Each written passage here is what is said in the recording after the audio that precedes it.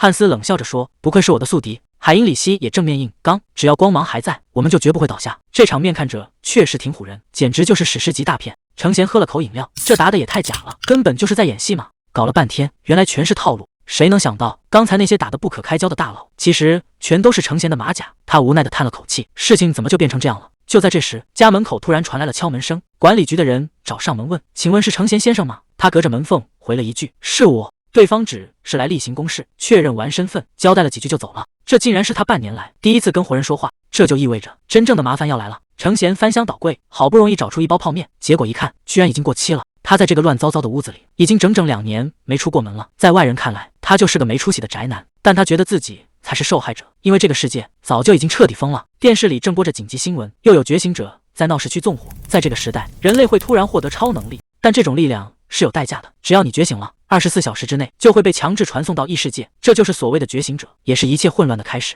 想要回到地球，就必须达成特定的条件，但真正能回来的人简直是凤毛麟角。既然横竖都是死，很多人在被传送走之前，干脆彻底疯了，开始在这个世界疯狂犯罪。2年前的那场爆炸，成了程贤挥之不去的噩梦。在那场灾难里，他失去了一切，不仅家人没了，他的腿也彻底废了，甚至连重新站起来的勇气都随之消失了。现在的他只能守着这一身伤痕，在黑暗中挣扎。程贤试了一次又一次，结果还是重重的摔在地上。这种无力感让他觉得自己简直窝囊透了。明明只要推开门就能出去，可他就是迈不出那一步。这种暗无日子的生活，到底什么时候是个头？就在他快要绝望的时候，眼前突然亮起一道蓝光，系统提示音毫无征兆的响了，维度检测已经完成。程贤整个人都愣住了，他怎么也没想到这种事竟然会发生在他身上。还没等他反应过来，屏幕上跳出了最终结果：天赋技能分身。这个连门都不敢出的宅男，命运的齿轮从这一刻起彻底转动了。倒计时已经开始了，24小时。程贤根本不敢相信，这种倒霉事居然真轮到自己头上了。他对着空气大喊，这一定是在开玩笑。但系统给出的是最后的通牒，如果不主动进入传送门，就会被强制带走。他根本没有选择的余地。更绝望的是，两边的时间流速完全不同。地球上的1年，在那边就是整整10年。这意味着他必须在那个鬼地方独自生存10年，才有可能活着回来。面对这未知的地狱，他真的能撑下去吗？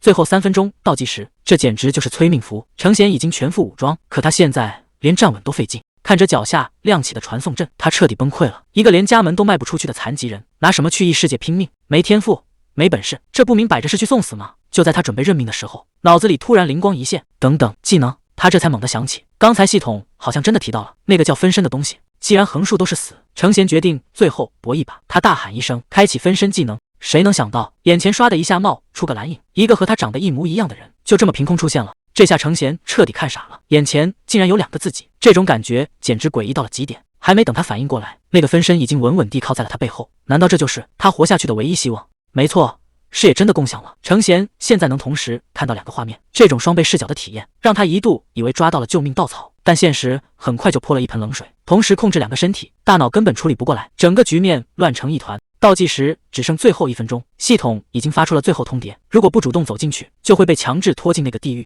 看着眼前的分身，程贤只觉得一阵讽刺，没用的技能配上没用的自己，这简直就是个天大的笑话。他盯着那个一模一样的分身，脑子里突然冒出一个自私的念头，要是能有个人替我去死，那该多好。就在这一刻，分身迈出了第一步，系统竟然真的识别成功了，传送正式开始。程贤在外面死死盯着，看着另一个自己被光芒包围，成功了。他一屁股瘫坐在地上，传送门竟然真的把分身当成了本体，这招瞒天过海居然真的行得通。随着光芒彻底消失，系统提示传送完成，程贤终于意识到他不用去送死了，他的命运彻底改变了。这下彻底乱套了。程贤睁开眼，发现自己竟然站在森林里。他明明记得刚才送走的是分身，怎么自己也跟着过来了？系统这时候又来泼冷水，想回地球没那么容易，必须在异世界赚够点数才能买到回程的门票。就在他快要崩溃的时候，眼前的画面突然重叠了。他发现自己竟然能同时看到2个世界，一边是异世界森林，一边是自家的天花板。原来本体根本没动，他只是被强行同步了分身的第一视角。这种双重画面的感官冲击，简直要让他当场炸裂。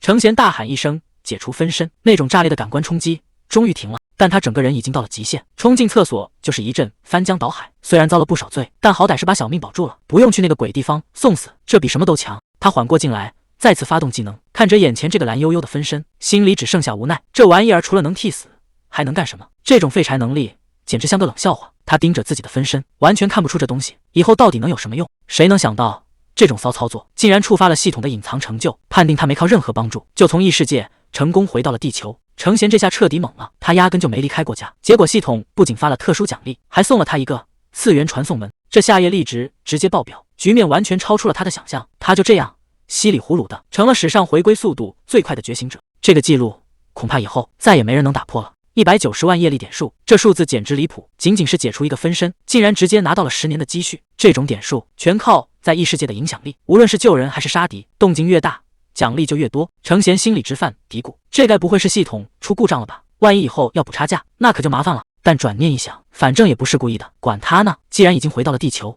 那这回归选项就没用了，剩下的点数刚好够升级天赋技能。程贤随手点开强化界面，想看看还有什么惊喜，结果这一看发现了个好东西，居然能升级恢复能力，而且只要1万点，对比他那200万的巨款，这简直就是白菜价。他没犹豫，直接点了确认，紧接着奇迹发生了，原本那条没知觉的废腿突然有了动静，那种久违的知觉顺着脚尖传遍全身，断掉的神经正在疯狂连接。谁能想到困扰他这么久的老毛病竟然在这一刻彻底痊愈了。这条腿曾经是他一辈子的阴影，不仅让他失去了家人，还把他彻底关在了那个阴暗窄小的房间里。不过现在的他已经脱胎换骨了，系统提示音响个不停，恢复能力直接冲破上限，拿到了传说中的超速再生。看看这身肌肉，谁能想到就在不久前他还是个只能靠拐杖走路的废人，现在却拥有了常人难以企及的力量。但这仅仅是个开始，手里还攥着大把的业力点数，接下来才是真正的重头戏，该往哪儿花呢？程贤决定再玩把大的，直接砸下30万点数，升级了他的核心天赋，也就是那个分身技能。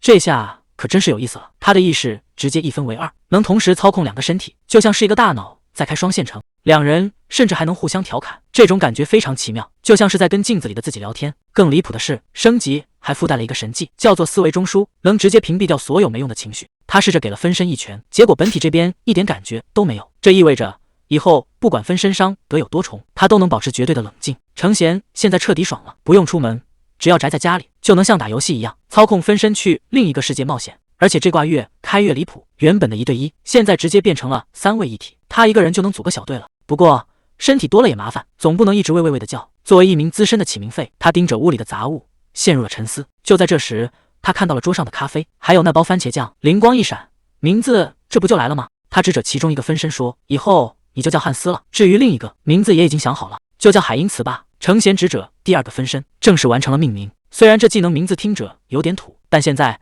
3位一体的小队正式成军，是时候去干点正事了。不过在开启主线任务之前，还有件更要命的事得先办了，那就是把攒了1年的垃圾顺手给带出去。随着传送的光芒亮起，分身已经前往外面的世界，真正的冒险终于要开始了。程贤提着垃圾走出家门，心里竟然一点都不慌，看来那个思维中枢确实管用，让他整个人都稳如老狗。与此同时，视角一转，分身汉斯已经穿过传送门，来到了异次元的一片森林里，这里静悄悄的，连个鬼影都没有。汉斯忍不住感慨，这地方看着挺安全啊，肯定没什么怪物吧。结果话音刚落，草丛里就钻出一只黑豹，这打脸速度简直比翻书还快。汉斯无奈的吐槽，自己这嘴是开过光吗？刚说完就来活了，看来异世界的开胃菜已经上桌了。面对黑豹的突然袭击，汉斯不仅没慌，甚至还有空吐槽，这怪物的口水实在是太恶心了。近距离接触之后，他发现了一件大事，自己竟然感觉不到任何恐惧和疼痛，看来这思维中枢简直就是满级外挂，既然不会痛，那这哪是玩命啊，这分明就是在打电子游戏。汉斯眼神一冷，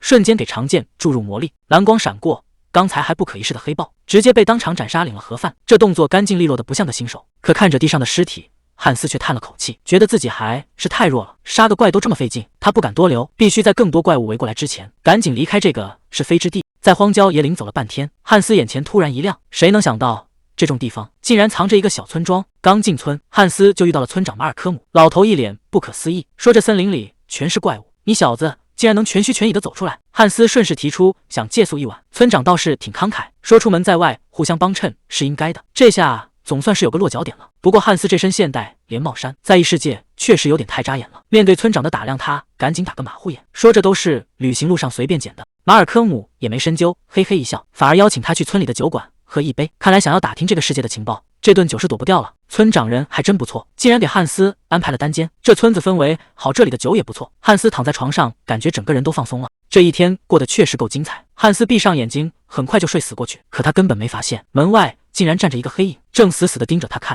视角回到现实世界，程贤正舒舒服服地喝着冰啤酒，吃着刚出锅的炸鸡，这小日子简直不要太滋润，一边在异世界冒险，一边在家里享受生活。这种双线操作谁看了不羡慕？不过看着手里的炸鸡，程贤突然觉得有点对不住分身，因为此时此刻他的另一个分身海因茨正被安排在后台疯狂撸铁，为了把身体素质拉满，程贤是一点都没让他闲着。既然分身们都在努力干活，程贤也没打算光顾着吃，他得赶紧查查资料，搞清楚这个异世界到底是怎么回事。毕竟真正的挑战还在后头呢。程贤坐在电脑前，键盘敲得飞起。他现在的目标非常明确，就是要成为那个最强的指挥官。这种掌控全局的感觉确实让人上瘾。可就在他野心勃勃的时候，耳边突然传来一阵滴答滴答的声音，在这安静的房间里显得格外刺耳。程贤手上的动作猛地停住了，这声音绝对不是幻听，一种强烈的不祥预感瞬间让他脊背发凉。谁能想到系统突然弹出死亡提示，汉斯竟然就这么没了？肯定是那个老头在酒里动了手脚，这下真是大意了。就在这时，断掉的连接竟然又回来了。马尔科姆还在那冷嘲热讽，觉得这只是个没用的废物，但他根本不知道自己到底惹到了谁。这帮人显然是看走眼了，觉得他只是个普通的骷髅兵，根本没把他当回事。汉斯这下也懵了，看着自己这副骨头架子，系统竟然提示他变成了不死族。还没等他缓过神来，周围的情况让他彻底坐不住了。这到底是什么鬼地方？怎么全是这种阴森森的怪物？这下真的要炸锅了！等一下，这整个村子的人难道全都被变成了不死族？就在汉斯发愣的时候，门突然开了，进来的竟然是昨天在酒吧见过的熟面孔。这男人一边走一边抱怨，汉斯心里直犯嘀咕，难道昨天见到的那些人全都是黑魔法师？男人突然停下脚步，死死盯着程贤，这下麻烦了，难道被他看出来自己能动了？结果是虚惊一场，对方只是把他当成了乱放的杂物，骂骂咧咧的让他滚到一边去。汉斯刚想松口气，身体却突然不听使唤了，一股奇怪的力量正在强行控制他的行动。虽然身体被强行拽着走，但汉斯心里很清楚，只要他想，随时都能挣脱。不过现在还没到时候，先装个样子看看再说。带路的守卫一脸不耐烦，还在那抱怨老头子事儿多。汉斯却发现了一件不得了的事，这种控制身体的力量感觉实在太熟悉了，简直和他控制化身的手法一模一样。既然原理都一样，那我是不是也能反过来把这帮不死族全给控制了？转眼1个星期过去了，谁也没想到这地方怕是要变天了。汉斯终于摸到了门道，他发现自己竟然能控制别的不死族了。虽然这动作看起来笨得要命，结果呢也就只能控制这么一个，而且走起路来摇摇晃晃的。看来这精英骷髅的上限也就到这了。就在他发愁的时候，脚底下突然传来一阵动静，原来是这只讨厌的小老鼠一直在这啃他的脚脖子。汉斯一把把他给揪了出来，没好气地说，总算抓到你了，这下看你还往哪跑。这小东西虽然个头不大，但跑起来确实够灵活。汉斯盯着他，突然冒出一个主意，既然控制不了大家伙，那试试这个小东西呢？说干就干，他手上燃起蓝色的灵魂之火，随着一声惨叫，这只老鼠彻底没气了。可紧接着诡异的事情发生了，老鼠的眼睛里突然闪过一道红光，它居然摇摇晃晃地重新站了起来。汉斯兴奋地给他取了个名字，叫他阿尔弗雷德。这下好了，他的间谍老鼠计划总算可以正式开始了。间谍计划正式行动，阿尔弗雷德迈着小碎步，悄悄跟上了那个守卫。这家伙一边开锁，一边还在那骂骂咧咧的。汉斯也很好奇，这神秘的仓库里到底藏了什么宝贝。门缝刚一打开，阿尔弗雷德就顺势溜了进去。可还没走2步，汉斯就察觉到不对劲了。这屋子里散发着一股让人脊背发凉的诡异气息，哪怕只是通过老鼠的感官，他也能本能地感觉到这地方绝对不简单。这2个守卫在那闲聊，完全没发现重要的情报全漏了。原来那个让他们感到不舒服的东西叫什么不死亡碎片，他们还觉得这村子有魔法阵保护，连只苍蝇都飞不进来。汉斯听得正乐呢，这情报简直是白送。他正打算让阿尔弗雷德去找村长，结果异变突生，一道黑影毫无征兆地刺穿了老鼠。阿尔弗雷德连反应的机会都没有，这下麻烦大了，有人发现他了。这老头果然是个老狐狸，他盯着被刺穿的老鼠，一眼就看出了不对劲。虽然没有魔法波动的痕迹，但这小家伙身上满是黑暗能量。汉斯心里咯噔一下，这下恐怕是要露馅了。老头转过身，语气冰冷地问，今天是谁在负责仓库？刚才还在偷懒的2个守卫，这下吓得魂都没了，连滚带爬的跑过来求饶。看着阿尔弗雷德冰冷的尸体，汉斯心里的火彻底压不住了。对不起，伙计，这笔账我一定会帮你讨回来。就在这时，那个叫泽飞的守卫还在门后抱怨，他根本没意识到真正的麻烦已经盯上他了。守卫泽飞现在心情糟透了，他在老头子那受了气，转头就开始拿这些奴隶撒气，对着人群就是一通乱吼，看谁不顺眼直接一拳就抡了过去。他一把拽起地上的绿皮奴隶，冷笑着嘲讽对方，当初不是挺硬气的吗？不是说动你家人就不放过我吗？杀人还要诛心。泽飞笑得越来越变态，他突然想起来，这人的舌头早就被他亲手拔了，现在连求饶都做不到。玩腻了之后，他像踢垃圾一样把人踢开，嘴里还嘟囔着真没意思。泽飞这家伙简直畜生不如，他一边踢着地上的奴隶，一边回味着当初屠村的快感，甚至还拿人家的孩子开玩笑。可他还没意识到，报应已经到了跟前。原本半死不活的奴隶，突然变成了一具恐怖的干尸。还没等泽飞反应过来，对方猛地扑上去，死死咬住了他的脖子。刚才还不可一世的守卫，这下当场炸毛了。他惊恐地倒在地上，拼了命地想要推开这怪物。就在他打算发动魔法反击的时候，一只冰冷的手从身后瞬间捂住了他的嘴。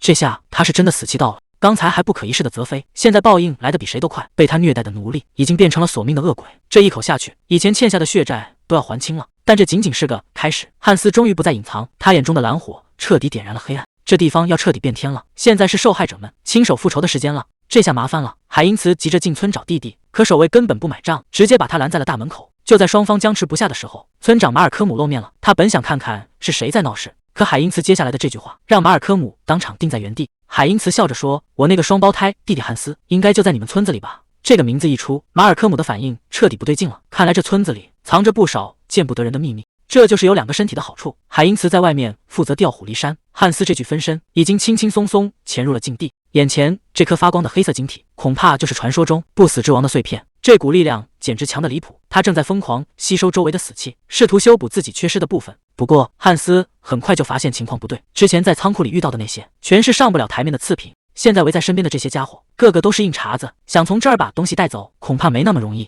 管不了那么多了，汉斯决定玩票大的。既然这碎片这么爱吸死气，那就让他吃个够。他猛地把碎片拍进身体，这可不是在偷东西，这是要把这股恐怖的力量强行据为己有。就在禁地里紫光炸裂的同时，海因茨还在外面演戏。他一本正经地跟马尔科姆胡扯，说自己和弟弟有心灵感应。马尔科姆刚想笑他吹牛，结果整个人突然僵住了。他惊恐地大喊：“禁地里的碎片出事了！”这下老头彻底破防了。海因茨的调虎离山才刚刚进入高潮，这帮守卫真是找死，居然还想主动放马过来。可一眨眼的功夫，眼前的人就没影了。此时的汉斯正经历着最恐怖的折磨，无数疯狂的念头正疯狂往他脑子里钻。哪怕有精神过滤器挡着，这种毁灭一切的冲动也根本压制不住。这股力量实在太脏了，简直要把他的理智彻底搅碎。终于，他再也撑不下去了，积压的情绪在这一刻彻底爆发。这一声巨响之后，汉斯彻底脱胎换骨了。系统提示进化完成，现在的他已经是传说中的半巫妖，不死之王的碎片已经跟他的身体完全融合，不仅等级飙升，还白捡了一个神级天赋。现在的汉斯对暗黑魔法的掌控力，简直就是满级大佬进新手村，实力早就深不可测了。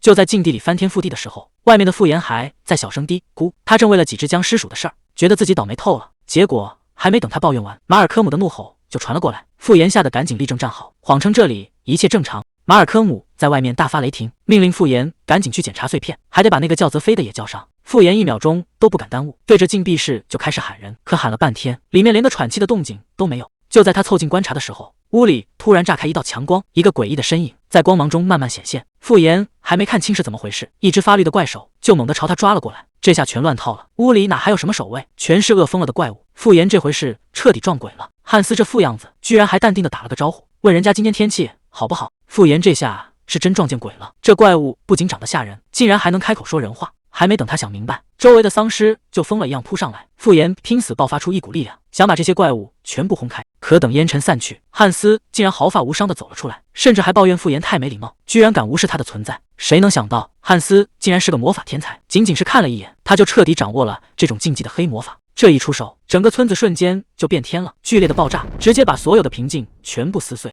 真正的噩梦才刚刚开始，他唤醒了弟弟的不死军团，冷冰冰的下达了死刑令，杀光这里所有人，一个活口都不留。村民们甚至还没反应过来，就已经被怪物彻底包围。面对这种降维打击，他们连求饶的机会都没有。这已经不是战斗了，而是一场单方面的屠杀。马尔科姆这回是真的破防了，他指着眼前的汉斯破口大骂。在他眼里，汉斯原本只是个低级的消耗品，可现在情况完全失控了。马尔科姆辛辛苦苦守着的宝贝，那个不死亡的碎片，竟然莫名其妙的不见了。汉斯倒是淡定得很，甚至还很有礼貌地打了个招呼。他说既然之前的心脏被弄丢了，那就只能去仓库里随便给自己找个新的换上。看着汉斯胸口闪烁的紫光，马尔科姆气得够呛，那可是他梦寐以求的神物，竟然被一个在他眼里的废物直接当成心脏给用了。这下马尔科姆是彻底炸了，这种暴殄天物的事情简直比杀了他还难受。马尔科姆现在只想杀人，他直接使出了压箱底的杀招，这一指下去，摆明了是要汉斯的命。可谁能想到汉斯挨了这致命的一击，竟然还能站着吐槽说马尔科姆这老头太没礼貌，哪有趁人说话的时候偷袭的。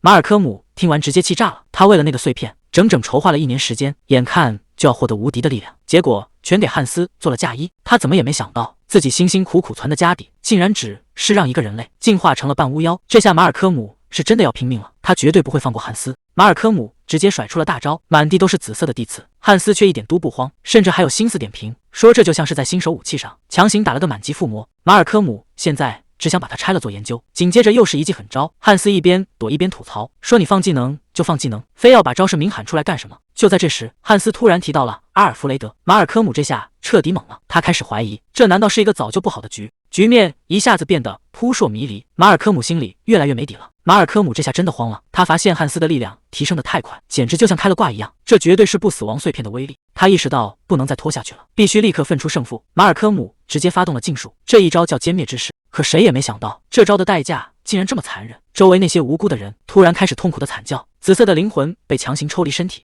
马尔科姆这是打算献祭所有人，把他们的灵魂当成燃料，来换取最后的一击。这老家伙彻底疯了，为了赢已经完全不择手段。马尔科姆这回是彻底豁出去了，他戴上了那顶诡异的黑冠，甚至不惜祭献掉所有人的灵魂，就为了换取这最后的力量。他觉得胜券在握，一边蓄力一边放狠话，说汉斯的命到此为止了。这一招的名字听着确实挺唬人，可谁能想到汉斯竟然直接瞬移到了他身后，甚至还无聊的打了个哈欠，说：“你这些招式名字起得太长，听得我都快睡熟了。”最杀人诛心的是，汉斯还凑到他耳边轻声说：“谢谢你刚才的现场教学，让我学会了这么多好玩的黑魔法。”这下马尔科姆不仅是输了，简直是被当成了免费的教练。马尔科姆彻底瘫在地上，到死都没想明白自己到底是怎么输的。汉斯没有给他第二次机会，直接送他上路，所有的恩怨都在这一刻彻底画上了句号。他抬头看向天空，轻声呼唤着阿尔弗雷德的名字。大仇已经得报，那个小小的灵魂终于可以安息了。与此同时，远在圣殿祈祷的利埃斯塔突然停下了动作，他似乎感应到了远方传来的某种异样，这片大陆的局势恐怕又要变天了。利埃斯塔顾不上礼仪，直接推开了马丁主教的门，他带来了一个足以让全人类都睡不着觉的重磅炸弹。他在西方感应到了那个几百年前的噩梦，不死王竟然要复活了。马丁听到这个名字，整个人都愣住了，他一刻也不敢耽误，赶紧跑去召集所有人。利埃斯塔独自站在原地，那个曾经让整片大陆都陷入绝望的魔头，难道真的要回来了吗？这一次他绝对不会让悲剧重演。满地的骨头渣子，几百个亡灵全打光了，但这对他来说根本不算什么，只要有尸体，汉斯就能随时拉起一支军队。不过在开工之前，得先把这只断手给接上。他在死人堆里翻了翻，总算找着个合适的零件，超速再生一开，这手瞬间跟新的一样，状态已经拉满，接下来的好戏才要真正上演。汉斯指着地上的骨架大喊：“给我当小弟吧！”他这回可是动了真格的，不仅动用了不死亡的碎片力量，还打算强行控制对方残余的意识。紫色的魔力瞬间炸开，看着确实挺唬人。他觉得这波操作稳了，毕竟有顶级力量加持，怎么看都该成功了。结果帅不过3秒，只听哗啦一声，那具骨架直接碎成了渣。汉斯当场就愣住了，折腾了半天，居然一点用都没有。汉斯觉得刚才那次失败只是意外，这回他总算找到点感觉了。他盯上了地上这个刚死的老头，打算把他变成保留意识的亡灵，好从这家伙嘴里套点情报出来。可魔力刚灌进去，汉斯就发现不对劲了，这老头的灵魂居然是空的。他拎起尸体仔细一瞧，胸口那个诡异的魔法阵早就把灵魂给清理干净了，看来这回是踢到硬骨头了。为了不留下任何线索，连自己人的灵魂都要强行抹除。汉斯随手把尸体一扔，这背后的组织恐怕比想象中还要麻烦。虽然灵魂被抹掉了，但身体还能派上用场。汉斯决定变废为宝，要把这家伙做成最顶级的亡灵，不仅要战斗力爆表，还得有自己的脑子。他利用残留的魔力强行引导，随着一阵红光闪过，马尔科姆正式登场。这个散发魔力气息的死亡巫师居然真的开口说话了。汉斯这下可捡着宝了，新小弟不仅有意识，看起来还挺听话。他当场下达了死命令，从今以后你只能听我一个人的。不过看着眼前的马尔科姆，汉斯心里很清楚，虽然这家伙已经没了记忆，但他生前造下的那些孽可不会就这么算了。汉斯冷笑着说：“一定要让那帮家伙好看。”他随口叫了一声马尔科姆，新小弟立马占得笔直。汉斯盯着他手里的长杖，夸这玩意儿看着挺顺眼。马尔科姆吓得动都不敢动。就在这时，汉斯在尸堆里发现了个熟面孔，这家伙生前可不简单，当初还跟他一起联手干掉过那个叫泽飞的，没想到最后竟然落得这么个下场。汉斯伸手送了他最后一程，既然已经解脱了，那就彻底安息吧，去陪你那位国王，把这一切都做个了断。现实世界的程贤拍着肚子感叹，这顿饭吃得真过瘾，这家店的味道果然没让他失望。吃饱喝足该干正事了，程贤掏出手机查了查金价，毕竟在那帮黑法师的老巢里，他可是捞到了不少宝贝，连他自己都没想到这次的收获竟然这么离谱。是时候清点一下战利品了，他随手一挥，直接把汉斯给叫了出来。结果下一秒，眼前的景象让他彻底愣住了。汉斯这体型实在太夸张了，刚一露面，程贤就发现情况不对，他赶紧大喊一声撤回，这才总算把这尊大神送走。刚才那一下真的差点就没命了，看来现在的实力还撑不住这么大的场面。程贤决定先升个级再说。他打开商店一看，好家伙，点数竟然涨到了快80万，这波真是发了大财了。他二话不说，直接砸下30万点数，不仅技能等级上去了，还意外觉醒了新能力，这下精神力彻底稳了。接下来的计划终于可以放手去做了。看着这一地的金条，程贤这回是真的要起飞了。有了新技能加持，他现在心态稳得不行，就算汉斯站在跟前，他也能面不改色的指挥。这么多宝贝留在手里，也就是一堆沉甸甸的金属。程贤决定赶紧去变现，他随手拎起一袋子金子，准备去金店换点零花钱。金店老板这辈子估计都没见过这么多奸货，整个人当场就看傻了。程贤倒是淡定得很，直接让他把钱打到卡里。看着账户里那一串零，程贤潇洒的挥手告别，这下是真的财富自由了，接下来的日子总算能过点舒坦生活了。为了保险起见，程贤把汉斯藏进了影子里，甚至还贴心的准备了面具，就怕这大骷髅突然现身，把路人给吓出个好歹来。他本以为是自己想多了，结果话音刚落，身后突然传来一声巨响，这下麻烦主动找上门了。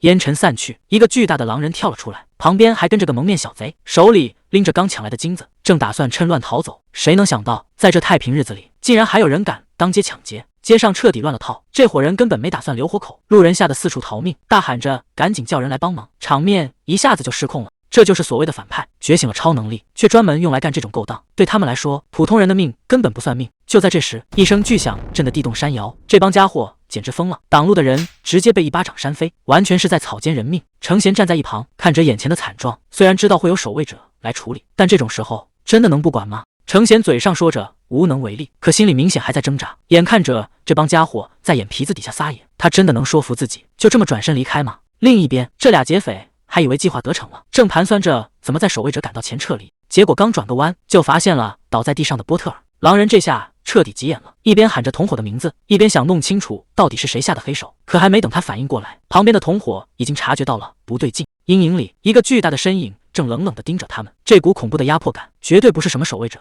这俩倒霉蛋这回是真的踢到硬骨头了。这下好戏才刚开始。程贤现在的身份确实特殊，在大街上直接杀人越货，对他来说确实不太方便，但这并不代表这俩劫匪就能活着离开，因为他不能干的脏活，汉斯全都能干。就在这俩家伙愣神的功夫，地底下突然钻出无数白骨，死死抓住了他们的脚踝，这下想跑也跑不掉了。汉斯可没打算跟他们讲道理，既然敢在太岁头上动土，那就要做好彻底消失的心理准备。协会的守卫队紧赶慢赶，还是晚了一步，守护者带人冲进现场，绝不能让那帮家伙再溜了。可眼前的景象让所有人都看傻了，满地都是被打趴下的残党，有人抢在他们前面，把这儿彻底清理干净了。战斗才刚刚结束，那个人肯定还没走远，守护者立刻下令封锁四周，掘地3尺也要把人找出来。刚才那道诡异的黑影瞬间收回到脚下，程贤长舒一口气，总算是收工了。他一边活动筋骨，一边笑着自言自语，偶尔这么热身，感觉还真是不错。就在这时，新的变化突然降临，第二个化身海因茨正式上线，终于到了。海因茨看着眼前宏伟的城门，看来那个老头这次没坑他，往东走确实有这么个地方。他大摇大摆地往里走，这可是他在这片大陆的首秀舞台，必须得整出点动静来。可结果呢？城里竟然连个鬼影都没有，别说路人了，连城门守卫都消失得干干净净，这地方安静得让人发毛。就在他纳闷的时候，转头一看，眼前的景象让他彻底傻眼，这哪是什么大城市，这分明是个陷阱。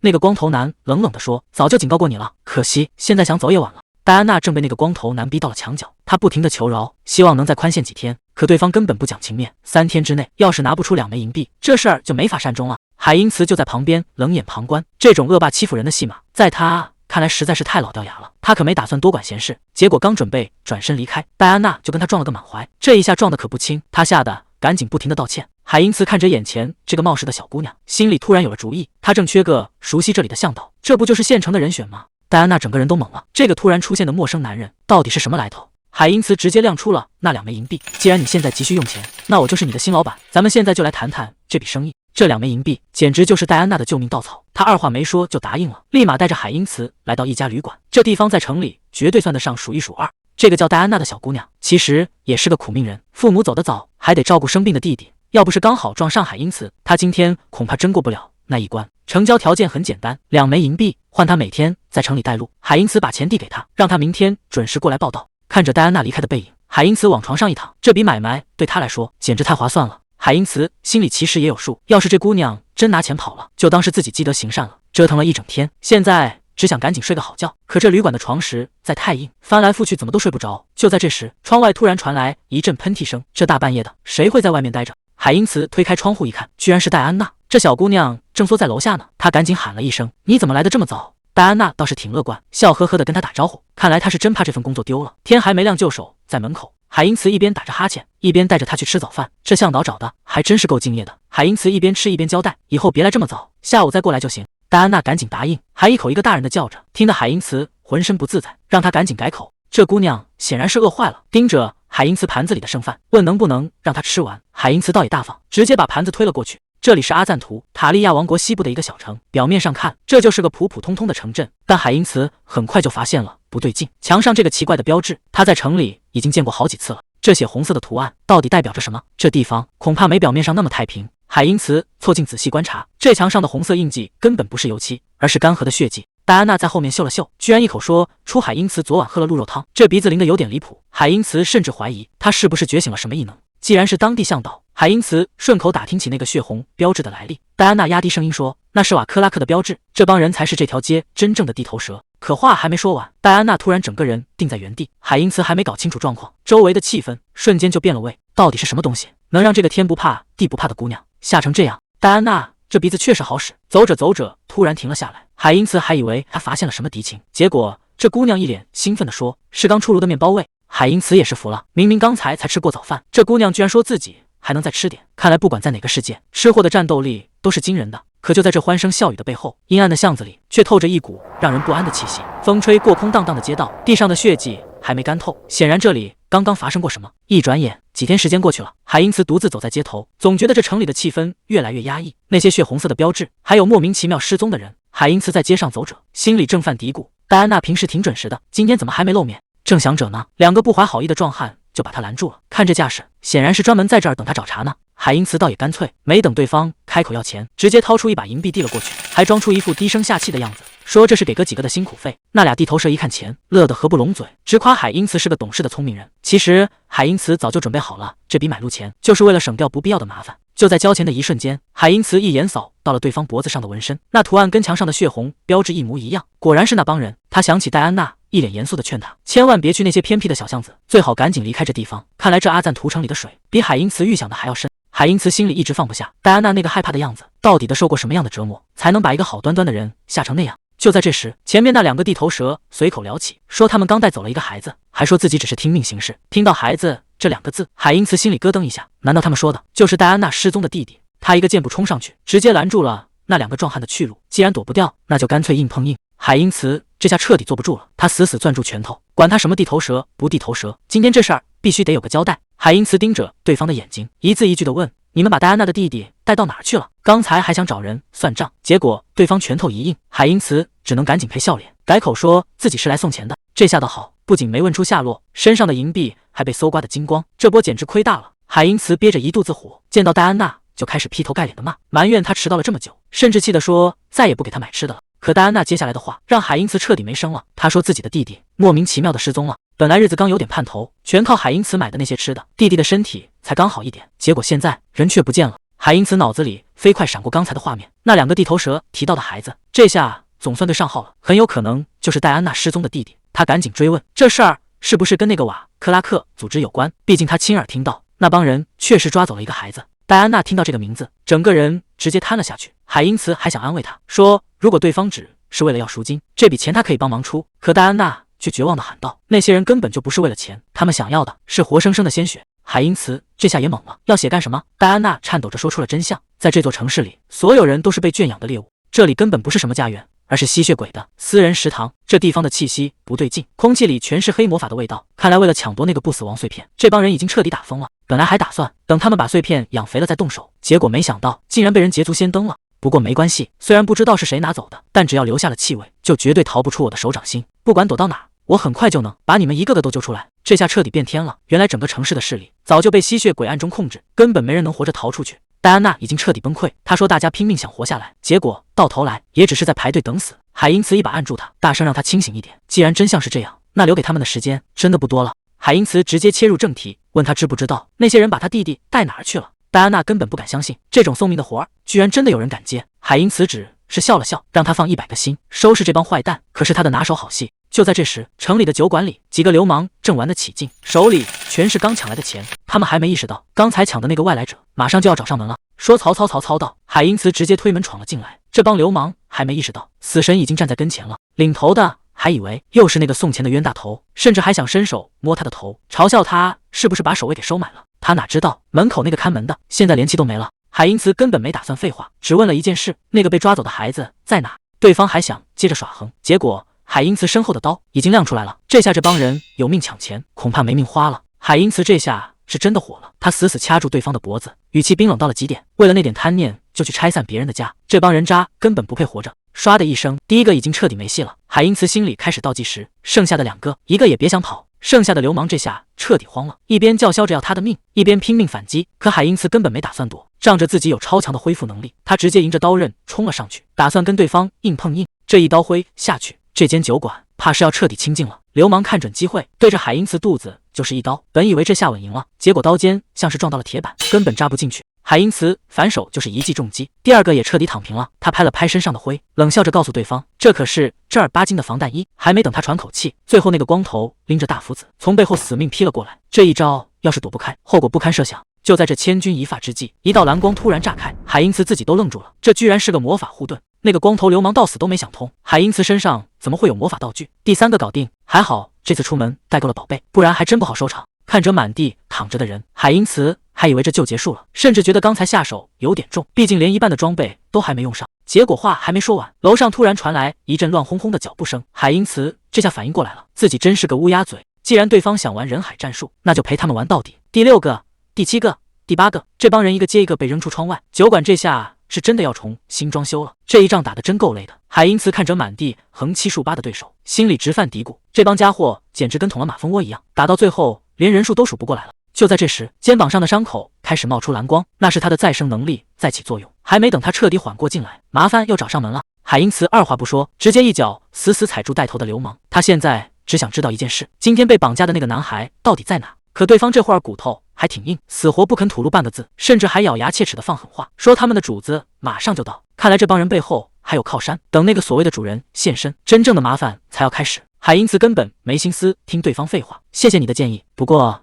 你还是先担心自己吧。随着一声惨叫，这个流氓彻底闭嘴了。他推开酒馆深处的木门，屋角缩着一个瘦小的身影。海因茨试探着问了一句：“你就是亚伦吗？”孩子吓得缩成一团，嘴里不停的求饶。海因茨赶紧蹲下身子，语气也变得温和起来：“别怕，是你姐姐让我来救你的。”听到姐姐的名字，亚伦终于有了反应。可就在2人准备离开时，屋顶上方一只诡异的蝙蝠已经盯上了他们。此地不宜久留，海因茨拉起亚伦就准备撤，有什么话等逃出去再说。可还没等他们迈出门槛，刚才那只蝙蝠竟然像变戏法一样，在烟雾中化成了一个人形。这家伙冷冰冰的开口问海因茨到底是哪路货色，居然敢在他的地盘上动他看中的食物。亚伦吓得大喊出声：“是吸血鬼！”海因茨却表现得异常冷静，甚至还反问对方是不是来自那个神秘的深渊誓约。吸血鬼根本没把海因茨放在眼里，甚至还威胁说任何敢跟他们作对的人都不会有好下场。结果海因茨直接开始装傻，说自己只是个被抢了的倒霉蛋。这下有意思了，他显然没打算就这么认怂。海因茨还在那儿演戏，想把救人的事说成是顺手帮忙，可眼前的吸血鬼根本不买账，甚至觉得这个理由太无聊了。比起听这些废话，这家伙更喜欢吃掉细皮嫩肉的孩子。至于碍事的海因茨，只有死路一条。话音刚落，地上的血水瞬间炸开，化作无数尖刺直冲2人而去。这招是要下死手了。关键时刻，他一把搂住亚伦，拼命往旁边闪。就在2人跳开的一刹那，刚才站的地方已经被砸成了稀巴烂。海因茨重重的摔在地上，虽然躲过了致命伤，但真正的死斗现在才正式拉开序幕。海因茨顾不上满地的酒气熏天，赶紧查看怀里的亚伦，问他有没有哪里受伤。这地方已经彻底乱成了一锅粥。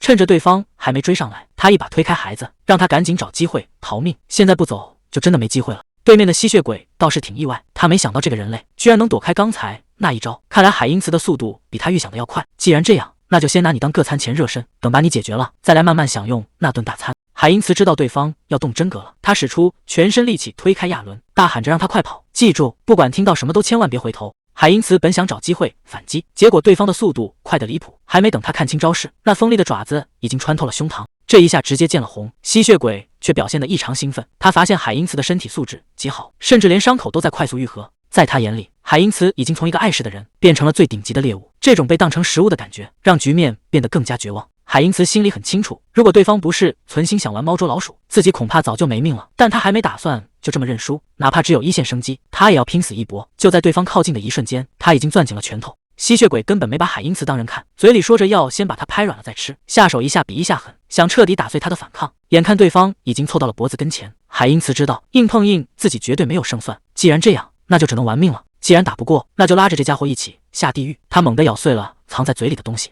轰的一声，狂暴的火焰瞬间从他身上炸开。吸血鬼这下彻底懵了，他怎么也没想到海因茨竟然在嘴里藏了火焰神器。海因茨冷笑着说：“刚才被你打倒的时候，我就盯上了满地的烈酒，这可是你自己送上门的机会。他直接引燃了身上的神器，瞬间把自己变成了火人。这下轮到吸血鬼慌了，这家伙竟然想同归于尽。吸血鬼拼命想把他甩开，毕竟火可是他的克星。他一边咒骂海因茨是个疯子，一边急着想找机会逃命。就在对方以为能脱身时，海因茨顶着烈火狠狠一个头锤撞了上去。你刚才不是说我这身体恢复得很快吗？那就看看咱俩谁先被烧成灰。海因茨死死按住对方，冷笑着补了一句，所以啊，我这块骨头可太硬了，你根本啃不动。刚才还不可一世的吸血鬼，现在彻底怂了。他看着周围漫天的火光，疯狂的尖叫求饶，想让海因茨赶紧停手，但已经太晚了。海因茨根本没打算给他留活路，既然想玩命，那就玩个大的。轰的一声，整片区域瞬间炸开了花，狂暴的火焰把一切都吞没了。这动静闹得也太大了，整栋建筑瞬间被火海淹没。海因茨就这么躺在废墟里，他自嘲地说：“命太硬，有时候也不是什么好事。不过只要那个女孩安全了，这趟就不算白来。”戴安娜看着眼前的惨状，撕心裂肺地喊着：“大叔！”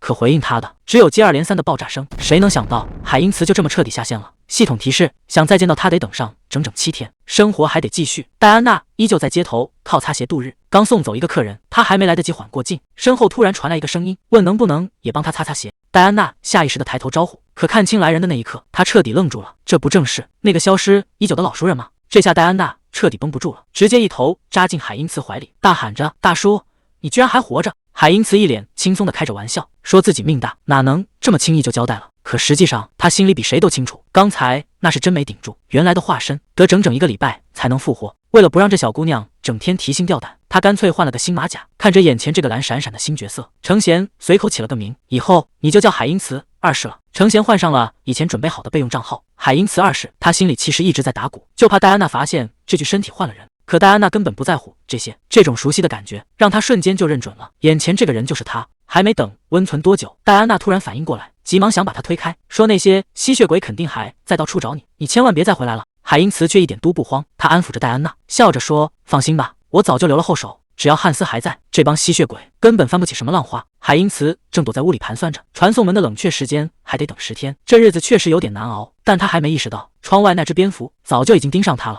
就在他放松警惕的时候，窗户瞬间被撞得粉碎，一个黑影闪电般冲了进来，死死掐住了他的脖子。来的人正是维拉克，他冷笑着质问：“森林里的那些事是你干的吧？”海因茨这下彻底懵了，他怎么也没想到这帮吸血鬼的动作居然这么快，顺着森林里的痕迹，直接就摸到了家门口。维拉克盯着眼前的外来者，眼神里全是杀气。刚死了一个同类，你就刚好出现在这力量差距实在太悬殊了。海因茨被维拉克死死掐住，全身一点力气都使不上。维拉克在他身上闻了半天，却没发现任何黑魔法或者同类的气息。海因茨赶紧装傻充愣，大喊着自己刚才只是在睡觉，根本不知道发生了什么。维拉克听完冷笑一声，显然一个字都不信。既然嘴硬，那就换个法子让你开口。维拉克猛地一口咬了下去，鲜血瞬间流了出来。他随手擦掉嘴边的血迹，眼神里透着一股狠劲。维拉克这招实在是太狠了，他根本不打算听任何解释，直接要把海因茨强行转化成同类。这下海因茨彻底懵了，怎么又变成这副鬼样子了？随着系统的一阵提示，海因茨的种族直接变成了吸血鬼，还觉醒了什么劣等血脉。这还没完，维拉克身上散发出的恐怖威压简直要让人窒息。这种来自上位者的绝对压制，让海因茨全身的血液都在叫嚣着臣服。他只能顺势低头装怂，恭恭敬敬地喊一声领主大人，说自己只是个路过的旅行者。可谁能想到，海因茨心里其实稳如老狗，这种所谓的血脉压制，他竟然能直接无视。既然对方想玩这出戏，那就接着演下去。海因茨发现自己的系统简直就是一个完美的过滤网，直接把血液里那种服从的本能给挡住了。维拉克还以为自己看走了眼，随口丢下一句：“跟我走，你还有点用处。”这正合海因茨的心意。既然对方主动当带路党，那就顺便去老巢打探一下情报。他表面上老老实实，心里其实早就盘算好了。两人很快来到了吸血鬼家族的总部，这地方阴森森的，一看就不是什么好地方。维拉克一露面，周围的仆从全都恭恭敬敬地围了上来。大家都在私下议论，这个跟在领主身后的新面孔到底是谁？在他们眼里，海因茨不过是个卑微的劣等吸血鬼。可谁能想到，这个所谓的劣等货才是最危险的那个。海因茨刚进门，就成了这群吸血鬼议论的对象，大家都在背后指指点点，觉得领主带回来一个没用的货色。就在这时，一个醉醺醺的女人突然贴了上来，她叫罗西丽卡，自称也是个混日子的低等吸血鬼。为了不引起怀疑，海因茨只能硬着头皮跟他搭话，对方倒是挺大方，非要请他喝一杯刚弄来的新鲜货。在这地方，如果不喝，身份马上就会穿帮。他端起酒杯，凑近闻了闻，可这一闻，事情突然变得不对劲了。这杯子里的东西绝对不是普通的血，这杯子里的血腥味太重了，哪怕有系统护体，那股杀气还是直冲脑门，正常喝下去绝对要出事。海因茨干脆一不做二不休，直接屏蔽了所有的嗅觉和味觉。他仰头一饮而尽，罗西丽卡在旁边看得眼睛发直，还开玩笑说，要是他还是个人类，他早就忍不住把他吃干抹净了。海因茨趁机打听这所谓的劣等血脉到底是什么意思。罗西丽卡这才耐心地解释起来，原来吸血鬼内部等级森严，劣等血脉顶多算是个骑士，像维拉克那样的纯血种才是贵族，而真正站在顶端的真血种，那可是相当于皇室的存在。这下子海因茨总算搞清楚了自己在这个世界的生态位到底有多低。罗西丽卡压低声音说，真血种就是这儿的老祖宗，地位跟神没什么区别，只要他们一句话，底下的吸血鬼必须无条件服从。就在这时，楼上突然传来清脆的敲杯声，维拉克站在阳台上俯视全场，示意所有人安静。他接下来的话让整个大厅瞬间降到了冰点。维拉克宣布了一个重磅消息，深渊誓约守护的不死王碎片竟然失踪了，这东西要是落入外人手里，吸血鬼的世界可就要变天了。旁边的纯血种贵族也站了出来，菲利塔和提亚波尔脸色都不太好。根据他们的追踪，碎片最后消失的方向就是这座城市，而且很可能已经进城了。海因茨在底下听得真切，不死亡的碎片，这听起来就像是某种禁忌的力量。海因茨这才听明白，原来那些黑巫师一直在秘密培养不死亡的碎片，之前遇到的那帮家伙竟然就是臭名昭著的深渊誓约。上头的命令紧接着就到了，所有人必须全程搜查，哪怕是白天也得顶着大太阳出门。罗西丽卡一边走一边抱怨，这太阳简直是要了吸血鬼的老命，连纯血种的贵族都亲自出马了，他们这些小喽啰更不敢偷懒。罗西丽卡随口嘟囔了一句，早知道碎片会弄丢，当初就不该把自家的那块也带过来。海因茨这下彻底懵了，自家的碎片难道这群吸血鬼手里竟然也藏着一块不死亡的残骸？罗西丽卡点点头，说出了那个更可怕的传闻，一旦那些黑巫师完成了培养，真正的灾难才要开始。罗西丽卡还在那儿念叨，说要把2块碎片合二为一。海因茨一听，这运气也是没谁了，既然只有一个纯血种在看守，那这碎片他拿定了。他赶紧追问碎片的下落，结果罗西丽卡笑得停不下来，直言自己只是个底层小喽啰，这种核心机密他怎么可能知道。就在线索快要断掉的时候，旁边一直埋头干饭的戴安娜突然冷不丁冒出一句，她好像知道那东西在哪。这下局面彻底反转了，谁能想到真正的关键人物竟然一直就在自己身边。戴安娜又重复了一遍，她真的知道那东西在哪。海因茨怎么也没想到，不死之王碎片的线索竟然就在这小姑娘手里。戴安娜点点头说，1年前她在墓地打工的时候确实撞见过一些怪事，每到周五就会有一群神秘人出入石室，而且每次他们一出现，里面就会传出极其邪恶的气息。海因茨心里清楚，这绝对不是什么巧合，那个地方肯定藏着大秘密，看来这趟墓地之行他是非去不可了。海因茨拿到了关键情报，嘱咐2个孩子藏好，自己打算去闯一闯，可刚转身就被戴安娜给拦下了。这姑娘的鼻子比谁都灵，她察觉到她身上的气息变了。海因茨索性直接摊牌，露出了那对阴森的尖牙。他本以为这下要把孩子吓坏了，还特意安慰说不会伤害他们，结果戴安娜愣了一会儿，接下来的举动让所有人都傻眼了。她死死拽住海因茨的胳膊，像是下定了什么大决心。她说要是他实在饿得受不了，就喝他的血吧。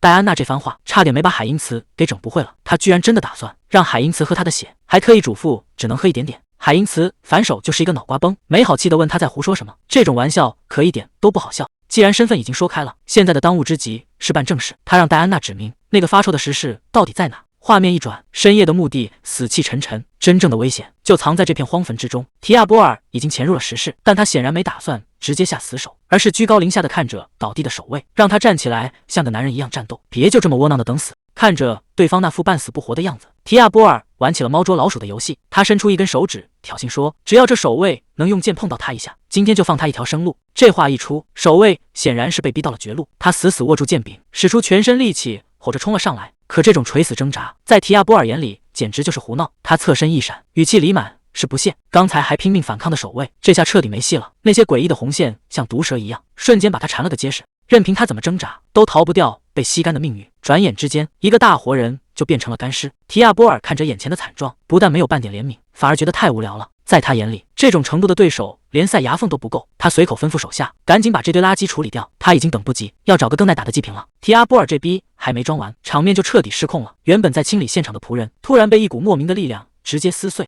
这下轮到提阿波尔懵了，他厉声质问到底是谁在搞鬼。结果话音刚落，四周竟然钻出一大群骷髅架子。看着这些不请自来的脏东西，提阿波尔简直气炸了，这可是他的地盘，这些尸体到底是怎么摸进来的？他气急败坏地指挥手下冲上去，想把这些碍眼的东西立刻清理掉。可他显然低估了对手，这些骷髅身上燃起的诡异蓝火，意味着真正的麻烦现在才刚刚开始。一声巨响，提阿波尔的防线直接被轰开了，他整个人都懵了，死死盯着眼前这些不速之客。他连声质问汉斯到底是谁，是不是深渊誓约派来的死灵法师，甚至想知道这家伙是怎么摸到这个秘密据点的。可回应吸他的纸有死一般的沉默，带头的骷髅手里燃起蓝色的幽火，显然一个字都不打算多说。提阿波尔这下彻底失去了耐心。既然对方非要装聋作哑，那就没什么好谈的了。他冷笑着放狠话，等把汉斯全身拆成零件，只剩个骷髅头的时候，看他还能不能这么硬气。就在这一刻，提阿波尔的眼神彻底变了，真正的厮杀现在才正式拉开序幕。提阿波尔这下杀疯了，对着眼前的骷髅就是一顿疯狂输出。在他眼里，这些骨头架子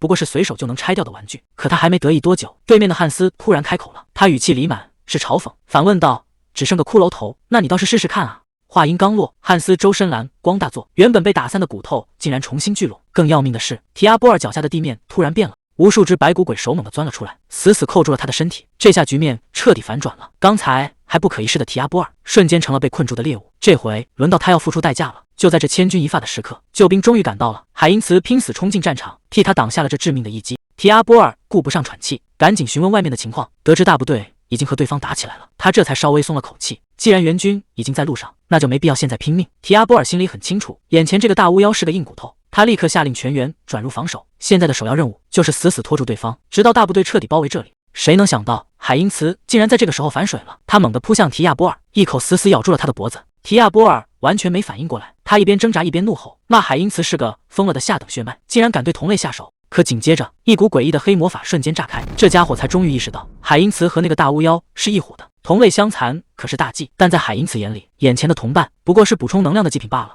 在吸血鬼的世界里，同类相识可是要遭天谴的。临死前的那家伙还在诅咒，说这样做会彻底污染灵魂。可海因茨根本不在乎，对他来说，只要能变强，这点代价完全没所谓。随着血液在体内沸腾，系统提示音响了起来，他竟然通过这种方式觉醒了传说中的血之魔法。看折指间流动的暗红能量，海因茨露出了冷笑。原本他还打算慢慢破解结界，但现在他改主意了。既然有了这么强的力量，谁还有耐心去解什么机关？他决定直接暴力拆迁，把眼前的障碍彻底轰碎。随着一声惊天动地的巨响，海因茨说到做到，直接用暴力轰开了结界，藏在最深处的秘密终于曝光了。看着眼前散发着诡异紫光的物体，海因茨一眼就认了出来，这就是他们一直在找的宝贝——不死之王的第二块碎片。汉斯迫不及待地想要上前回收，可就在他指尖触碰的一瞬间，意外发生了，一股恐怖能量瞬间炸裂开来。强如大巫妖汉斯竟然也被这股力量震得连连后退。这碎片里蕴含的黑暗意志简直多到让人头皮发麻，哪怕他已经开启了思维过滤，竟然还是有点顶不住。这东西散发出的邪恶气息比他们想象的还要可怕万倍。海因茨和海因茨二是快要撑不住了，这碎片的能量简直强得离谱。他们决定孤注一掷，把所有分身的力量全部灌进汉斯体内。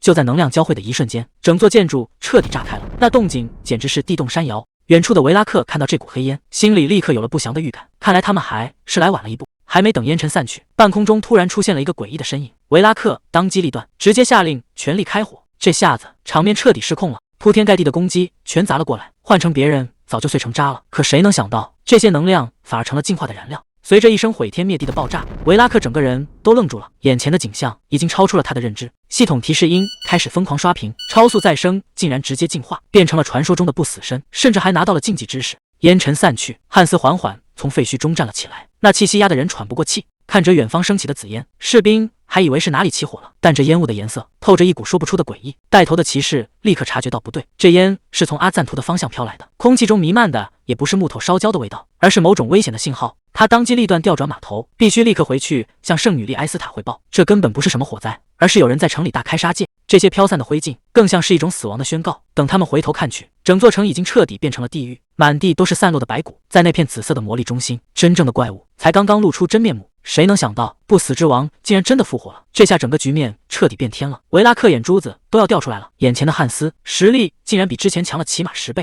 现在的他已经完成了终极进化，展现出传说中大巫妖的姿态。这已经不是普通的变强，而是质的飞跃。只要身体里的核心不被破坏，他就能无限次的原地复活，简直就是个杀不死的怪物。更可怕的是，所有的禁忌魔法和知识现在全都在他的掌控之中。这股力量一旦爆发，恐怕没人能挡得住。这股突然冒出来的黑烟让维拉克心里直发毛，他还没搞清楚对方在耍什么花招，危险就已经到了跟前。旁边的部下反应很快，大喊着让大家赶紧撤退。可话还没说完，整个人就被黑暗瞬间拽了进去。维拉克还没来得及回头，一股不祥的预感就涌上心头。对方根本没打算放过他们，这根本不是在虚张声势。就在这一秒，无数道黑色尖刺破空而出，维拉克连躲闪的机会都没有，身体直接被当场贯穿。在绝对的力量面前，任何挣扎都显得那么无力。这片战场马上就要变成他们的坟墓。维拉克这下彻底栽了，被黑色尖刺死定在原地。汉斯冷笑着嘲讽道：“现在的你不过就是一个会走路的血袋。”维拉克怎么也想不通，这家伙竟然完全吸收了碎片的力量，那种足以让人发疯的黑暗念头他到底是怎么扛下来的？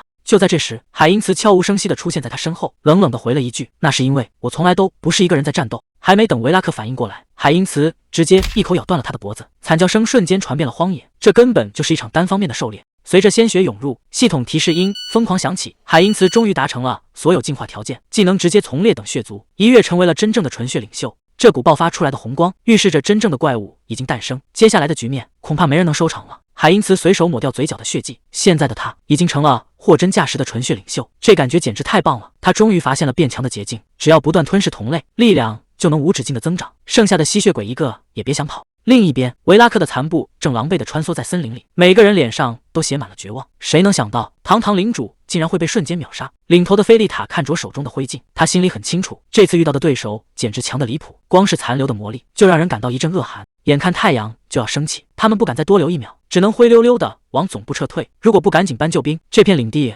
恐怕就要易主了。这家伙跑得倒是挺快，一边跑还一边骂，觉得那帮吸血鬼平时挺狂，结果真打起来全是废物。他以为自己已经甩掉了追兵，可惜他高兴得太早了。就在他觉得安全的一瞬间，死神已经悄悄搭上了他的肩膀，这下是彻底凉了。城里的麻烦被汉斯清理得干干净净，一个活口都没留下。而另一边，海因茨已经带着戴安娜姐弟混进商队，离开了这个是非之地。画面一转，这画风变得也太快了，刚才还在生死时速，现在海因茨竟然在野外捡起了肉，甚至还讲究的撒了一把胡椒。看这架势，他根本没把之前的战斗当回事。对他来说，真正的旅程现在才刚刚开始。这顿特制牛排总算上桌了，看把这两个孩子高兴的，戴安娜姐弟俩吃得满脸幸福，连声说着谢谢。海因茨在一旁看着，心里也轻松了不少。离开了那座充满噩梦的城市，他们心里那块大石头总算彻底落地了。听说他们要去投奔东边的亲戚，戴安娜却开始担心，怕对方不欢迎他们这两个累赘。海因茨随口安慰了一句：“别担心。”其实他心里早就想好了，如果对方不肯收留，大不了就多砸点钱解决。毕竟相处了这么久，真要分开，还真有点舍不得。海因茨自嘲地笑了笑，曾几何时，自己竟然也会有这种多余的情感。看来这段旅程让他变得越来越像个正常人了。戴安娜凑到海因茨耳边，小声问他需不需要喝点血。这姑娘显然是想多了，以为他现在正虚弱呢。海因茨忍不住笑出了声，摆摆手说自己已经饱了。确实，城里剩下的那些吸血鬼全成了他的经验包。不仅如此，汉斯也没闲着，正忙着把那些剩下的尸体通通转化成听话的亡灵仆从。汉斯在一旁指挥的起劲，这样空间简直就是无限容量，不管塞进去多少亡灵，都显得绰绰有余。看着眼前的成果，汉斯心里已经有了新计划：禁忌知识加上邪恶智慧，这波实验要是再精炼一下，天知道会整出什么恐怖的怪物。就在这空间裂缝打开的一瞬间，麻烦也跟着找上门了。这个奥沃尔显然是这里的地头蛇，他盯着戴面具的汉斯，语气里全是火药味，直接给汉斯扣了一顶大帽子，认定他是深渊誓约派来的小偷。他觉得汉斯不仅毁了瓦克拉克的据点，还顺手牵羊偷走了重要的碎片，这下误会可闹大了。对方显然没打算听解释，汉斯还没来得及开口，周围的杀气已经彻底拉满。奥沃尔根本不废话，抡起那把血红色的巨型镰刀，直接就要送汉斯领盒饭。这一刀威力确实惊人，眼看就要把人劈成两半，结果汉斯虚晃一枪，化作一团黑烟躲开了。这下轮到奥沃尔犯嘀咕了，他意识到自己踢到了硬骨头，这些所谓的纯血种果然一个比一个难对付。可他还没来得及调整架势，脊背突然一阵发凉，汉斯已经悄悄绕到了身后。这下局面彻底反转，真正的危险才刚刚降临在他头上，想跑没那么容易，对方早就布下了血色结界，这下路被彻底堵死了。其实强行冲过去也不是不行，但新到手的力量还没捂热乎，现在硬碰硬确实不划算。既然对方非要给他扣帽子，那干脆就把这出戏演到底。他冷笑着报上名号：“我是深渊誓约的汉斯，记住这个名字，因为我就是你们的死神。”狠话放完，他直接当众完了一手消失。这撤退姿势确实够帅，妥妥的大反派既视感。至于下次见面谁才是猎物，可就不一定了。汉斯走之前那句台词，直接把现场的守卫给尬住了。大家都在吐槽这词儿简直土掉渣。奥沃尔现在可没心情开玩笑，他满脑子都在想汉斯到底是怎么破开结界的。还没等他琢磨出个所以然，一支银箭突然破空而至，直接把旁边的守卫放倒了。奥沃尔这下彻底愣住了，这可是圣教军专门对付他们的银箭，看来真正的黄雀已经到了。远处马蹄声震天响，圣教军的大部队已经杀到了门口，这下轮到吸血鬼们要大祸临头了。圣教军已经杀到了墓地，奥沃尔这下彻底炸毛了，他终于反应过来，自己被那个巫妖给耍了，故意留在城里浪费时间，就是为了把这群麻烦引过来。他气得拳头紧握，咬牙切齿的发誓，不管汉斯躲到天涯海角，也一定要亲手宰了他。可他哪知道，汉斯这会儿早就安全到家了，这波能死里逃生，全靠他那个作弊一样的技能。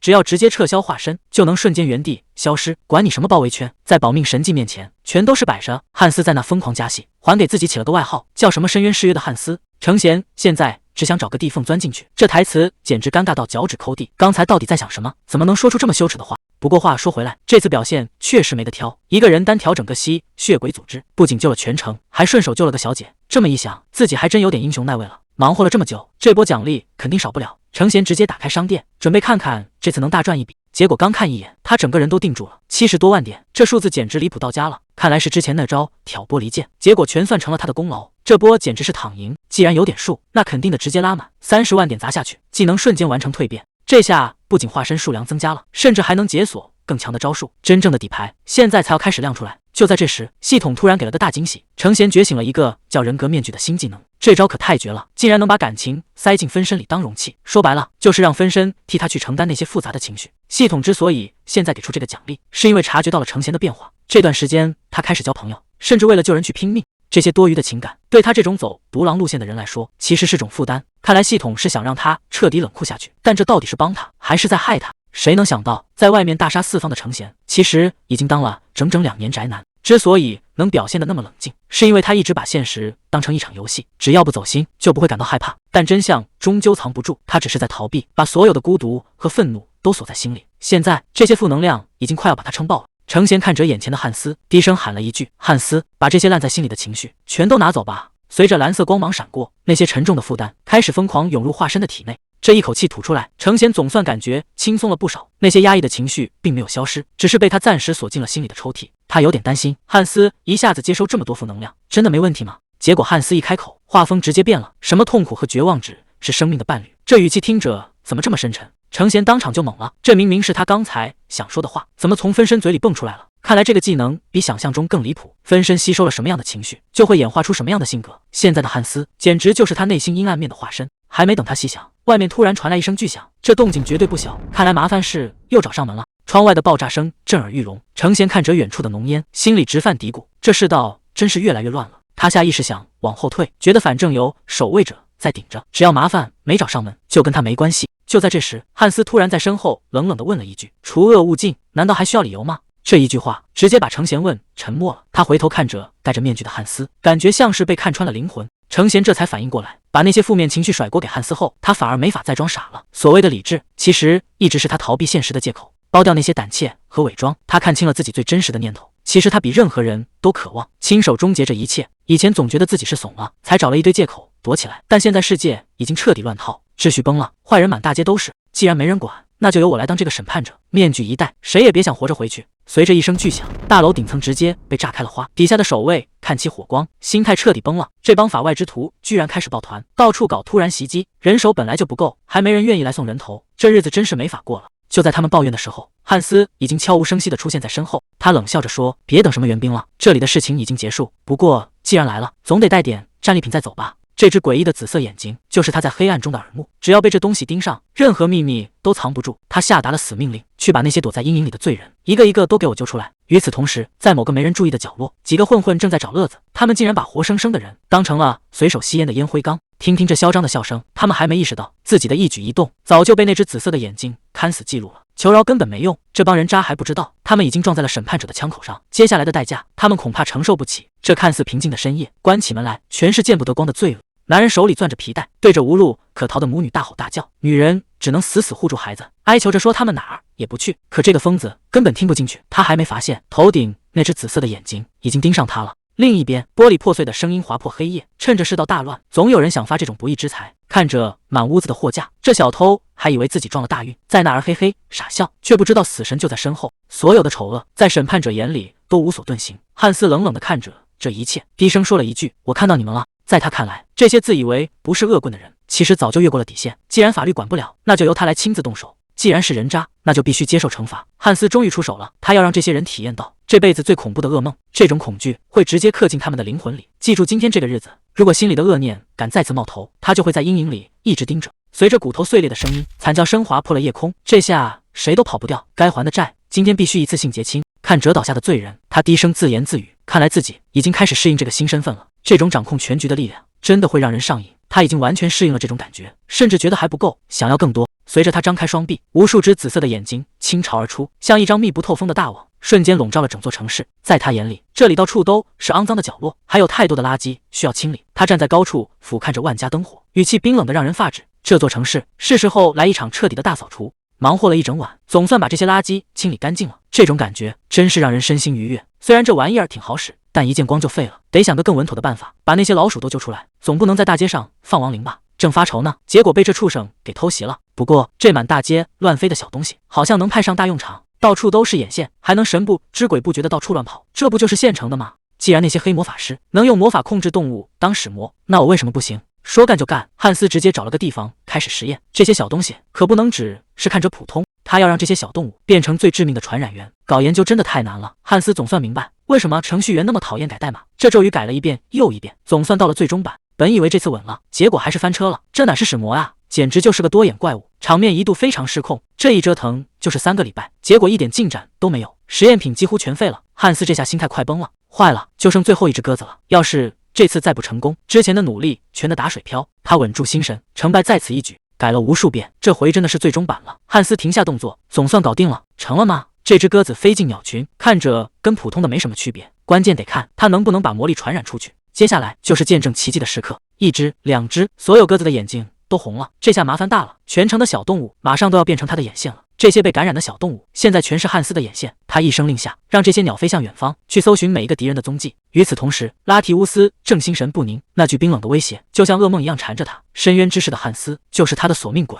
图斯金走上前汇报，审讯结果出来了，那些活下来的吸血鬼跟不死亡的继任者竟然完全没有关系。这下麻烦了，线索到这儿全断了。线索断了没关系，拉提乌斯胸前的十字架突然有了动静，圣女莉埃斯塔竟然远程连线了。圣女说她再次锁定了不死亡的气息，就在西北方向的一个山洞里，这简直是精准导航。拉提乌斯赶紧带人出发，发誓这次绝不失手。可他们哪知道，那个山洞根本不是什么藏身处，而是汉斯布下的陷阱。汉斯正躲在暗处阴笑，他早就把眼线布满了整个森林，就等着这帮人自投罗网呢。汉斯突然发现不对劲，地上的使魔全都在拼命逃跑。这帮小家伙平时胆子挺大，现在居然被吓成这样，不是遇到了怪物，而是撞上了人类。图斯金带着大部队竟然直接杀到了家门口。汉斯这下彻底懵了，这种荒郊野岭，这帮人是怎么悄无声息摸过来的？还没等他反应过来，外面的山洞已经被围了个水泄不通。紧接着，天上的眼线也被一箭射穿。这回麻烦大了，对方这是要直接抄家啊！图斯金已经堵住了洞口，他直接点名要人，让深渊之势的汉斯出来受死。看来他把洞里的汉斯当成目标了。躲在暗处的汉斯心里一惊，对方胸口那个金色十字架，说明他是焦团的精锐，这可是不死族的天敌，属性被完全压制了。汉斯还没来得及解释对方是怎么找上门的，图斯金已经拔出了长剑，圣光瞬间炸裂，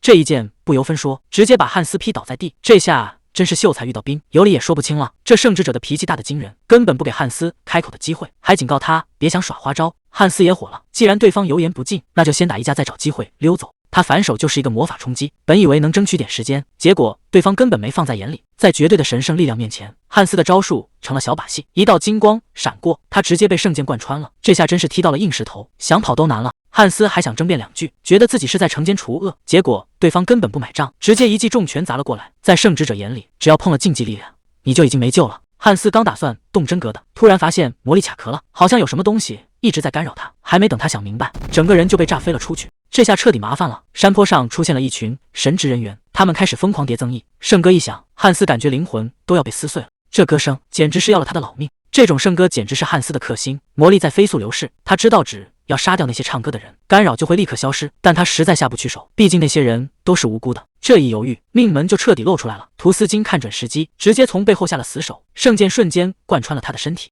还没等汉斯缓过劲来，对方的后手已经到了。图斯金大喊一声，让所有人立刻收网。几道金光闪过，汉斯被死定在地上。这下是真的动弹不得了，终究还是轻敌了。汉斯怎么也没想到，对方竟然还藏着这一手。这些圣光锁链已经彻底封死了他的退路。这下麻烦大了，汉斯竟然被彻底困住，连法术都使不出来。看来对方早有准备，这圣光锁链加圣歌就是专门为他设的死局。图斯金冷笑着问：“现在认输还来得及？”汉斯却根本没打算配合，局面瞬间降到冰点。看来这一仗已经没有退路了。汉斯冷笑着挑衅，说：“这帮教团的走狗根本留不住他。”图斯金哪里受过这种气，直接动了真格，雷霆万钧的一击当头砸下。谁能想到汉斯根本没打算硬碰硬，他只是轻飘飘的留下一句，白费力气。就在攻击落下的瞬间，汉斯竟然凭空消失了。看着空荡荡的锁链，图斯金彻底懵了，这根本不符合常理。现实中的程贤瘫在床上，这回是真的捅了马蜂窝。仔细一算，现在的处境简直是四面楚歌，黑暗势力、吸血鬼家族，甚至连最强的圣教全都被他得罪了个遍。不过他手里还有最后一张底牌，业力商店。程贤终于反应过来了，业力点数之所以疯涨，全是因为他这段时间太招摇，把全世界的目光都引到了汉斯身上。不过他现在顾不上这些，还有更要紧的事得先处理。与此同时，在阴暗的角落里，汉斯正盯着眼前的流浪猫，语气里透着一股阴冷，说是要看看研究成果。原来这是一种极其恶毒的黑魔法，只要控制一个宿主，就能像瘟疫一样把黑暗气息传染给所有人。真正的麻烦才刚刚开始。汉斯冷笑着说，有了这些猫当眼线，他的势力就会迅速蔓延，要不了多久，整个首尔的一举一动都逃不过他的眼睛。就在这时，第一个信号传回来了，计划已经开始生效。画面一转，屋里的情况已经失控，一个男人手里攥着尖刀，正步步紧逼，女人被逼到了死角，绝望的哀求着，求求你别杀我，让我做什么都行。女人以为救星来了，她拼命拍打着窗户，对着外面的人大喊救命。可奇怪的是，男人就像完全没听见一样，径直从窗前走了过去。还没等他喊出第二声，一只手猛地拽住了他的头发。绑匪阴森森地笑了起来，说别白费力气了。原来这屋子被施了咒，不管里面闹出多大动静，外面的人也一个字都听不见。看着满屋子的录音设备，这家伙简直是个疯子。他把刀架在女人脖子上，竟然还要她叫得再响一点。这下戴安娜是真的掉进地狱了。就在绑匪准备下死手的时候，窗户突然被一股力量撞碎，一个戴着面具的男人就这么直接闯了进来。绑匪这下彻底懵了，汉斯一眼就看穿了他的把戏，说这种隔音的小手段对他根本没用，你的恶行到此为止了。眼看事情败露，绑匪狗急跳墙，一把勒住女人的脖子，拿刀抵着她大喊，你到底是谁？再敢过来我就杀了他。面对这种威胁，汉斯不但没停下，反而发出一声冷笑，是吗？你大可以试试看。绑匪这下看走眼了，他认出汉斯是回归者，竟然还敢叫嚣，说要连他一起解决。结果呢，他刚挥刀冲上去，手腕就被瞬间扣死。在绝对的力量面前，反抗就是个笑话。汉斯语气冰冷，说看来你不是第一次干这种事了。他直接掐住对方的脖子，发动了黑魔法，亡灵的回响。这一招下去，绑匪所有的秘密都藏不住了，他开始疯狂求饶。可惜现在后悔已经太晚了。通过记忆，汉斯看清了这家伙的真面目，原来他是个连环杀手。既然是这样，那就没什么好谈的了。汉斯冷冷地说，你该付出的代价就是死刑，但直接杀了他实在是太便宜这种人渣了，死对他来说简直是一种仁慈。这一招下去，他连求饶的机会都没了。虽然转化过程非常残忍，要把全身的血都抽干，但用在他身上正合适。一眨眼，杀人犯就变成了一具毫无意识的食尸鬼。汉斯命令道，滚进去，以后你还有大用场。处理完那个杀人犯，汉斯把目光投向了昏迷的女人，剩下的烂摊子还是交给警察来处理吧。没过多久，警笛声就响彻了整条街，大批警察封锁了现场，到处都是闪烁的灯光。觉醒者管理局的韩哲普组长也亲自赶到了现场，手下赶紧过来汇报，说监控里确实出现了那个连环杀手，但奇怪的是，现场根本找不到尸体。韩哲普问，你是说那个杀人犯被怪物给杀了？手下点了点头，虽然没见着人，但地上的血迹里检测出全是黑魔法的残留。这下事情变复杂了，韩哲普盯着地上的血迹，看来城里出现了一个更狠的角色。韩哲普叼着棒棒糖，看着现场冷哼一声，他说实话，那人渣死的确实好，以前为了抓他，大家头发都快愁白了。但他话锋一转，语气变得非常不善，开什么玩笑，动手的人是觉得自己飘了吗？真把自己当成就是英雄了。在他看来，这种不守规矩的混蛋跟罪犯一样危险，完全没把法律放在眼里。韩国归还者协会首尔分部管理局的动作比预想的还要快，志允还没睡醒呢，就被属下强行叫了起来。这次送来的消息非同小可，管理局竟然主动要求协作，珠宝抢劫案只是个幌子，背后竟然还牵扯到了命案。最关键的是，现场留下的气息又是那个熟悉的黑魔法师。志允现在压力大得想撞墙，看着满桌子的文件，他居然冒出一个大胆的想法，既然这个黑魔法师这么能打，干脆招安过来当打手算了，这效率绝对比现在高得多。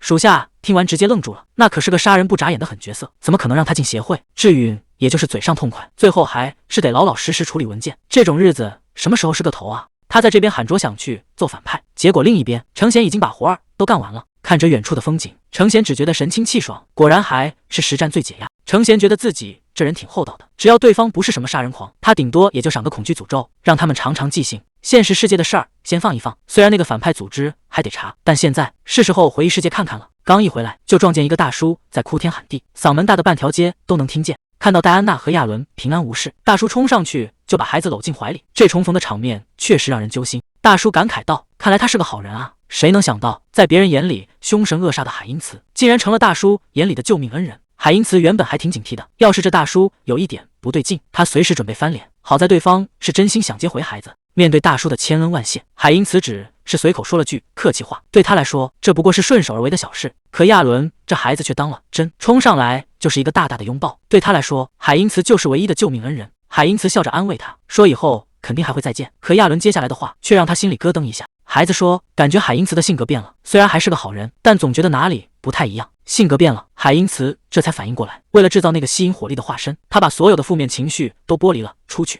这下麻烦了，技能带来的副作用好像比预想的还要深。海因茨现在的冷静其实全是演出来的，在那些尔虞我诈的日子里，他早就学会了怎么隐藏自己。亚伦拉着他的衣角问：“接下来要去哪？”海因茨看着远处的教堂说：“他打算去进行一场朝圣。”说是朝圣，其实他已经来到了塔利亚王都，这里是神圣教团的大本营，也是整个世界最核心的地方。他大老远跑过来，可不是为了看风景，教团里那个最大的圣所才是他真正的目标。这地方守卫森严，想进去可没那么容易。在这圣城里晃悠，顶着个吸血鬼身份，纯属找死，必须得换个马甲了。第4个化身海因里希正式上线，这个新身份可不简单，不仅有强悍的战士体质，还能完美隐藏气息。所谓的光明之路，现在才刚刚开始。他来到教团的登记处，二话不说，直接甩出一大袋金币，这下谁都坐不住了。对面的老头活了大半辈子，估计也没见过这么豪横的信徒。看来不管在哪个世界，超能力永远是最管用的通行证。海因里希一脸真诚地说：“这是他的全部家当，只要能成为圣骑士，他愿意把一切都献给神。”其实他心里早有打算，之前的化身全是些见不得光的怪物，亡灵、巫妖、吸血鬼，没一个能走在太阳底下的。但这次的马甲不一样，他要拿上圣剑，当一个受人敬仰的英雄，把名声和地位全搞到手。这一大袋金币砸下去，马可当场就拍了板，说就喜欢这种有志气的年轻人，还要亲自带他训练。旁边的老职员急得不行，说这完全不合规矩，哪有给钱就能当骑士的？可马可根本不在乎，直接笑得合不拢嘴。看来这圣城的规矩在金币面前也得往后稍稍。马可拍着胸脯保证，圣骑士的训练最能让人现原形。他盯着海因里希问：“你准备好展示真实的自己了吗？”海因里希满口答应，笑得那叫一个灿烂。可他万万没想到，这所谓的训练简直就是一场噩梦。每天累得跟狗一样，嗓子冒烟，只想喝水，还得顶着巨大的铁球做苦力，这哪是当骑士，这分明是在玩命。这种日子一过就是1个多月。海因里希本来以为圣骑士团是个庄严神圣的地方，结果进来一看，彻底傻眼了。这哪是什么教团，分明就是个大型肌肉男俱乐部，满屋子全是光着膀子的壮汉，一边嘶吼一边疯狂撸铁。这哪是训练啊，这分明是在玩命。每个人都得顶着几百斤的石球，还得大声背诵教义。教官在旁边疯狂咆哮，说注意力不集中就是对神不敬，只要动作稍微慢一点，立马就是一顿臭骂。海因里希只能咬牙硬挺，一边举重一边大声祈祷。这种极限状态下的洗脑，简直要把人逼疯了。但这种自虐式的修行，竟然真的有效果，在身体彻底崩溃的边缘，神圣力反而开始疯狂飙升。看来想要在这混出头，这顿苦是必须要吃下去了。这帮人已经彻底练歪了，一边挨揍一边大喊爽，还说这种痛苦能让神圣力变得更强。海因里希在旁边完全没眼看，这哪是圣骑士团啊，简直就是个变态集中营。这帮人脑子里到底在想什么？可看台上的高层却很满意，马可带回来的这个新人简直就是个天才，还没受洗呢，这身材已经练得无敌了。他们盯着海因里希的肌肉，就像在看什么稀世珍宝，恨不得马上让他参加受洗，看看他的极限到底在哪。海因里希现在只想赶紧逃跑，周围这帮壮汉的眼神实在是太不对劲了，这地方真是1秒钟都待不下去了。海因里希已经在这练了3个月，要不是这身体底子硬，普通人早就练废了。虽然实力确实变强了，但真正的麻烦也跟着来了。这帮肌肉狂魔又围上来了，马可凑过来问，练完腿要不要在家练个胸？旁边的人也跟着起哄，非要拉着他去练背。海因里希现在一个头2个大，这哪是圣骑士训练，这简直就是肌肉地狱。他终于忍无可忍地喊道：“赶紧离我远点！”海因里希现在真的快到极限了，这帮人天天缠着他训练，简直没完没了。同伴还在旁边打趣说：“这说明大家对你期望很高。”就在这时，人群突然骚动起来，原来是中央教会的大人物拉提乌斯回来了，而且身边还跟着图斯金。海因里希一眼就认出了那个骑士，这不就是当初对汉斯拔剑相向的那个人吗？这下真是冤家路窄。既然这帮远征军已经回来了，谁能想到之前的远征竟然全是为了搜捕汉斯？祭司在台上宣布，今天要提前为合格者举行洗礼。台下的学徒们都在小声嘀咕，这种仪式明明半年才办一次，这次怎么这么焦急？海因里希心里很清楚，教会这是急着补充兵力，好去抓捕那个不死亡的继承人，也就是他自己。这下能省不少时间。海因里希已经准备好了，正好趁这个机会试试新到手的化身技能。洗礼仪式正式开始，祭司站在高处，第一个就点到了新兵的名字马克思。祭司严肃地问：“你是否愿意献出一切？”马克思坚定地回答：“我愿意。”这仪式的本质其实很简单，就是用你原本的魔力去换取所谓的胜利，说白了就是一场交易。至于最后能得到多少力量，全看你表现的有多虔诚。但这对于海因里希来说，反而是个绝佳的机会。谁能想到，这场神圣的洗礼竟然成了他的试验场？祭司在台上大声喊道：“下一个，海因里希！”终于轮到他了。既然这洗礼看的是信仰，那海因里希就准备给这帮人演场大的。以前他总是用技能压抑情感，好让自己保持绝对冷静，但现在他发现这招其实还能反着使。既然心里没有信仰，那就干脆给自己植入一个，他要让所有人看看什么才叫真正的虔诚。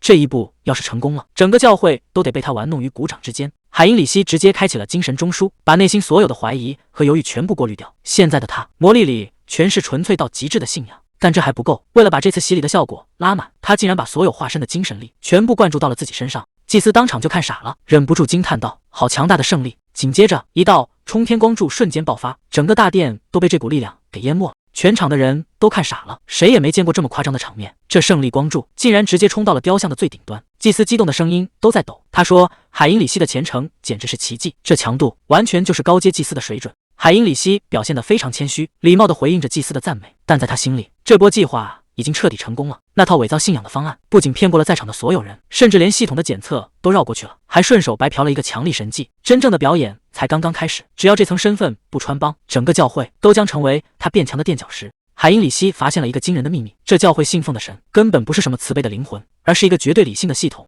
更诡异的是，刚才洗礼的一瞬间，他感觉到那个系统竟然对他产生了一种类似兴趣的情绪。这下麻烦了，他已经被这个高位存在盯上了，以后的每一步都得像走钢丝一样小心。与此同时，圣殿骑士团这边已经乱成了一锅粥。图斯惊奇的一拳砸在桌上，找了这么久，竟然连继承人的半个影子都没见着。拉提乌斯在一旁无奈地说：“咱们这回真没法跟圣女交代了，肯定是那帮吸血鬼在暗中捣鬼，把所有的线索都给掐断了。这帮人就像无头苍蝇一样到处乱撞，他们做梦也想不到，自己苦苦寻找的那个目标，其实就在眼皮子底下。寻找汉斯的行动彻底搞砸了，不仅人没捞着，还把吸血鬼和深渊那帮势力全给惹毛了。拉提乌斯现在压力山大，决定立刻止损。他对着图斯金下令，搜寻行动到此为止，所有人马上撤回中央总部。再这么耗下去，教会就要顶不住了。”图斯金低声回答：“遵命。”他心里很清楚，现在的局面已经是四面楚歌，教会急需补充新鲜血液。就在他准备离开的时候，楼下传来一阵激烈的打斗声，一群新面孔正在拼命操练，这些都是刚提拔上来的圣骑士。看着这群新人，图斯金突然想到了汉斯，这帮人里会不会也藏着那种不讲道理的天才？马克思以为抓住了破绽，这一招势在必得，结果海因里希根本没打算躲，硬生生扛下这一击，反手就把马克思直接放倒。胜负已定，全场一片死寂。海因里希不仅赢了比赛，还顺手白嫖到了圣骑士的专属战斗技能。看着手臂上迅速消失的伤痕，他在想一个更疯狂的计划。如果把吸血鬼的再生能力和胜利完美结合，那他将拥有真正的杀手锏。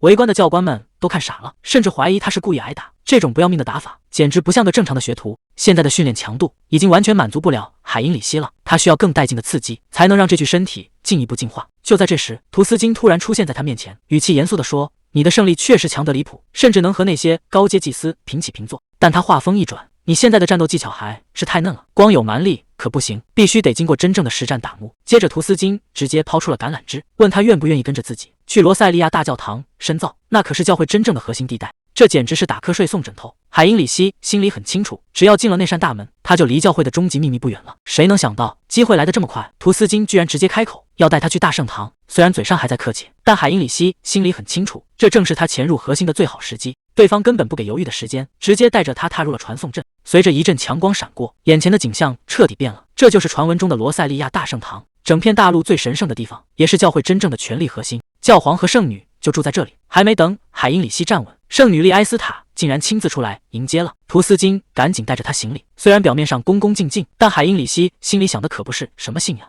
对他来说，这里就是变强的捷径，只要能爬上圣骑士的高位，所有的秘密都将不再是秘密。就在这一片圣光之中，属于他的路才刚刚开始。夜深人静，活儿总算干完了。汉斯独自坐在高处，看着下面这一地狼藉。现在全网都在疯传，说城市里出现了一个专门在深夜狩猎人渣的疯子，外号就叫泪痕面具。但他根本不在乎这些虚名，他在意的是那些人临死前提到的一句话：破天者。这帮人渣虽然被清理了，但他们背后的水似乎比想象中还要深。这个叫破天者的组织到底在谋划什么？忙活了这么久，总算能把手里的货变现了。要是去正规地方卖这些宝贝，那纯属是给自己找麻烦。所以海因茨特意找了这么个偏僻的电玩城，这种地方最适合处理见不得光的东西。海因茨把沉甸甸的袋子往桌上一扔，开门见山说要卖货，结果对方看了一眼，直接让他滚蛋，说这里不是当铺。海因茨可没打算就这么走，他盯着对方问：“你确定吗？我听说你们这儿专门收这种东西。”这一袋子金币倒出来，店员当场就愣住了，这可是破天者的徽章，那个刚被灭掉的人贩子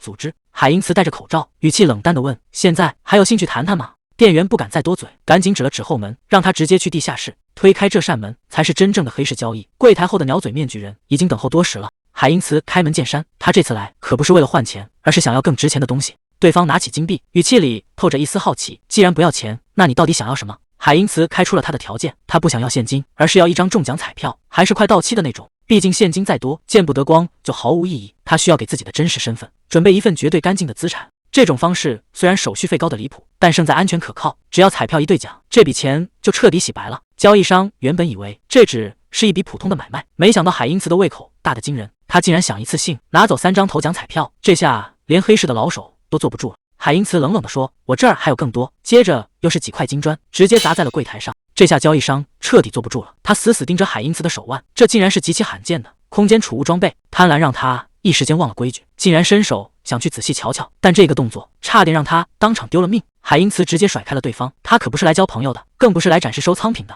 交易商这才反应过来，自己刚才是在玩火，他赶紧低下头，老老实实的去办手续了。海因茨拍了拍对方的肩膀，语气平静地说：“以后合作的机会还多着呢，只要这次办得漂亮，你就是我的长期合作伙伴。”走出黑市，他手里已经多了3张彩票。谁能想到，这几张薄薄的纸片就是他洗白资产的关键。钱只有花出去才有价值，他这么费尽心思，就是为了让本体成贤的生活能过得更轻松一点。不过每次都亲自跑腿，确实有点太麻烦了。看来是时候找个靠谱的人来处理杂事了。看着街道上热闹的人群，海因茨心里很清楚，自从人贩子组织被清理干净，这片街区才算真正活了过来，一切都在往好的方向发展。但真正的挑战恐怕还在后面等着他。海因茨正觉得这地方变太平了，结果身后突然冒出个声音，问他到底是打哪来的。这下麻烦了，他竟然完全没发现有人跟踪。对方一副自来熟的样子，让他放轻松点，说大家都是同类，没必要搞得这么僵。话音刚落，那人直接亮出了底牌，那对尖牙和血红的眼睛说明了一切。原来这街上不止海因茨一个怪物，对方自报家门，说是从异界回来的吸血鬼，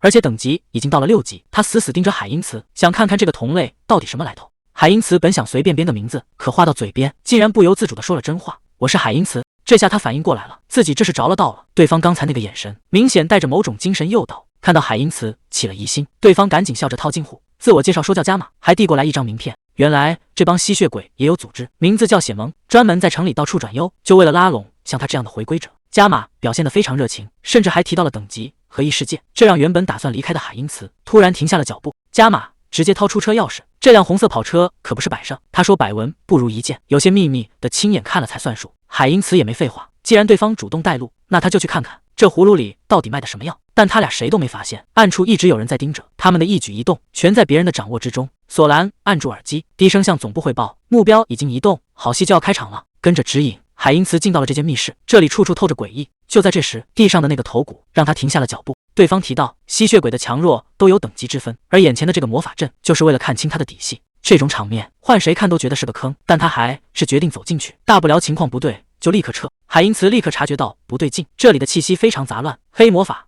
咒术、炼金术竟然全都揉在了一起。要知道这20年来还没人能把不同维度的力量融合，看来这帮叫血盟的家伙确实有点东西。黑袍人示意他伸出手，说是要进行等级测试，虽然只是轻轻划了一刀，但真正的重头戏马上就来。随着血液流出，5个血球瞬间在空中凝聚，黑袍人当场看傻了。谁能想到这个刚进门的新人竟然是最高级别的5级？看着这些紧密连接的血球，黑袍人忍不住感叹，这种强悍的再生能力说明海因茨的血统极其纯正，等级起码在5级以上。加玛原本还有些担心，现在看到这个结果，他终于露出了满意的笑容。既然底子这么好，那就没必要再浪费时间了。他下令直接开始，周围的黑袍人瞬间发力，脚下的战法突然剧烈震动。海因茨心里暗叫不好，这帮家伙果然没安好心。这个阵法的复杂度早就超出了等级测试的范畴，这分明是一个陷阱，要把他彻底困死在这里。既然对方先翻脸，海因茨也不打算再装了，他决定立刻召唤汉斯，直接跟这帮人掀桌子。就在仪式进行到关键时刻，墙壁轰然崩塌，索兰带着人杀了个措手不及，直接把现场给围了。他当场叫破了对方的底细，血盟的6级吸血鬼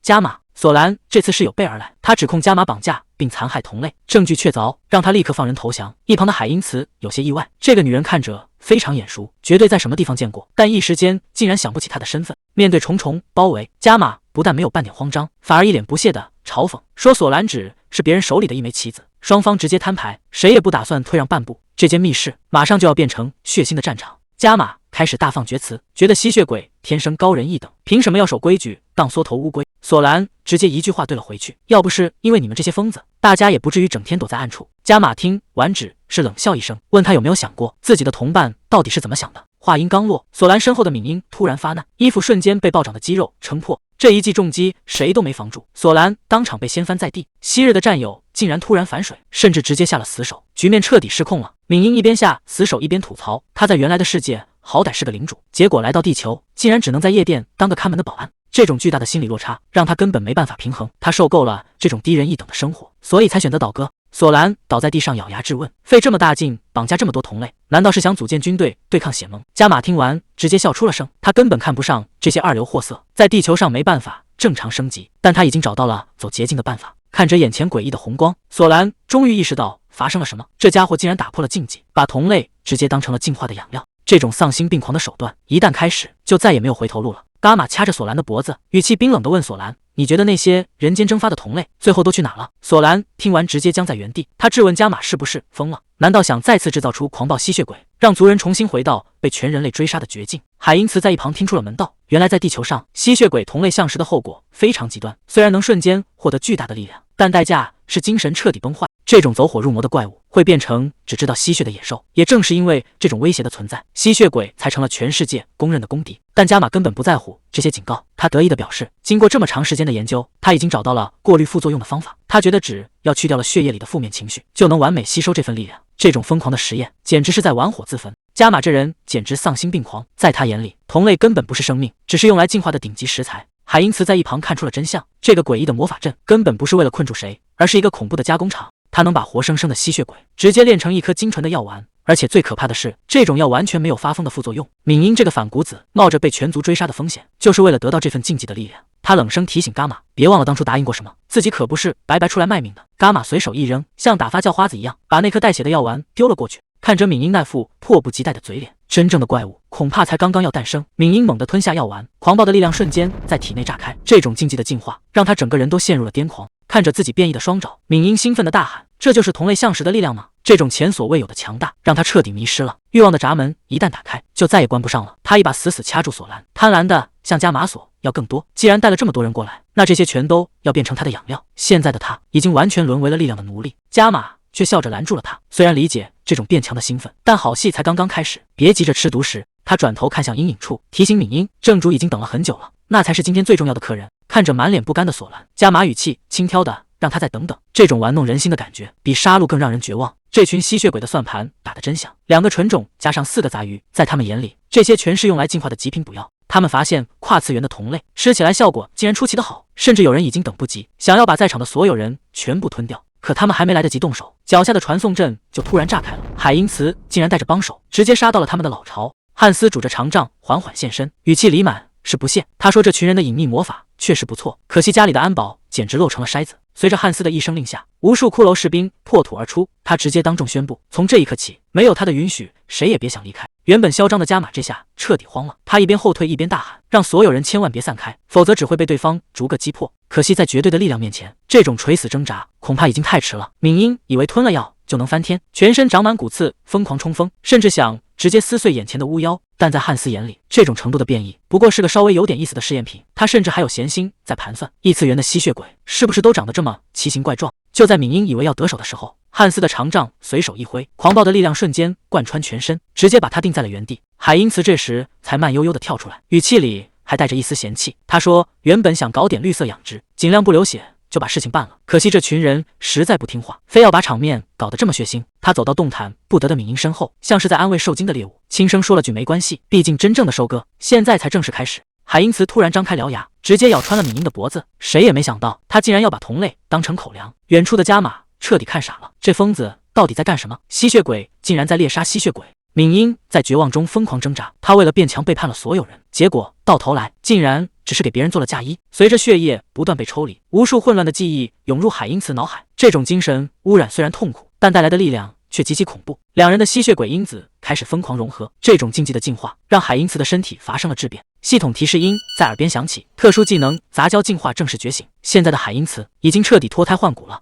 就在这一刻，海因茨体内的吸血鬼因子彻底觉醒，不仅获得了全新的鉴定技能，甚至连对方的各项数值现在都能看得一清二楚。这下真的要变天了。靠着这个杂交进化技能，海因茨发现自己能强行掠夺所有吸血鬼的专属能力。他冷笑着说，这些力量以后全都是我的了。加玛彻底看傻了，他怎么都想不明白，海因茨在吞噬了同类之后，竟然一点副作用都没有，这根本就不是人类能办到的事。海因茨一把拽起眼前的猎物，语气里全是嘲讽，想知道怎么保持清醒吗？其实很简单，吸血的时候别听他们的心声就行。话音刚落，他直接一口咬了下去，根本不给对方挣扎的机会。这招杀人还要诛心。随着血液被抽干，系统提示再次刷屏。通过杂交进化，海因茨又白捡了一个遮蔽技能，这下潜入敌后就更轻松了。但这还没完，海因茨反手按住加玛的脑袋，他要的可不只是这点血，还有这家伙脑子里藏着的秘密。真正的搜魂才刚刚开始，那些隐藏在暗处的阴谋马上就要藏不住了。就在读取记忆的一瞬间，一个叫破天者的组织浮出水面，还有那个神秘的贝塔，看来这次是抓到幕后大鱼了。海因茨看着脚下的魔法阵，这复杂的纹路显然是那帮人的杰作，他们为什么要帮血盟联盟？这背后的水比想象中还要深。画面一转，夜色下的城市依旧平静。索兰终于从昏迷中醒了过来，一睁眼就看到海因茨守在身边。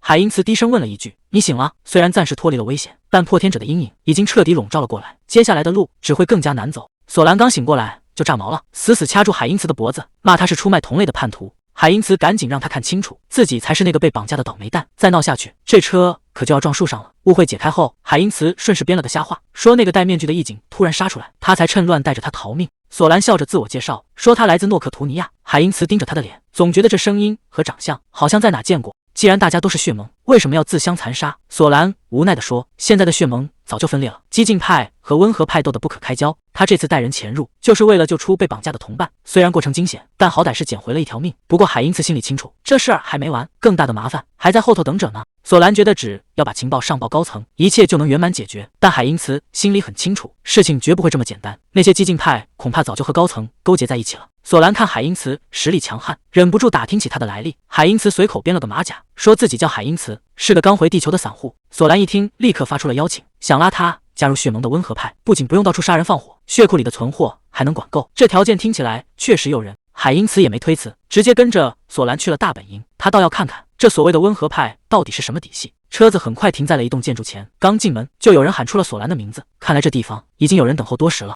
索兰刚进门，一个小女孩就飞扑了过来，她叫奈辉，看样子跟索兰的关系非同一般。索兰顺势介绍了海因茨，奈辉怯生生地打了个招呼，显然对这个新面孔还有点陌生。安顿好奈辉后，海因茨忍不住问了一句：“这孩子看着也就几岁大，难道也是那种活了很久的老怪物？”索兰摇了摇头，说内辉并不是什么回归者，他是土生土长的地球吸血鬼。这倒是让海因茨没料到，原来吸血鬼并不全是外来户，竟然还有在地球上出生的二代。索兰看着墙上的合照，语气里多了一丝复杂。纳辉的父亲确实是回归者，但这个家庭背后的故事恐怕比想象中还要沉重。原来纳辉之所以变成吸血鬼，是因为他父亲想救他的命。海因茨这才明白，为什么政府要死死盯着吸血鬼不放，这简直就是一种跨次元的传染病。索兰接着解释说，在地球上转化同类可没那么简单，不仅需要极强的力量，还得让内辉能像普通人一样晒太阳。他父亲为了这事儿，估计把半条命都搭进去了。说话间，索兰把他领到了房间，让他先好好休息，有什么需要随时打招呼。看着索兰离开的背影，海因茨突然停住了，一个被他忽略的细节终于浮出了水面。这个手势，还有这个声音，海因茨总算把眼前的人跟记忆对上号了。这不就是他在网上经常刷到的那个女主播吗？索兰被认出来后，尴尬的不行，说刚才那是直播留下的职业病，还试探着问海因茨是不是他的粉丝。海因茨赶紧解释，说只是在推荐位上见过几次，并不是什么铁粉。索兰这才没那么拘束了，他说自己以前其实是个练习生，从异界回来后还是想站在聚光灯下，这才干起了直播这行。海因茨顺口打听了一下他的年纪，索兰今年22岁，是在4年前，也就是他18岁的时候，正式觉醒成了吸血鬼。索兰随口问了一句海因茨多大，什么时候觉醒的？这下可把海因茨问住了，他支支吾吾半天，丢下一句下次再说，就直接摔门躲进了屋里，留下索兰一个人在门口纳闷，难道自己哪句话说中了？回到房间的海因茨尴尬的不行，他之前一直觉得索兰年纪小，说话才那么随便，结果一算账，人家竟然比他还要大，这下装大被装漏了。既然知道他是主播，海因茨干脆上网搜了一下，果然找到了他的账号，上面还挂着一条停播公告，说是要请假1周去处理事情。海因茨盯着手机屏幕，心里有点不是滋味，要是那天没出手救他，这条动态恐怕就是他的遗言了。大清早的，外面就吵个不停，海因茨刚下楼，就听见索兰正对着电话发火。原来调查组去现场扑了个空，整个地方都被烧成了灰，连一丁点证据都没留下，没证据就没法对付那些极端分子。索兰这下彻底急了，海因茨在一旁听着，多少有点尴尬，看来当时为了抹掉痕迹，自己下手确实太重了，这下倒好，干净的连自己人都查不出来了。海因茨突然打听起那些极端分子的老巢，索兰一下子就急了，还以为是自己准备的血包不合胃口。海因茨赶紧解释，说自己只是想绕着他们走，保证安全。他顺手拿过索兰的手机，在地图上把那些据点全标了出来。索兰还以为他是在帮自己避雷，却不知道海因茨心里另有打算。系统提示音已经给出了答案，海因茨现在的等级已经到了瓶颈，想要完成最后的进化，这些极端分子就是最好的补品。索兰还热心地问他要不要吃早餐，海因茨直接拒绝了。看着手机地图上密密麻麻的红点，他已经找好了真正能让他吃饱的地方。看着手机地图上标记好的位置，海因茨终于不再掩饰，既然已经知道了这些人的老巢，那接下来的计划就很简单了。他自言自语道：“是时候出门挨个去加餐了。”这一顿加餐简直太丰盛了，满屋子的狼藉，在他眼里全是美味。临死前的狠话听起来总是这么无力。男人咬牙切齿地说：“家族一定会让你彻底消失。”海因茨冷笑着反问：“他们拿什么来找我？刚到手的潜行能力正好用来处理调监控。”这下所有人都成了瞎子，最后的隐患也解决了，接下来的重头戏才要真正开始。他随手抓起一个活口，语气平淡地问：“老实交代吧，你的那些朋友都在哪？”没想到还有意外收获，这帮高层明天要在别墅聚会，这对他来说简直是送上门的大礼。既然他们想凑到一起，那就干脆一锅端了，省得他再一个个去找，麻烦一次性解决才痛快。不过在出发之前，得先把这里的垃圾清理干净。他随手甩出一朵血色之花，瞬间点燃了整个房间。这种火焰不烧进目标，绝不熄灭，现场很快就会干干净净。真正的狩猎明天才正式开始，他打算做得干净利落，用刚抢来的技能烧掉所有证据，连一点魔力痕迹都不留。这下谁也别想查到他头上。就在他准备收工的时候，身体突然失控了，一股剧烈的反应从体内炸开。这种感觉他再熟悉不过，这不是什么坏事，而是身体又开始进化了。那种脱胎换骨的动静，意味着更恐怖的力量正在觉醒。纯血直接进化成了真血，还顺带觉醒了神级技能。现在的他恢复能力已经彻底突破了极限，终于等到了。他现在已经是真正的真血，连技能都进化到了终极形态。为了测试这股力量，他直接对自己下了狠手，想看看恢复速度到底有多快。结果让人头皮发麻，伤口竟然在瞬间就彻底愈合，连一丁点痕迹都没留下。这种恐怖的自愈能力，再加上各种技能的加持，这下谁还能拦得住他？真血领域配合超强恢复，这效果简直绝了！只要在战斗中不断吸取敌人的血，他现在就是名副其实的不死之身。真血的力量已经这么离谱了，那传说中的圣血到底得强到什么程度？他看着画像陷入了沉思。画面一转，这边索兰正播得起劲，突然榜一大哥豪掷100万，这下可把他给乐坏了。这一个月的血包钱总算有着落了。正当他美滋滋的盘算时，房门突然被推开，海因茨在这个时候回来了。海因茨这推门的时机选的确实不太凑巧，索兰正为了挣钱忙得不可开交，他倒好，还一脸淡定的让他继续。这下可把人给惹毛了，索兰当场发飙，那嗓门大的估计整栋楼都能听见。让他进屋之前先学会敲门，等气氛稍微缓和一点。海因茨头上已经挂了彩，索兰没好气的问他，大半夜的到底有什么急事？他这才说明来意，其实就是顺路送个快递，有一封寄给他的信，信封里装的全是那些极端分子的罪证，这已经不是第一次了，到底是谁在背后帮他？索兰越想越觉得不对劲，刚把情报分享给海因茨，这些关键线索就立马送上门，难道那个神秘的面具人真的就是他？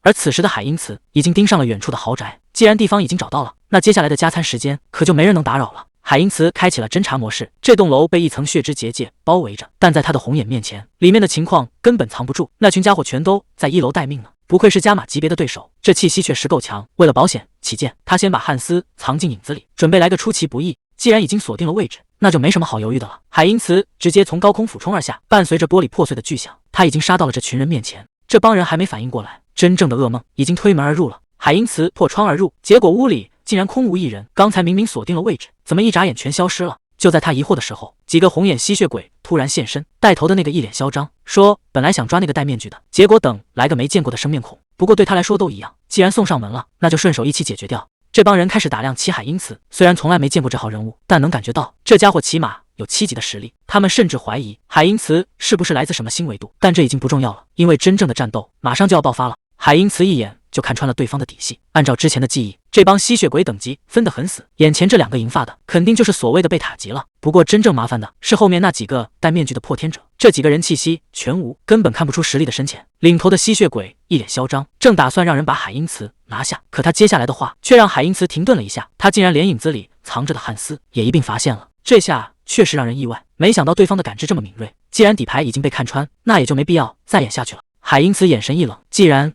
你们这么急着投胎，那就速战速决吧。海因茨直接发动了血流加速，速度快到根本看不清，这帮西装男还没反应过来，就已经被成片的血色利刃贯穿。带头的那个彻底懵了，他发现海因茨竟然在用手臂进食，这种离谱的战斗方式，他这辈子都没听说过。但这还只是个开始，海因茨冷笑着提醒他们，别这么快就怂了，真正的重头戏才刚刚上场。话音刚落，无数骷髅士兵从阴影中杀出，场面瞬间彻底失控。刚才还嚣张的吸血鬼，现在只想赶紧逃命，对他来说，哪怕回去受罚，也比死在这个怪物手里强。想跑，门早就被锁死了，一股黑气直接把他掀翻在地。阴影里走出一个身影，冷笑着问他们：难道以为只有你们会射结界吗？戴着面具的汉斯终于现身，这场狩猎现在才算正式开始。既然进来了，就谁也别想活着出去。这是一场不死不休的死斗。这场单方面的收割让对方彻底乱了阵脚。领主完全没料到，眼前这个对手强的根本不符合常理。既然躲不掉，那就只能正面硬刚。他使出最后的保命手段，准备死磕到底。挡住了，海因茨冷笑着说：“那我就再加点料。”这一拳下去，所谓的绝对防御当场碎了一地。在他面前，这些底牌简直就像纸糊的一样。眼看领主就要没命，周围的杂鱼彻底炸锅了，全都不要命地冲上来护主。海因茨扫了一眼这群人，谁给你们的胆子，觉得能拦得住我？一群杂鱼也敢在这叫嚣。眼看手下被瞬间秒杀，领主终于坐不住了。他觉得海因茨现在腾不出手，正是偷袭的大好机会。这一击确实砍中了，但他显然想多了。海因茨不仅没倒下，反而笑得更狂了。这点伤根本不算什么，对他来说，周围这些敌人全是移动的充电宝，只要有血，他不仅能原地复活，甚至还能变得更强。海因茨的力量还在疯长，甚至觉醒了更离谱的招数。他冷笑着说：“现在轮到我来玩消失了。”领主这下彻底懵了，刚才还在眼前的对手，怎么一眨眼就没影了？就在他四处张望的时候，海因茨已经悄无声息地出现在他身后，低声说了句：“就在这。”这一击直接贯穿了身体。海因茨笑着宣布：“将军了。”随着强敌倒下，他的血魔法也完成了终极进化。进化终于完成了，现在的海因茨感觉全身的血液都在听他指挥，这种随心所欲的力量让他彻底脱胎换骨，无论是速度还是精度，都跟之前完全不在一个维度。看到他竟然靠吞噬同类来变强，对面的吸血鬼彻底破防了，破口大骂他是个疯子。海因茨却一脸淡定，在他眼里，这些根本不是什么同类，只是好用的燃料而已。他冷笑着看向对方，怎么这就吓得不敢动了？这就是所谓的奇迹。海因茨根本没打算浪费时间，红色的血气瞬间锁死了对手。吸血鬼还在嘴硬，觉得这只是什么见不得人的小手段。海因茨笑了，这可是实打实的降维打击。既然你这么想听，那就让你听个够。海因茨轻声说了句：“将军了。”这一击干净利落，直接送对方领了盒饭。旁边的守卫都看傻了，这哪是人啊，这简直就是个怪物。他们怎么也没想到，汉斯竟然还有这么恐怖的盟友。眼看情况不对，守卫们打算拼死一搏，赶紧祭出了压箱底的宝贝，准备彻底除掉海因茨。守卫祭出了最后的底牌，以为靠这玩意儿就能翻盘，结果海因茨连躲都懒得躲，甚至还评价说这招挺有意思，可惜完全没用。攻击被瞬间反弹，守卫当场就被自己人给送走了，剩下的那个直接吓破了胆，转头就想开溜，谁知道队友比敌人还要狠，一把将他拽了回来。这种时候想走门都没有。谁能想到这领头的竟然对自己人下死手，嘴上喊着为了自由，其实就是拿手下的命当垫脚石。趁着爆炸的混乱，这家伙竟然想发动空间传送逃跑。汉斯在一旁冷眼旁观，这种自爆诅咒也就只能骗那些忠心的手下。卖完队友就想开溜，这种老大真是烂透了，以为弄个自爆就能逼我后退，简直是白日做梦。汉斯反手就是一个锁死，跑，你今天哪儿也去不了。这种程度的诅咒也想挡路，汉斯根本没打算客气，打算直接把它拆成碎片。他一眼就看穿了，这家伙体内的2颗珠子才是核心，只要把这玩意儿抠出来，他就彻底玩完了。汉斯的声音冷得像从地狱传来，我就是死神，你觉得你能跑哪儿去？伴随着一声巨响，这家伙竟然真的强行破开结界，逃到了外面。虽然样子狼狈的不行，但他心里还在庆幸，只要能活下来，一切都好说。他甚至已经开始盘算接下来该怎么报仇了。可惜他高兴得太早了，汉斯就像幽灵一样，已经悄无声息地站在了他身后。这下他是真的无路可逃了，抓到你了！汉斯这一下直接断了对方所有的退路。本来还想多玩一会儿，但为了防止这家伙再溜掉，汉斯决定直接动真格的，用最简单粗暴的办法解决问题。他一把扣住领头人的脑袋，强行入侵对方的大脑。这下领头人彻底慌了，因为他所有的秘密马上就要保不住了。汉斯冷冷地命令道：“把关于破天者的一切都交出来！”眼看记忆就要被全部挖空，结果异变突生，一道强光闪过，汉斯的动作竟然被强行弹开。谁能想到这家伙的脑子里竟然还设了一道保险锁？看来想挖出真相还没那么容易。这就是破天者保护记忆的手段。汉斯环顾四周，发现自己竟然进到了一个精神世界。就在这白茫茫的虚空里，一个全身冒着绿光的家伙正大摇大摆地坐在王座上。他显然已经观察汉斯很久了。绿火人开口就夸汉斯有本事，甚至还想拉他入伙。汉斯可没心思跟他叙旧，直接问他到底想干什么。对方的回答倒是挺干脆，为了所谓的自由，他们要建立一个由回归者掌控的世界。这下有意思了，一个刚冒头的小组织，胃口竟然这么大，看来这背后的水比想象中还要深。谁能想到这帮人竟然在暗处躲了这么久，口口声声说是为了自由，其实背地里全是见不得人的勾当。这下真相大白了，最近发生的那些袭击全都是这家伙在背后搞鬼。汉斯冷冷地盯着他，想要一个交代。这时候系统开始疯狂报警，因为汉斯的怒火已经快要失控，精神中枢在拼命压制他的情绪，警告弹窗瞬间刷满了屏幕。可对方根本不在乎，还一副高高在上的样子，劝汉斯识相点，赶紧做出所谓的正确选择。结果呢，汉斯根本没打算跟他废话，直接一拳轰了过去。这就是他的回答。这绿火人还挺狂，他觉得进了精神世界，自己就有了绝对的主场优势，还嘲笑汉斯说，在这里精神力才是一切。结果汉斯听完直接笑了，比精神力，那你可真是踢到钢板了。别忘了，汉斯可不是一个人在战斗，他的背后连接着程贤那深不见底的意志，还有所有分身的精神力量，这一刻全部汇聚在了一起。汉斯猛地发力，整个精神领域瞬间崩碎。就凭你这点本事，也想跟我们斗？你根本没有胜算。100万021次，海因里希练得太狠了，谁能想到他居然再拉10下？终于最后一次搞定，这下彻底脱胎换骨了。系统奖励直接刷屏，不仅拿到了强健体魄，连高阶祭司的神力都到手了，光靠锻炼就能成神。接下来的路怕是要横着走了，该有的东西都到手了。海因里希这下稳了，当上圣骑士只是时间问题。正打算去办正事，花园里突然传来一阵哼歌声，这声音听着有点耳熟，原来是圣女莉埃斯塔。平时看着高高在上，私底下倒像个普通小姑娘。莉埃斯塔笑着打招呼：“你好啊，海因里希大人。”虽然人很亲切，但这身上散发的神圣光芒简直自带特效。海因里希差点没接住这波冲击。圣女好奇地问：“你一个人在这儿干嘛呢？”堂堂圣女莉埃斯塔居然在花园里蹲着看瓢虫，还看得连时间都忘了。海因里希也是没想到，这圣女的爱好居然这么接地气。不过正事要紧，莉埃斯塔一眼就看穿了海因里希身上多了个强健体魄的祝福。她笑着说：“这可是你自己努力得来的，一定要感到自豪。”果然瞒不过圣女的眼睛，这洞察力确实厉害。钟声突然响了，礼拜的时间已到。莉埃斯塔主动发出邀请：“走吧，咱们一起去教堂。”海因里希嘴上答应着圣女，心里却一直在琢磨，为什么莉埃斯塔非要跟汉斯死磕。翻了翻这个世界的历史，他总算摸清了老底。原来这事儿得从很久以前说起。那时候第一任不死之王降临，直接把半个世界变成了地狱，到处都是战火和废墟。虽然最后全人类联手把他干掉了，但事情还没完，真正的狠角色才刚要登场。就在不死之王倒下的时候，他最亲信的那个黑暗巫师竟然趁乱抢走了他的心脏，结果这巫师直接原地进化，成了第二任不死之王，也就是现在的马尔科姆。西方帝国就这么被他给毁了，这下麻烦大了。历史的阴影还没散去，新的风暴又要来了。当年教团确实得手了，可惜那颗心脏碎成了3块，散落到了世界各地，这祸根算是彻底埋下了。每次不死之王出来闹事，教团都是拿命在填。莉埃斯塔把信徒当成家人，难怪他要跟不死之王死磕到底。不过海因里希心里倒挺轻松，在他看来，圣女完全没必要这么担心，毕竟汉斯可是个大好人，心地善良的不得了，这误会怕是解不开了。行了，闲聊结束，真正的计划该开始了。海因里希这次是豁出去了，他打算把所有的精神力全部灌注到化身汉斯身上。可谁能想到这招的副作用这么大，现实中的仲裁者本体直接掉链子，当场一口老血喷了出来。旁边的随从吓得够呛，赶紧上来想扶一把，结果被仲裁者一把推开，滚远点，别在这儿碍事。仲裁者现在根本顾不上身体，因为他发现了一件恐怖的事，在精神领域的较量中，他竟然要输了，这到底是怎么回事？难道对方的实力已经强到这种地步了吗？见鬼了，这到底是怎么回事？明明刚才还占着上风，怎么这家伙越打越猛？这种完全被碾压的窒息感，让他根本没法还手，对手的实力竟然在战斗中翻倍了，这种感觉太诡异了。明明对面只有一个人，打过来的力道却重得离谱，简直像是在被一群人围殴。在这种绝对的力量面前，任何反抗都成了笑话。他的身体开始大面积崩碎，意识也走到了尽头。他到死都没想明白，自己到底输给了什么样的怪物。这差距也太大了，根本不是技巧的问题，而是纯粹的力量压制。现在不是纠结这个的时候，他强撑着下达了最后一道命令：首尔分部立刻停止所有行动，销毁所有数据，全员进入潜伏状态，一定要告诉主人，韩国出现了一个怪物。另一边，汉斯看着地上的碎片，心里有点遗憾，明明已经动用了精神强化，结果还是让那家伙给溜了。就在这时，系统提示突然跳了出来，因为夺取了对方的成就，黑魔法技能直接完成了进化。这下真是鸟枪换炮，真正的法师之路现在才刚刚开启。看来刚才那一战没白打，竟然还留下了这种精神碎片，这可是个难得的宝贝。只要读取了里面的记忆，那些躲在暗处的耗子就彻底无处遁形了。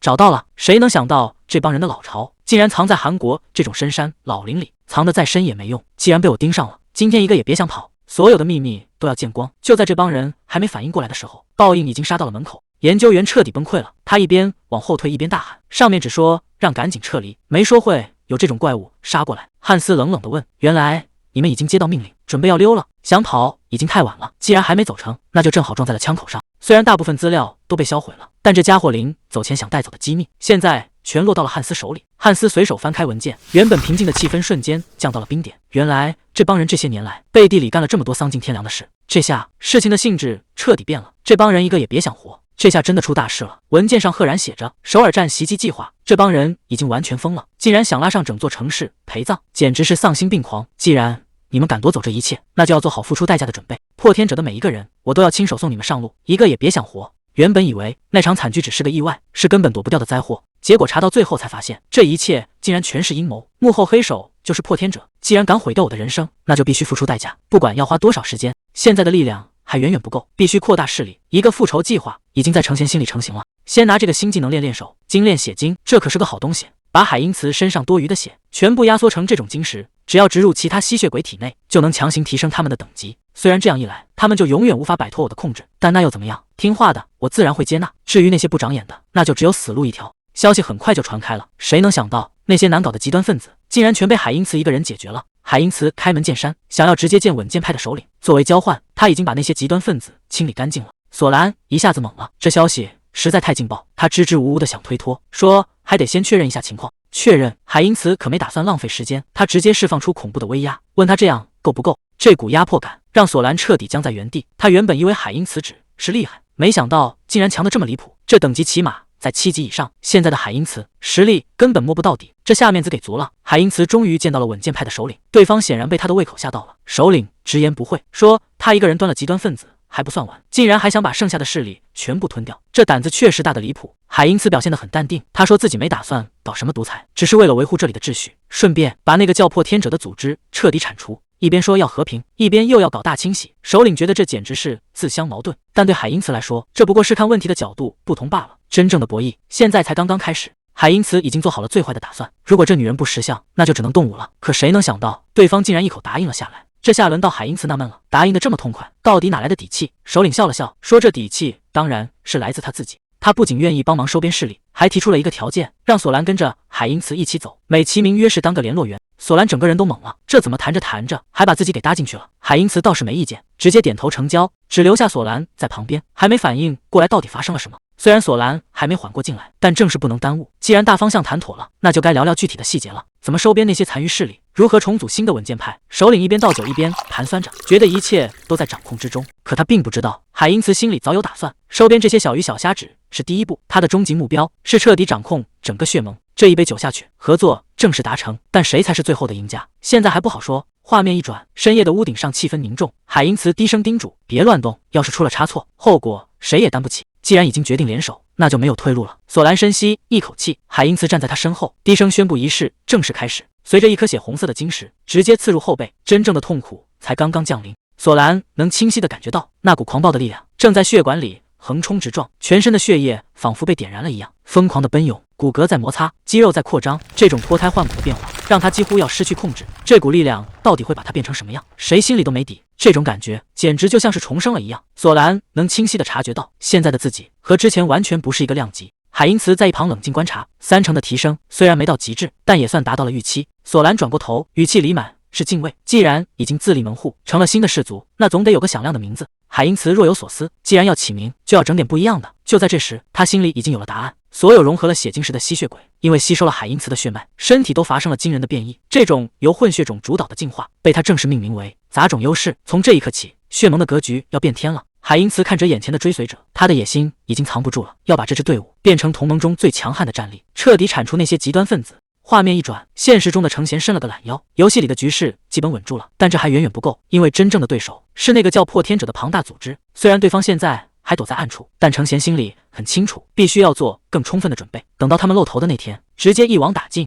为了在异世界扩大影响力，程贤必须收集更多的业力，最直接的办法就是发动战争或者制造混乱。但他猛地回过神来，自己到底在想什么？那样做会害死多少无辜的人？绝对不行，得想个不牵连别人的法子。可这谈何容易？就在他打算放弃，准备收拾房间的时候，一本旧书引起了他的注意。等等，好像真的有办法了。既然现实里不能乱来，那就换个思路。看这书里那个威胁全人类的大魔王，程贤露出了微笑。一个大胆的计划已经在脑海中成型了。书里的剧情简直绝了，大魔王负责招兵买马，正义勇士负责带头铲除，这不就是个完美的闭环吗？程贤越看越觉得有戏，这简直是刷业力的神级剧本。自己演反派，再让化身去当英雄，既能除掉那些败类，还能顺便把业力给赚了，简直是一石二鸟。说干就干，他立刻叫出了自己的第5个化身哈利。这个壮汉可不简单，他拥有极强的适应天赋。程贤为了这一天，已经对他进行了很久的高强度特训，现在的准备已经足够充分，是时候让他去异世界大显身手了。程贤脑子里灵光一闪，既然要搞大事，那就要找点特殊的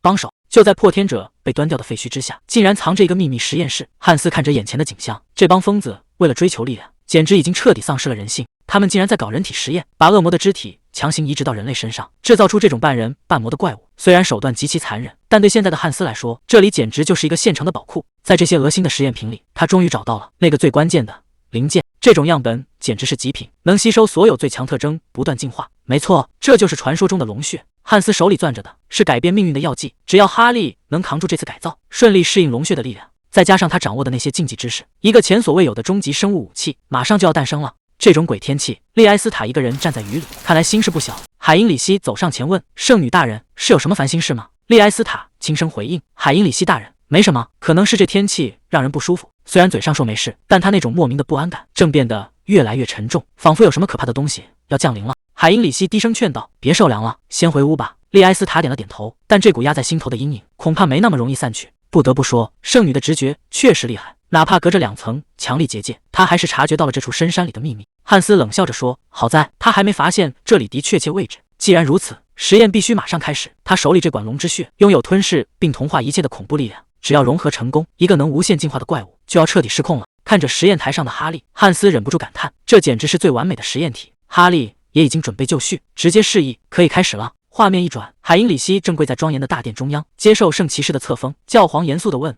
你愿意成为守护弱小的利剑吗？”海因里希没有犹豫，大声回答：“我愿意。”就在这一刻，身份正式转换，他成了神圣骑士团的一员。谁能想到，册封刚结束，系统提示竟然直接弹出条件已经达成。海因里希在这一瞬间觉醒了特殊技能神圣跳跃，这下他的实力要彻底藏不住了。册封仪式现场突然降下神迹，所有人都看傻了，大喊着这是神灵在显灵。海因里希能感觉到那股视线正死死盯着自己，就像要把他整个人看穿一样。就在这时，系统提示突然刷屏，他竟然获得了一个神级技能，这可不是普通的跳跃，而是能跨越空间的瞬移。这下真的要起飞了。海因里希表面上虔诚谢恩，心里却很清楚，这股力量将是他翻盘的关键。看着海因里希的表现，旁边的老人们感叹说：“真是个虔诚的年轻人。”大家都想看看这个前途无量的新人最后会选择哪支骑士团。长官正式宣布，海因里希，从现在起你就是正式的圣骑士了。不过在正式定岗前，他得先去各个分队轮岗实习。这下可热闹了，3大王牌骑士团的代表全都到了。天盾骑士团负责外围防守，日狼骑士团是战场上的尖刀，还有专门负责强攻的雷爪骑士团。面对这些顶级战队的邀请，海因里希到底会去哪一家？3个团长都盯着海因里希，问他到底想先去哪一家实习。结果海因里希微微一笑，说：“我全都要。”这下把所有人都给整懵了。一个人想学3家的本事，这胃口也太大了。海因里希心里很清楚，既然有这个身体素质，那就必须把所有技能全部拿满。就在这时，他注意到旁边站着个女人，一句话也不说，显得特别突兀。这人到底是谁？怎么感觉气氛有点不对劲？这女人开口就是王炸，说他们骑士团只要精英中的精英。海因里希的神圣力明明已经是顶级，居然还只是勉强够到了门槛，这地方的要求到底有多离谱？女骑士没废话，直接带他走向圣城最核心的禁地，说这里守护着绝对不能外泄的秘密。穿过守卫森严的长廊，两人停在了一扇厚重的大门前。真正的考验就在这扇大门后面。门后的气氛瞬间降到冰点，屋里坐着的竟然是个审判官，这标志性的面具和兜帽说明事情绝不简单。女骑士指着桌上的卷轴说：“只要大声朗读上面的内容就行，还得说得清清楚楚，好让神灵也能听见。”这下麻烦大了，这哪是简单的朗读，分明是用来检测间谍的陷阱，一旦开口，身份可能当场就会暴露。海因里希故意装出愤怒的样子，质问对方是不是在怀疑他的信仰，这种冒犯让他非常不爽。可女骑士根本不吃这一套，语气冰冷地说：“这只是例行公事，除非你有什么理由不敢读。”海因里希现在是骑虎难下，只能硬着头皮读出那段誓言，承诺会永远保守秘密。谁能想到这誓言竟然自带魔法效果，一道金光闪过，他的舌头上被生生刻下了烙印。这下麻烦大了，这根本不是什么仪式，而是物理意义上的封口令，只要想泄密，这个烙印就会让他生不如死。女骑士还在旁边轻描淡写说这是神灵给他的祝福，能保证他无论如何都不会开口。海因里希心里简直无语，这哪是什么祝福，分明就是最阴损的诅咒。这女人终于摊牌了，她说他们是光辉守护者，唯一的使命就是守住圣大教堂最深处的秘密。这扇门一旦打开，就再也没有回头路了。随着大门缓缓开启，海因里希总算明白为什么这里的守卫会森严到这种程度。眼前的景象完全超出了他的想象，原来圣城所有的力量源泉竟然全都藏在这里，真是不敢相信，不死亡的最后一个碎片竟然就藏在教堂的地底下。虽然宝贝近在咫尺，但想要把它带走，现在还不是时候。毕竟这地方有4大骑士团守着，硬抢的话，连汉斯都没把握能全身而退。就在海因里希犹豫不决的时候，背后突然响起一个声音，这下彻底被盯上了。海因里希嘴上答应的干脆，保证绝不把秘密泄露给任何人，但他心里很清楚，这个秘密确实只有他一个人知道。另一边，汉斯已经在实验室里忙开了，最后一块碎片终于到手，这运气简直好到爆棚。可实验的过程并不顺利，手术的情况比预想的要糟糕。明明理论上天衣无缝，到底是哪里出了岔子？就在这时，实验台上的动静越来越大，局面眼看就要失控了。哈利现在的情况非常糟糕，感觉整个人都要从内部炸开了。汉斯也没想到，明明龙血已经融合，局面却还是彻底失控。眼看实验就要泡汤，他决定最后再赌一把，直接把功率拉到最大。这一下，哈利疼得惨叫出声，身体已经到了崩溃的边缘。再这么耗下去，不仅研究要毁，连人也要彻底没命了。汉斯把心一横，既然已经没有退路，那就把剩下的龙血全部灌进去，是死是活，就看这最后一搏了。随着一声巨响，整个实验室差点被掀翻。龙血的力量终究还是太狂暴了。看着仪器上归零的信号，汉斯无奈地叹了口气，看来哈利还是没能挺过来，这下彻底白忙活了。就在他准备收拾残局的时候，眼前突然弹出了一行系统提示，先天技能竟然在这个时候升级了。汉斯整个人都懵了，这哪门子的升级？眼前明明只剩下一具凉透的尸体。可话还没说完，实验台上突然传来了动静。难道这真的是见鬼了？锁链瞬间崩断，哈利的身体正在发生惊人的变异，再生能力已经突破了极限，进化成了更高级的恢复手段。现在的他简直就像个彻底觉醒的怪物。汉斯兴奋地大喊：“这场豪赌总算赢了！”两人的精神已经完全同步。哈利慢慢坐起身，感觉自己已经脱胎换骨，这种前所未有的力量感，全是那个变异技能的功劳。但这还不是最让人惊喜的，汉斯发现这次化身的增加竟然完全没靠系统商店，这简直是前所未有的奇迹。那些新化身的事可以先放一放，哈利现在最想做的就是赶紧找个地方试试这股刚到手的力量。走进这片寂静的森林，他张开双臂，感受着身体里翻天覆地的变化。这次变异带来的提升简直离谱，他的感官从来没有像现在这样敏锐，甚至连躲在暗处那头野兽微弱的呼吸声都逃不过他的耳朵。看来麻烦已经主动找上门了。就在这时，潜伏已久的畜生直接扑了上来。哈利定睛一看，嘿，这不是老熟人吗？当初刚来这个世界的时候，这种生物可没少给他找麻烦。再次见面，哈利冷笑着说：“真是好久不见啊！只可惜现在的他早就不是当初那个软柿子了。”还没等对方反应过来，哈利直接单手锁喉，这一拳下去，局面彻底反转了。想要让变异技能继续进化，光靠战斗可不够。哈利盯着手里的魔石，这才是最好的补品。他笑着说：“找到了，只要吞掉这些魔兽核心，就能彻底打破肉体的极限。”他没有犹豫，直接把魔石扔进嘴里，嘎嘣脆的声音响起，系统的提示也随之而来。这种疯狂的行为让他对肉体变异有了新的领悟。哈利兴奋地大喊：“这就是我要走的进化之路！”随着一阵骨骼摩擦声，他的体型竟然又大了1号。看着自己2米多高的躯干，他知道接下来的战斗要变天了。就在这时，系统提示突然弹出：“恭喜获得特殊技能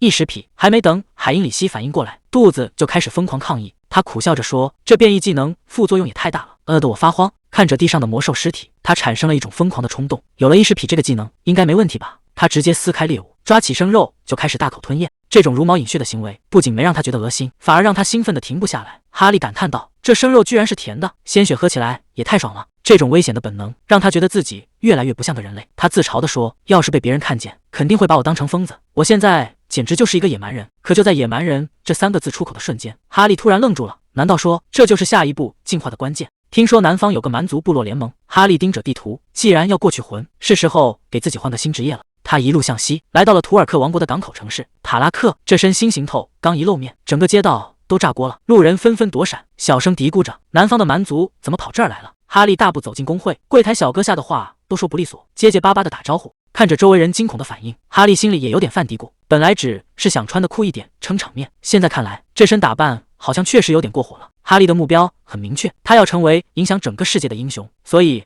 这第一个下马威必须得足够炸场。看着柜台后面唯唯诺诺的职员，哈利冷笑着问：“还能干什么？我来这儿当然是为了杀怪。”他猛地一拍桌子，声音传遍了整个大厅：“我要去铁堡除掉那些魔兽，这难道不是你们的职责吗？”这股气势直接把对方镇住了，职员哪敢说个不字，赶紧点头带路，马上安排他登船出发。画面一转，暴雨中的战斗已经分出胜负，长枪重重地砸在地上，胜者只有一个。周围的人群爆发出一阵欢呼，海因里希大人赢了！这场成名之战才刚刚拉开序幕，简直不敢相信，海因里希竟然在这么短的时间里掌握了骑士团所有的战斗风格，这操作直接把围观的人看傻了。系统提示紧接着刷屏：恭喜获得新技能多种武器精通。这下不仅是本体，连其他的化身也能跟着沾光了，战斗力绝对要翻倍。海因里希正打算离开，却在花园里看到了一个熟悉的身影，是利埃斯塔。他今天居然穿上了正式的礼服，这种时候他一个人在这儿干什么呢？海因里希走上前打了个招呼：“圣女，请问你在这儿做什么？”利埃斯塔显然也没想到会在这儿碰见他，他停下动作，有些意外地看向海因里希。利埃斯塔热情地打招呼，他居然在给雨后的虫子分享神力，这神操作让海因里希直接无语。万一这些虫子变异成怪物，那麻烦可就大了。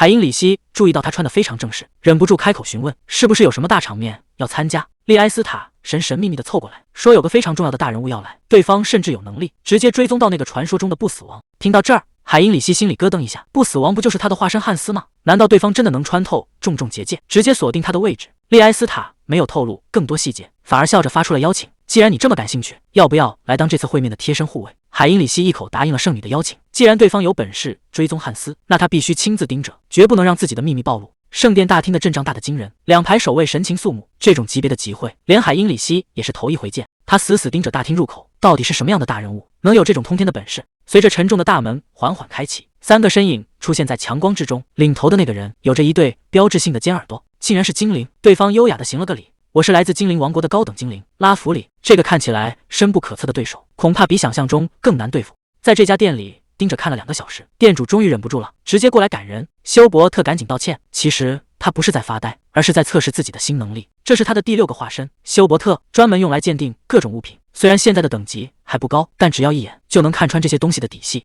有了这个技能，以后捡漏可就方便多了。真正的宝贝一个都跑不掉。休伯特的目标可不只是开个小店，他想成为掌控整个大陆的财阀，但这路上的绊脚石可不少，那些老牌商会肯定会联手排挤他，所以他必须让另一个化身哈利在外面打出更大的名气。画面一转，哈利已经来到了大雪山，这里有个出了名的刺头。哈利笑着打了个招呼，看来今天这头巨熊是跑不掉了，只要搞定这个大家伙，他的名声很快就会传遍整个领地。这头巨熊确实够凶悍，但在哈利面前，他还是太慢了。面对这种庞然大物，哈利根本没打算躲闪，直接选择了硬碰硬。就在巨熊露出疲态的一瞬间，哈利冷笑着说：“全是破绽。”他猛地高高跃起，手中的巨斧带着破空声，对准目标直接劈了下去。这一击就要分出胜负了。谁能想到，这势在必行的一斧头竟然直接崩碎了。这巨熊的骨头比钢铁还硬，哈利还没来得及换招，就被一巴掌拍倒在地。既然武器不管用，那就只能动真格的了。他低声说：“那就试试这招。”随着肉体变异发动，他的手臂瞬间充满了力量。这一拳下去，局面要彻底反转了。这一拳的威力，连哈利自己都感到意外。现在的拳头确实比任何武器都要好使，但他心里很清楚，如果一直顶着这副怪物的样子，恐怕没人会把他当成英雄。能不能只提取能量而不改变身体的形态呢？他决定赌一把，尝试在维持原貌的情况下强行汇聚那股狂暴的力量。没想到这一试竟然真的成了。随着系统的一声提示，他成功完成了顿悟，觉醒了特殊技能精华灵气。这种感觉太棒了！现在的哈利终于不用再顶着那副怪物的样子。还没等他高兴太久，麻烦又找上门了。这次是个更大的家伙。看着眼前这个食人魔，哈利不但没躲，反而觉得运气不错。既然你主动送上门，那就拿你试试刚觉醒的新技能。这一拳的威力，恐怕要让这个大家伙吃不了兜着走。嘿，哈利这一声招呼，让对面的食人魔愣住了。他完全搞不明白，死到临头了，这个人类到底在笑什么？哈利冷笑着说：“既然你这么好奇，那就让你见识一下真正的幽默。看好了，这一招叫沉睡的食人魔。”狂暴的力量瞬间炸裂，这一击下去，这个大家伙恐怕真的要长眠了。这一拳下去，食人魔连反应的机会都没有，彻底交代在这了。哈利笑着宣告：“现在我就是英雄，可帅。”不过3秒，空气里突然多了一股怪味。哈利疑惑地问：“这是什么味儿？”这味道又臭又熟悉，简直恶心透了，就像是那种陈年发霉的老角落。顺着那股发霉的臭味，哈利总算找到了正主，原来是你们这帮人在搞鬼。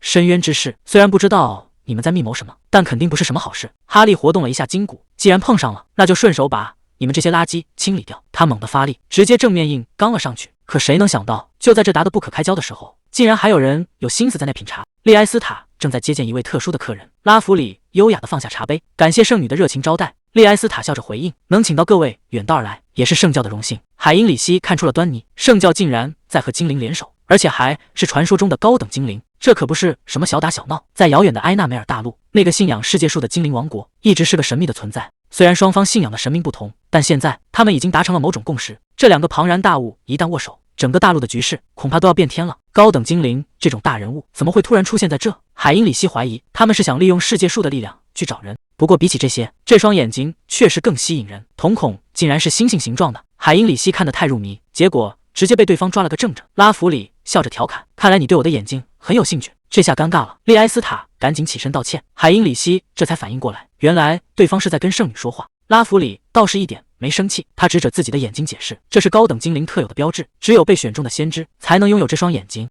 而这双眼就是连接世界树唯一的纽带。这种天才级别的精灵，几代人里才出一个。可现在精灵族老龄化太严重，他们已经等不起了。”利埃斯塔立刻反应过来，难道你们这次大老远跑来，就是为了找这个孩子？拉弗里无奈地承认了，原本好不容易发现了一个苗子，结果还没等接回去，就被奴隶贩子抓走，卖给黑魔法师当祭品了。这简直是在挑战圣教的底线。利埃斯塔急急追问：“那孩子现在在哪？”拉弗里指向了远处的北山，那里不仅环境恶劣，更是出了名的死亡境地。拉弗里开始描述那个失踪的孩子，他还没觉醒，外表看起来和普通精灵没什么区别，浅绿色的长发，还有一双橘色的眼睛。海因里希听到这，立刻察觉到了不对劲。与此同时，在北山阴暗的洞穴里，哈利正盯着眼前的猎物。女孩被沉重的锁链拴着，脖子上还戴着奴隶项圈。哈利笑着问她叫什么名字，女孩低着头，小声说出了那个名字：塞西莉。场面彻底失控了。哈利这一路杀过去，根本没人拦得住。守卫急得大喊：“快拦住他！绝不能让他进储藏室！”同伴都要崩溃了。这种怪物，谁能拦得住啊？想拦路，简直是自寻死路。哈利冷笑一声，直接带着人横冲直撞，挡在前面的全是炮灰，总算杀到了地方。哈利问背上的女孩：“这就是你说的储藏室？”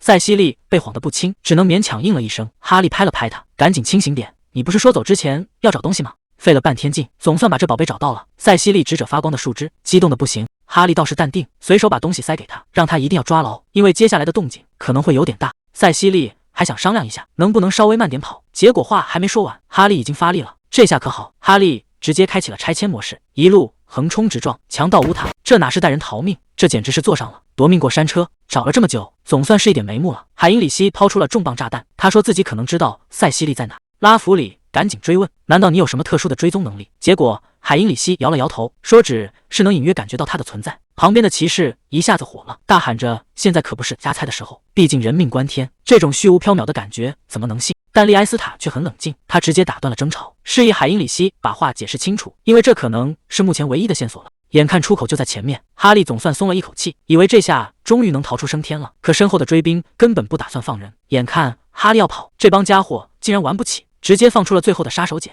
随着一声刺耳的哨响，地底下传来一阵剧烈的震动，一个大家伙破土而出。哈利也没想到，挡在面前的竟然是一条大的离谱的地龙，这体型简直要把整个出口都给堵死了，换成别人早就没命了。但哈利可没打算回头，既然没路了，那就强行开出一条路来。他已经做好了准备，要跟这个怪物硬碰硬了。面对挡路的庞然大物，哈利根本没打算绕路，他大吼一声滚开，直接正面硬刚。这一拳下去，连地龙都被打得晕头转向。就在这时，哈利发现了不对劲，这怪物的身上竟然刻着控制皱纹，难怪这种沙漠生物会出现在这，原来是被人当成了提线木偶。既然是被逼的，哈利决定顺手帮他一把。他手上燃起火焰，死死扣住怪物的巨嘴。真正的反击现在才要开始！哈利大吼一声，直接把那条巨大的地龙甩了出去。刚才还不可一世的怪物，现在就像个破麻袋一样被扔飞了，总算是解决了。哈利落地后松了一口气，他并没打算下死手，反而叮嘱这怪物以后聪明点，别再随随便便被人抓去当工具了。可还没等他喘匀气，周围的气氛突然变了，一群恶狼悄无声息地围了上来。哈利意识到这麻烦还没完，所谓的深渊誓约又在给他出新的难题了。哈利已经彻底没耐心了，既然这帮家伙非要找死，那就干脆把他们全清理掉。山坡上的黑衣人都看傻了，谁都没想到半路会杀出这么一个硬茬子。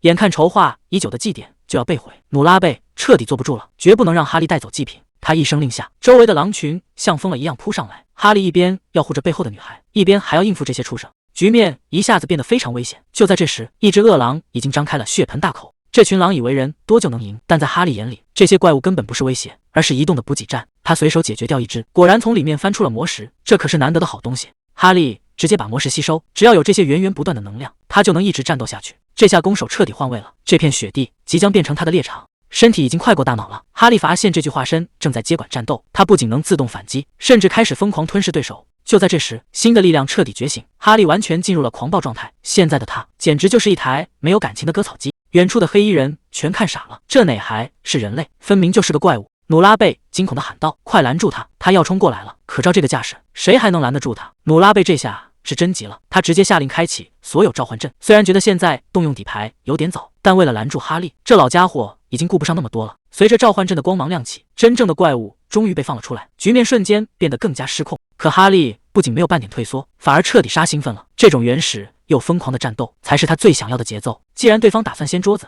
那就看谁的拳头更硬吧。谁能想到，就在哈利准备一鼓作气冲出去时，一支冷箭突然破空而来，直接打乱了他的节奏。哈利低头一看，这件居然是魔石做的。还没等他站稳，眼前的景象让他彻底愣住了。一个全身晶莹剔透的身影就这么凭空出现在雪地里，这居然是一个由宝石组成的人。哈利忍不住脱口而出，这到底是个什么东西？看来他们为了留住他，已经把压箱底的宝贝都掏出来了。这些宝石散发出的能量非同寻常，还没等哈利仔细研究，头顶突然传来一阵破空声，一个红色的身影像陨石一样砸了下来。恶魔狞笑着掐住哈利，骂他是只卑贱的杂种，觉得这下总算把他给按住了。哈利却冷笑一声，居然连恶魔都搞出来了，不过想跟他比力气，这怪物怕是找错了对手。既然要硬碰硬，那就看谁的力量更恐怖吧。就在这节骨眼上，宝石人的攻击直接穿透了防线，哈利一个踉跄摔倒在地，局势看起来已经彻底失控。那只红皮肤恶魔觉得胜券在握，狞笑着嘲讽哈利是卑贱的杂种，让他赶紧乖乖认命。可谁能想到，哈利不仅没有半点慌张，反而露出了一个让人发毛的微笑。他顺着对方的话说：“没错，这场闹剧确实该结束了。”谁能想到，哈利居然反过来调侃恶魔，说这辈子还是头一回听恶魔说真话。还没等这怪物反应过来，一道刺眼的圣光冲天而起，这种神圣的力量让刚才还嚣张的恶魔彻底慌了。就在这一片金光中，海因里希穿着一身银色盔甲，就这么走了出来。他冷冷地看着恶魔：“既然你刚才说要结束了，那就如你所愿吧。”骑士一脸严肃地提醒：“圣女大人，这种大事可不能指望不靠谱的消息。”海因里希根本没有追踪类的加护，利埃斯塔立刻反驳说：“他是被神眷顾的人，这一定是某种神奇。”就在这时，拉弗里猛地站了起来：“管他是神奇还是瞎猜，只要能找到孩子，我什么都愿意接受。”他看向海因里希：“带路吧，现在全看你的了。”哈利与恶魔激烈交火，恶魔在心中感叹哈利的力量，哈利显得游刃有余，恶魔逐渐陷入溃败，场面陷入一片乱战。这根本不是战斗，而是单方面的暴力拆解。面对这种级别的怪物，哈利甚至连武器都没用，他一把扣住对方的脑袋，语气轻松地说：“还不错嘛。”紧接着他眼神一冷：“既然弄坏了我的东西，那就拿你的命来赔吧。”随着指尖发力，刚才还不可一世的怪物瞬间崩成了满地碎片。战斗终于结束了，哈利随手拔掉身上的尖刺，连眉头都没皱一下：“既然弄坏了我一只眼睛，那就拿你的命和来抵债吧。”这波交易绝对不亏，他竟然直接把宝石塞进了眼窝，随着左眼亮起绿光，新的技能瞬间到账，这下连远程手段都有了，看以后谁还敢躲在背后放冷箭。远处的敌人直接看傻了，那么强悍的怪物竟然就这么被他一个人解决了。这群黑衣人彻底乱了套，都在打听那个圣骑士到底什么来头。努拉贝还想强装镇定，打算放出怪物掩护大家撤退，结果撤退命令刚下完，身后就传来了急促的马蹄声，还没等这帮人反应过来，重锤已经直接砸到了脸上。真正的圣骑士团杀到了，带头的骑士大喊着要铲除异端，眼看传送阵还没准备好，努拉贝心里很清楚，现在想走恐怕已经没机会了。眼看走投无路，他竟然直接对自己人下了死手，手下还没反应过来是怎么回事，灵魂就已经成了祭品。努拉贝冷笑着说：“为了召唤大恶魔，就请各位把命交出来吧。”随着法阵中传出恐怖的波动，贪婪化身被强行唤醒，巨大的魔爪撕裂了地面，真正的怪物降临了。努拉贝指着前方的圣骑士团，下达了最后的命令，把这里的一切全都烧成灰烬。这下事情彻底完大了，谁能挡住这个怪物？努拉贝还没高兴2秒，整个人直接傻眼了。这股突然降临的恐怖威压，竟然是纯正的神圣力量。刚才还不可一世的恶魔，直接被这道金光撞了个满怀，连还手的机会都没有，就被死死压制住了。哈利冷冷地翻开法典，想把这里烧成灰，我看你才是那个要消失的一端。话音刚落，排山倒海的光芒瞬间炸裂，老家伙这下彻底踢到了硬骨头，连惨叫都还没发完，就被这股力量完全吞没。这波当场打脸，简直太解气了。远处的动静总算消停了，哈利看着漫天的烟尘，招呼躲在树后的小家伙出来。这场噩梦终于结束了。塞西莉显然被刚才的场面吓得不轻，说话都带着哭腔：“哈！”力道士心态稳得很，大笑着安慰他：“只要命还在，其他的都不叫事。”就在这时，图斯金带着圣骑士团赶到了，一见面就开始道谢，说多亏了他的情报，大家才能及时赶到救场。图斯金也是纳闷，这小子简直神机妙算，到底是怎么提前知道消息的？海因里希只是笑了笑，说：“这大概就是直觉吧。”还没等大家多聊几句，远处传来一声急促的呼喊，拉弗里正拼命朝这边冲过来。拉弗里自称是精灵王国的眼，海因里希盯着人家的眼睛看，这就是传说中的高等精灵吗？确实长得有点东西。看到塞西莉平安回到族人身边，哈利笑得比谁都开心，直夸自己是个高尚的战士，能帮上忙是他的荣幸。拉弗里也是个讲究人，开口就问该怎么报答这份恩情。哈利一开始还摆摆手，说自己救人可不是为了奖励，结果对方刚坚持了一下，哈利立马变脸，大笑着说：“那我就不客气了。”这变脸速度真是一点没把自己当外人。看着哈利这副财迷样，塞西莉在旁边尴尬的不行，赶紧让他消停点坐下。这救命恩人的形象算是彻底绷不住了。谁能想到塞西莉突然凑上来，在哈利额头轻轻一点，这可不是普通的感谢，而是来自大自然的顶级祝福。这一瞬间，哈利感觉到一股清凉的力量直接涌入全身，这难道就是传说中世界树的能量？拉弗里在旁边看得一脸严肃，这可是高等精灵才能给出的恩赐。虽然塞西莉还没完全觉醒，但这份礼已经重得吓人了。还没等哈利反应过来，拉弗里又让他伸出手，要在他的手腕上刻下精灵族的最高承诺，只要哈利以后有需要，整个精灵族都会站在他身后。这哪里是谢礼，这简直是送了一个顶级外挂。看着手腕上亮起的光芒，哈利这下是真赚翻了，救个小姑娘竟然换来这么稳的靠山。塞西莉又塞给哈利一份谢礼，图斯金在旁边看得直点头，觉得这年轻人的体格实在罕见，甚至能跟海因里希平起平坐。他忍不住打听这人的来路。海因里希拿出了影帝级的表演，面不改色地说自己也是头回见，但直觉告诉他，这人以后绝对是个大人物。图斯金一听，立马决定要代表骑士团重谢哈利。这下海因里希心里简直乐开了花，这波操作下来，精灵族和骑士团的人情全占了。只要再让哈利去帮那个商人，以后这财路和名声全都在他手心里攥着。就在这时，精灵族的拉弗里也走了过来。既然麻烦已经解决，他们也打算投桃报李，问骑士团有没有什么需要帮忙的。图斯金也没客气，直接抛出了一个重磅请求，他要找的竟然是传说中的不死王。海因里希这下全明白了，难怪骑士团对精灵这么客气，原来是看中了人家的情报网。这波合作，双方各取所需，拉弗里也没藏着掖着，直接摊牌了。世界树就是所有树木的根源，只要有树生长的地方，高等精灵就能开启全图视野。这简直就是个活体定位导航。但想要找到那个不死王，拉弗里还需要一点小小的帮助，他必须先捕捉到对方的气息。图斯金听完，二话没说，直接点头答应。既然目标一致，那就没什么好犹豫的，带上人马立刻出发。随着一阵强光闪过，这帮人说走就走。海因里希还没回过神来，人已经站在了宏伟的城堡门前，看着这熟悉的白色建筑，海因里希忍不住感叹，本以为还要在外面折腾很久，没想到这么快就又回到了这个是非之地。这里的神圣结界多得离谱，简直让人数不过来。而且因为有外人在场，这帮人还故意带路绕圈子，防备心重的吓人。就算是汉斯亲自出手，也没法在短时间内强行突破。退一万步说，就算真的毁掉了结界，也会立刻惊动教会的所有高手。到时候圣骑士和高阶祭司会瞬间杀到，这里简直比马蜂窝还难捅，根本没有硬闯的可能。跟着带路的人继续往前，海因里希握紧了拳头。终于，那件传说中的东西出现了，这就是不死王的碎片吗？拉弗里终于准备出手了，他要利用这块碎片的能量，直接锁定汉斯的位置。只要追踪成功，教会的所有精锐都会倾巢出动，去围剿那个所谓的恶魔。海因里希先是愣了一下，但紧接着一个更大胆的想法冒了出来。这简直是天赐良机！既然所有人的注意力都被引走了，那这最后一块碎片岂不是手到擒来？时间到了，深渊之士的高层全都聚在了这间会议厅。男人冷冷地问：“人都到齐了吗？”随着几道黑影闪过，各地的监察官陆续现身，但这宽敞的会议室里却空出了一个位置。男人看着空位说：“努拉贝已经死了，他今天不会再出现。”这消息一出，整个房间的气氛都变了，没人知道那些家伙到底是怎么找到他的。先是马尔科姆在收集碎片时被杀，接着又是躲起来的努拉贝。男人冷冷地说：“看来咱们中间有人开始掉以轻心了。自从那个不死王的后裔露面，教团那帮人就跟疯了一样，到处找咱们的麻烦。”就在这时，角落里有人突然提议：“既然这个后裔这么有本事，咱们为什么不干脆利用他呢？”听到这话，男人脸上的笑意变得诡异起来。这个主意确实有点意思。原来汉斯一直被追杀，不是因为他躲得不够好。汉斯盯着手里的碎片，这玩意儿才是真正的定位器。既然藏不住，他干脆想把它再进一空间。谁知道这碎片脾气挺大，根本放不进去，行不通啊！看来这宝贝没法被收纳，他只能随身带着这个烫手山芋。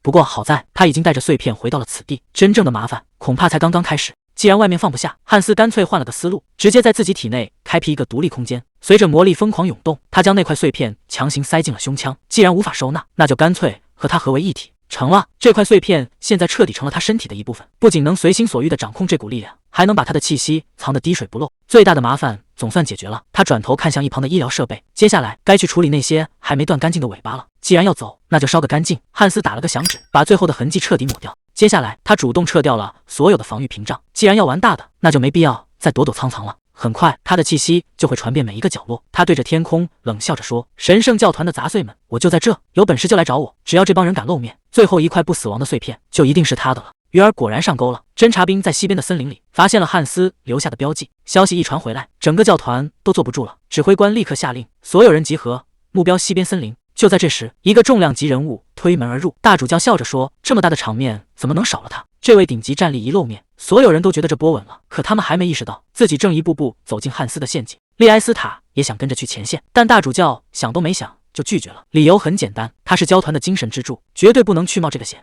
既然圣女必须留下，那后方的守卫就成了重中之重。大主教叫来了海因里希，当众给他下了一道死命令，必须死死守住大教堂。但在临走前，大主教又特意凑到海因里希耳边，低声交代了一句：“如果他这次真的回不来了，圣女的安危就全指望海因里希一个人了。”这番话听着简直就像是在交代后事。海因里希笑着答应了，他说：“放心吧，至少圣女的安全，他一定会负责到底。”大主教站在高台上，对着集结完毕的大军做了一场最后的动员。在他看来，这不过是又一场正义的远征。随着大部队浩浩荡荡出发，教团的主力几乎倾巢出动，整个大教堂瞬间空了一大半。海因里希和利埃斯塔并肩站着，看着远去的背影。海因里希还在安慰利埃斯塔，他说：“别担心，大家肯定能平安回来。利埃斯塔听了有点懵，问他是不是得到了什么神谕。海因里希只是笑了笑说，哪有什么神谕，直觉罢了。这话说的倒是轻巧，可就在大教堂外面，汉斯已经悄无声息的到了。他能感觉到空气里的魔力都在躁动，看着墙上密密麻麻的封印，汉斯心里很清楚，这地方易守难攻，就算强行闯进去，里面肯定还有更麻烦的陷阱。既然硬来不行，那他就要动点真格的了。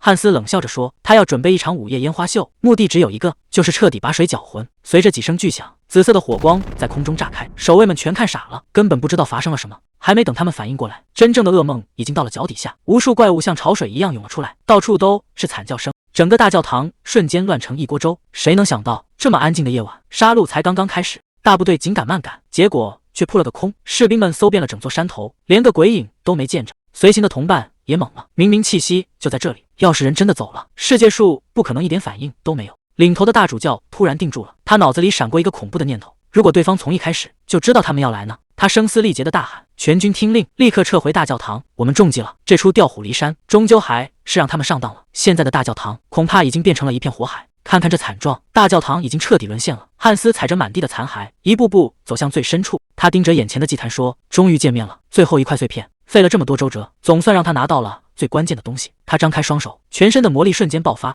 他大喊着，苏醒吧，不死之王，这下真的要变天了，真正的怪物马上就要降临了。警报声响彻全城，这下彻底乱套了，不死族真的杀过来了。所有人都在拼命往前冲，海因里希却躲在一旁看戏，他笑着说，你们慢慢玩吧。他根本没打算去支援，只想等人都走光了，好趁乱溜进去干点别的。可他万万没想到，这阵仗比预想的还要大。看着这没完没了的人群，他这下也有点懵了。海因里希还在打着如意算盘，他觉得没人发现汉斯的行踪，只要外面的不死族继续闹腾，他就能稳坐钓鱼台。可就在这时，审判官突然降临，这一嗓子简直是当头一棒，真相被当众揭穿，不死族只是个幌子，真正的威胁已经潜入深处。所有人立刻掉头去封印室。海因里希这下彻底坐不住了，他没想到对方反应这么快，要是再不出手，局面就真的失控了。简直不敢相信，封印重地竟然被人悄无声息地闯入了。最诡异的是，外面连一点破坏的痕迹都没有。难道对方是直接传送进来的？利埃斯塔摇了摇头，现在谁也拿不准到底发生了什么。他现在满脑子都是自责，不死之王就在眼皮子底下，自己竟然毫无察觉，这下真的没法交代了。万一那怪物真的彻底复活，后果根本无法想象。就在气氛压抑到极点时，一个声音突然从背后传了过来。这人一边道歉一边走近，听这口气，看来关键人物终于到场了。关键时刻，海因里希一脸轻松地说，剩下的交给我。利埃斯塔像是抓住了救命稻草，没有丝毫犹豫，赶紧把局面托付给了他。再看另一边的战场，满地都是散架的骷髅，审判官这下也懵了，他原本以为能轻松拿下，结果这回是踢到了硬石头，损失远超预期，对手的顽强让他始料未及。看着这一地的残局，他一时间竟不知道该说什么。汉斯看着眼前的惨状，冷冷地丢下一句，马尔科姆，该休息了。费了老鼻子劲，汉斯总算得手了。他看着眼前的密室，最后一件遗物终于落到了他手里。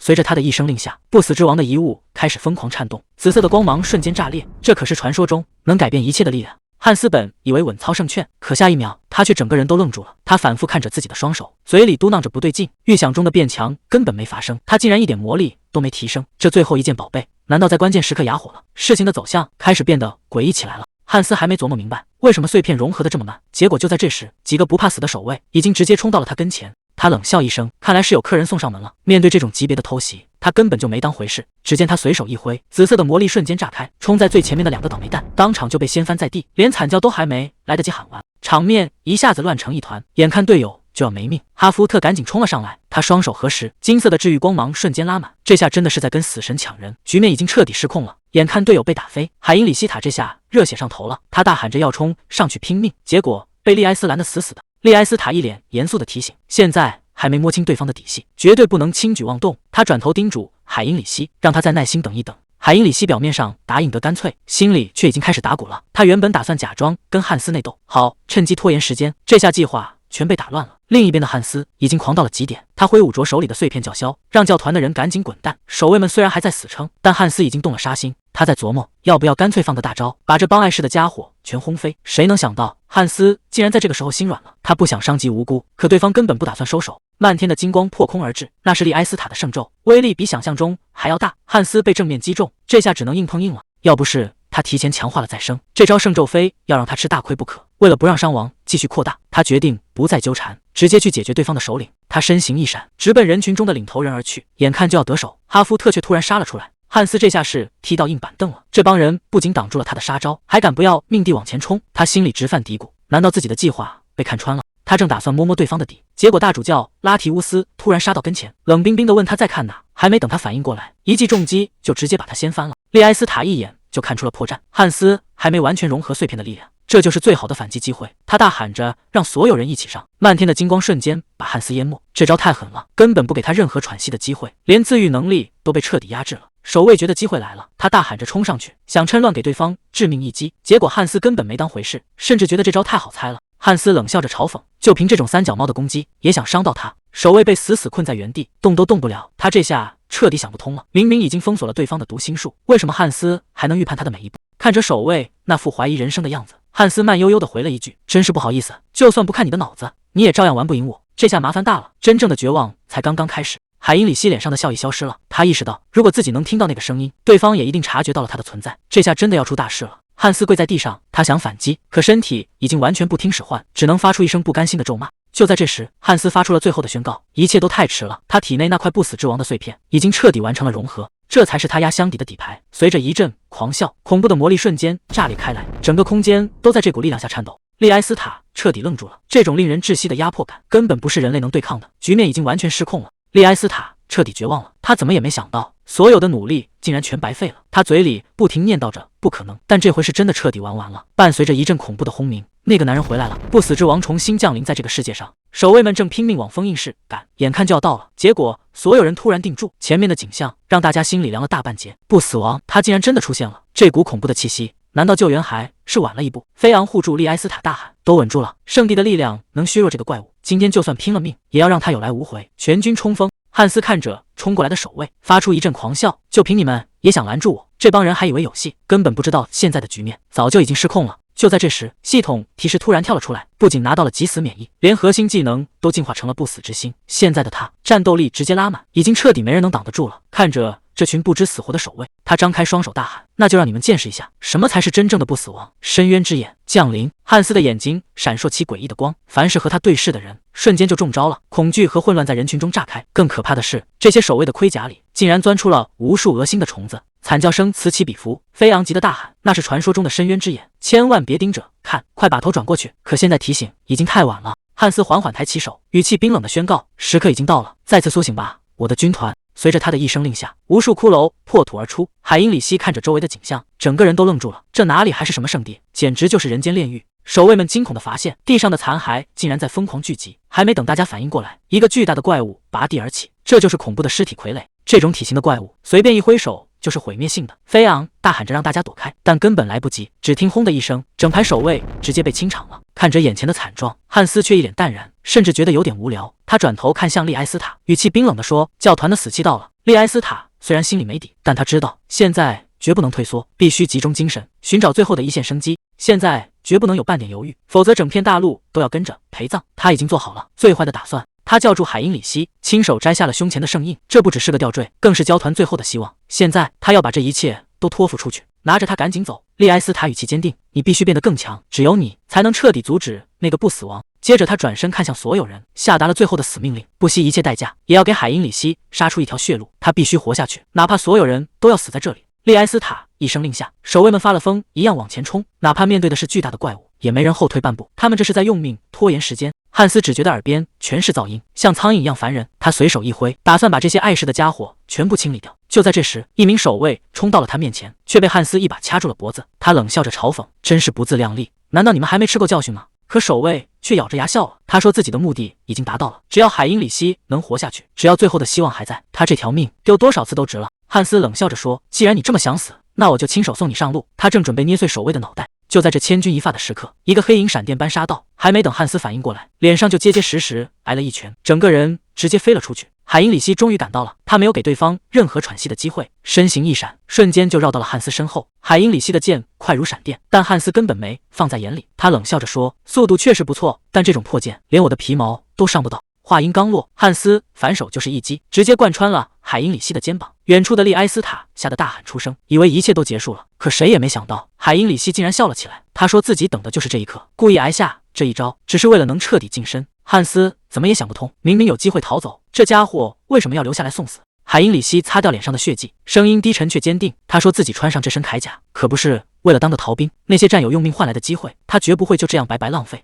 就在这一刻，他手中的吊坠突然爆发出强光。汉斯刚才还嘲笑他的剑太钝，但这股突然觉醒的力量，让整个战场都开始颤抖。海因里希死死盯着眼前的怪物，哪怕这把剑会彻底崩碎，他也一定要把对方送进地狱。第三重祝福终于降临，海因里希手中的长剑彻底爆发，他知道机会只有这一次，成败全看这最后一击了。这一剑结结实实地劈在汉斯身上，巨大的冲击力让周围都在震动。汉斯非但没有还手，反而像是在欣赏一件艺术品，甚至还夸奖海因里希刚才的表现非常完美。利埃斯塔在旁边死死盯着战场，汉斯缓缓开口问：“教团的走狗，报上你的名字。”海因里希没有任何退缩，大声回应道：“我叫海因里希。”海因里希大声报上名号，这一剑确实让对方记住了他的名字。汉斯冷笑着留下狠话，借着爆炸的余波，竟然直接溜了。看着空荡荡的战场，海因里希咬着牙，还是让他给跑了。强撑到现在的身体，终于到了极限。就在他要倒下的一瞬间，守卫及时赶到，一把接住了他。战斗终于落幕，所有人都被这一幕震撼了。能刺中不死之王的心脏，这简直就是英雄降临。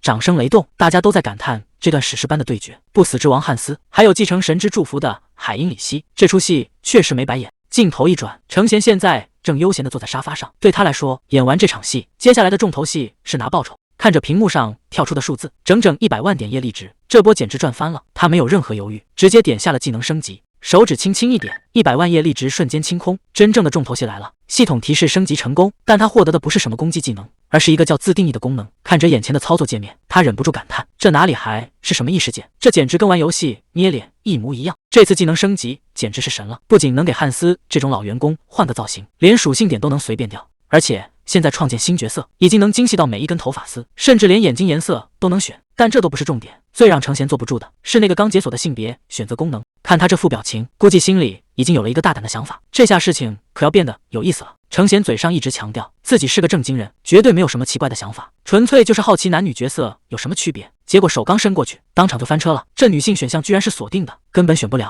还没等他反应过来，系统又弹出了个新提示，想要创造对应的种族，必须先提供一个媒介。他转头看向角落里的盆栽，那可是世界树的树枝，平时一直当空气净化器使，但为了能亲手捏个精灵出来，他这次打算下血本了，直接把这宝贝给献祭掉。世界树的树枝刚投进去，系统立马就有了反应，直接开启了精灵族的创建流程。看着眼前的光芒，程贤自己都觉得不可思议，原来捏个精灵竟然这么简单。既然下血本用了顶级材料，那肯定的往最高规格里整，颜值要顶级的，身材也得是黄金比例。这种上帝视角的操作感让他彻底玩嗨了，每一个细节都要调整到完美，最后再把属性点全部拉满，一个完美的精灵化身就此诞生。程贤看着眼前的杰作，随口定下了他的名字，从现在起你就叫哈里斯了。看着眼前这个金发帅哥，程贤心里那叫一个美，这颜值加上这气质，简直就是精灵族的顶配。可还没等他高兴2秒，哈里斯一开口，气氛直接降到冰点。他说这感觉简直太恶心了。坏了，程贤这才反应过来，自己这一身黑暗力量跟世界树的生命力根本就是死对头，这下麻烦大了。刚捏出来的满级号还没捂热乎，眼看就要当场炸裂了。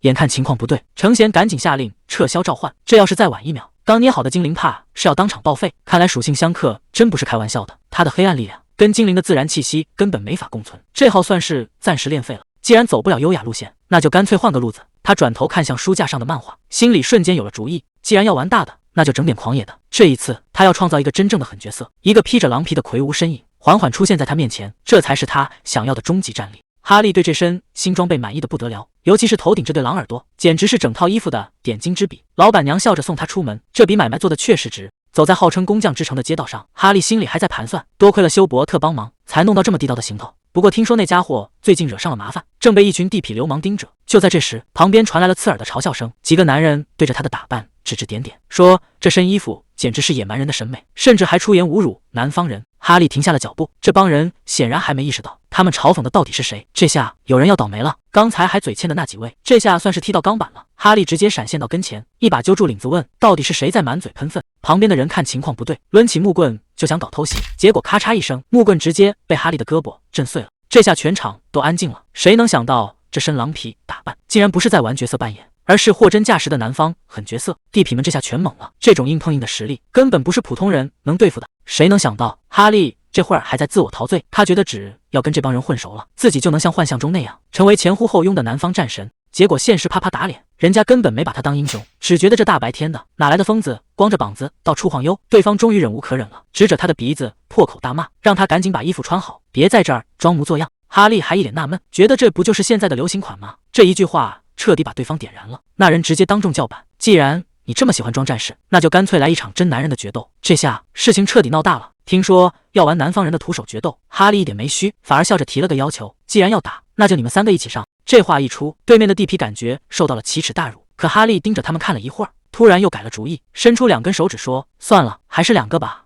正当地痞们以为他怕了的时候，哈利接下来的话差点没把这几个人气疯。他说的留一个清醒的，不然待会儿谁把剩下的2个抬回去？还没等地痞们反应过来，哈利已经直接出手了。这下他们连后悔的机会都没了。这一拳下去，胜负分得实在太快。刚才还嚣张的地痞，这会儿连话都说不利索了。可对方很快就发现了不对劲，既然是南方战士，身上怎么连个专属烙印都没有？这下尴尬了。哈利根本没准备这一出，眼看就要露馅，他赶紧开启影帝模式，一把拉住对方的手：“兄弟，你听我说，我确实是南方战士。至于为什么没烙印，那是因为我有不得已的苦衷。那是20年前，部落为了选出下一任酋长，举行了一场惨烈的决斗。在哈利边的故事里，他的父亲可是部落最强的战士，在那场决定命运的决斗中，他一拳定音，成了最后的赢家。按照部落的规矩，赢家可以向酋长提一个愿望。所有人都以为他会顺理成章地娶走酋长的女儿，从此走上人生巅峰。可谁也没想到，他指着那位漂亮的姑娘，当众说出了一个让全场都炸锅的决定：他不娶。这话一出，酋长当场就坐不住了，姑娘更是半天说不出话，放着好好的女婿不当，他到底在想什么？这理由一出来，全场瞬间就炸锅了。他当众宣布：我们可是亲兄妹啊！酋长这下彻底瞒不住了，只能当众承认，这个养了多年的女儿确实不是他亲生的。眼看丑闻就要传遍部落，酋长直接翻脸，为了保住自己的名声，他竟然下令要杀人灭口。就在这千钧一发的时刻，谁也没想到事情又发生了反转。为了让怀孕的母亲逃走，父亲一个人留下来断后，这一别竟然成了永别。母亲躲进深山里的山洞，独自一人把他抚养长大。在那个与世隔绝的地方，根本没人能给他补上战士烙印。直到母亲也撒手人寰，他才终于走出大山。哈利这番话讲的声情并茂，简直是闻者伤心，听者流泪。刚才还凶神恶煞的地痞，这会儿全都被感动的稀里哗啦，一个个泣不成声。这演技不去当演员真是可惜了。谁能想到这几个刚才还要打要杀的壮汉，现在居然开始心疼起他来了。这帮5大3粗的壮汉听完故事彻底破防了，他们一边道歉，一边把哈利当成了真正的英雄。谁能想到刚才还剑拔弩张的对手，现在居然成了他的头号粉丝，甚至觉得他没被烙印，简直是部落的骄傲。看着这群被忽悠瘸了的人，哈利心里简直乐开了花。这波演技连他自己都要给个满分，局面已经被彻底拿捏。为了欢迎新兄弟，大家伙儿先干了一杯。不过谁都没想到，哈利这一路走来其实并不容易。当初母亲去世后，他变得一无所有，一个人站在大雨里，根本不知道该往哪走。就在他最绝望的时候，一个撑着伞的男人突然出现在他面前。男人轻声问：“你需要帮忙吗？”这一把伞彻底改变了他的命运。这个叫休伯特的男人不仅救过哈利的命，还是他最铁的哥们儿。可现在兄弟有难，被一群流氓给缠上了，他这当兄弟的哪能不管？这番话一说出口，在座的各位全都炸了锅。既然是自家人的朋友，那这事儿大家管定了。哈利感动得连连道谢，大家伙儿直接抱成一团。可就在这个时候，他却露出了真面目。原来这出苦肉计才是他真正的目的。这帮傻呵呵的壮汉还不知道自己已经成了别人手里的棋子，帮哈利去打架，只是为了给接下来的大生意铺路。哈利的胃口可不小，他打算把地球上的胡椒运过来，再把这边的魔法道具倒卖回去。这种跨世界的倒爷买卖，那可是真正的暴利，两头通吃，金币多到根本数不完。现在万事俱备，这盘大棋终于要落子了。趁着夜色，哈里斯来到了大教堂门前，他自称是哈利的朋友，还带了一份所谓的引荐信。守卫本来还挺严肃，结果打开信一看，整个人都不太好了。这哪是什么正经公文，分明就是一张随手乱画的涂鸦，上面还歪歪扭扭，写着这是我哥们儿。守卫现在严重怀疑这玩意儿到底能不能当通行证。谁能想到那张跟涂鸦一样的引荐信居然真的管用。守卫不仅没把人轰走，还客客气气的在前面带路，把哈里斯领进了最深处的房间。屋里坐着的这位显然是个大人物，两人一见面就开始装模作样，互相打听对方的来历。可实际上这种戏码演起来真的很累，明明早就认识，还得装出一副初次见面的样子。拉弗里这双眼睛真毒，一眼就盯上了哈里斯手上的镯子，那可是哈利送的贴身物件。他慢悠悠的开口问：“听说你是哈利的朋友，这东西也是他给你的？”哈里斯倒是没打算隐瞒，直接承认了这镯子的来历。毕竟在聪明人面前撒谎只会让事情更麻烦。拉弗里笑了笑说：“既然是同族，带着也没什么大不了。”客套话到此为止，他话锋一转，直接问到了正题上：“你这次大老远跑过来，到底是为了什么事？”哈里斯这次是开门见山，他想学习真正的精灵魔法，毕竟独自闯荡了这么久，他太需要变强的方法了。拉弗里果然没有看走眼，在他特殊的视野里，这小子身上散发出的光芒，说明他的天赋比预想的还要惊人。可就在两人来到屋外，准备进入正题的时候，拉弗里却突然泼了一盆冷水。他直截了当的表示自己没法教，因为留给他的时间已经不多了。既然没时间在这慢慢叫，拉弗里干脆抛出一个重磅炸弹，他要带哈里斯回精灵王国。这下哈里斯彻底懵了，那可是传说中的精灵圣地，普通人想都不敢想的地方。他有些迟疑地问：“我这种身份真的有资格进去吗？”拉弗里突然凑得很近，说出了那个唯一的例外：只要你有潜力成为高阶精灵，所有的规则都将为你让路。拉弗里的画像是一道咒语，哈里斯还没来得及反应，整个人就被一股强大的力量瞬间拽进了另一个维度。这种感觉他并不陌生，但这一次情况似乎完全失控了。等他回过神来，眼前已经是一片无边无际的幽蓝，没有敌人，也没有那种让人窒息的压迫感。这里的气息纯净的让人难以置信，跟他以前经历过的战场完全不同。难道这就是拉弗里口中的那个世界？这下真的开眼了。哈里斯怎么也没想到，自己竟然闯进了这种地方。眼前这个身影，难道就是传说中的女神？不对，看这阵仗，这分明就是精灵族的命脉。那棵消失已久的世界树，这种级别的存在，为什么会突然出现在他面前？还没等哈里斯反应过来，这位神秘的女神竟然直接凑到了跟前。这种突如其来的距离感，让他瞬间大脑宕机。紧接着，对方一个出人意料的亲密动作，彻底让他乱了阵脚。这到底是什么情况？这种级别的存在，为什么要对他做出这种事？神秘的声音突然响起，居然管哈里斯叫孩子，还要让他回精灵王国去。看着漫天飞舞的绿叶，这难道是传说中的世界树？事情变得越来越离谱了。哈里斯急着想问个明白，结果对方根本不给机会，还没等他反应过来，一切就这么消失了。这下彻底断了线索。刚才那句话到底是什么意思？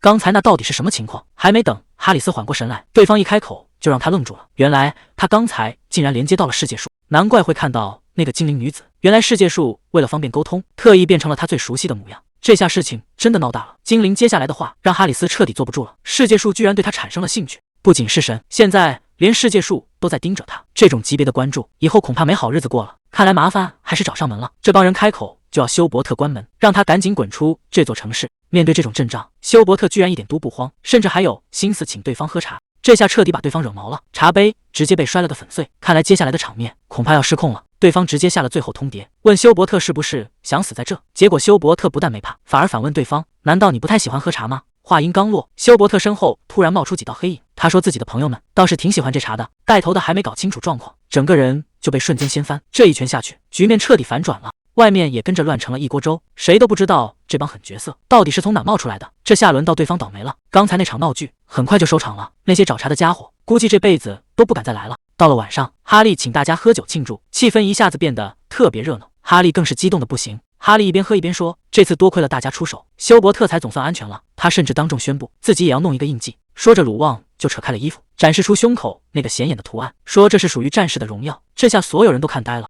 大家突然对纹身来了兴趣，说听说城里有个厉害的萨满，他也想去整一个同款印记。话还没说完，哈利扭头就盯上了，二话不说，直接把人给扛起来就跑。可怜的鲁旺还没反应过来，嘴里还喊着酒还没喝完呢，结果整个人就这么消失在夜色里了。画面一转，这帮收保护费的又来闹事了。带头的男人语气非常嚣张，非要老太太今天就把钱交出来。老太太根本拿不出这么多钱，结果这下彻底把对方惹火了。男人一把拽住他的衣领，指着自己脸上的伤疤开始撒泼，威胁说要是再见不到钱，今天这事儿就没完。就在他准备动手的时候，身后突然传来一阵沉重的脚步声，这动静大的连地都在晃。男人整个人都愣住了，回头一看，真正的麻烦可能要来了。刚才还不可一世的混混，这下彻底踢到铁板了。他还没来得及动手，就被眼前这个庞然大物吓得当场尖叫。哈利根本没打算废话，像一辆重型坦克一样，直接横冲直撞过去。那帮收保护费的混混瞬间就被撞飞了一大片，局面一下子就被清场了。哈利一边夹着鲁旺，一边非常有礼貌地问老太太，说自己是来弄印记的。可怜的鲁旺被这一路折腾，已经晕得快要吐出来了。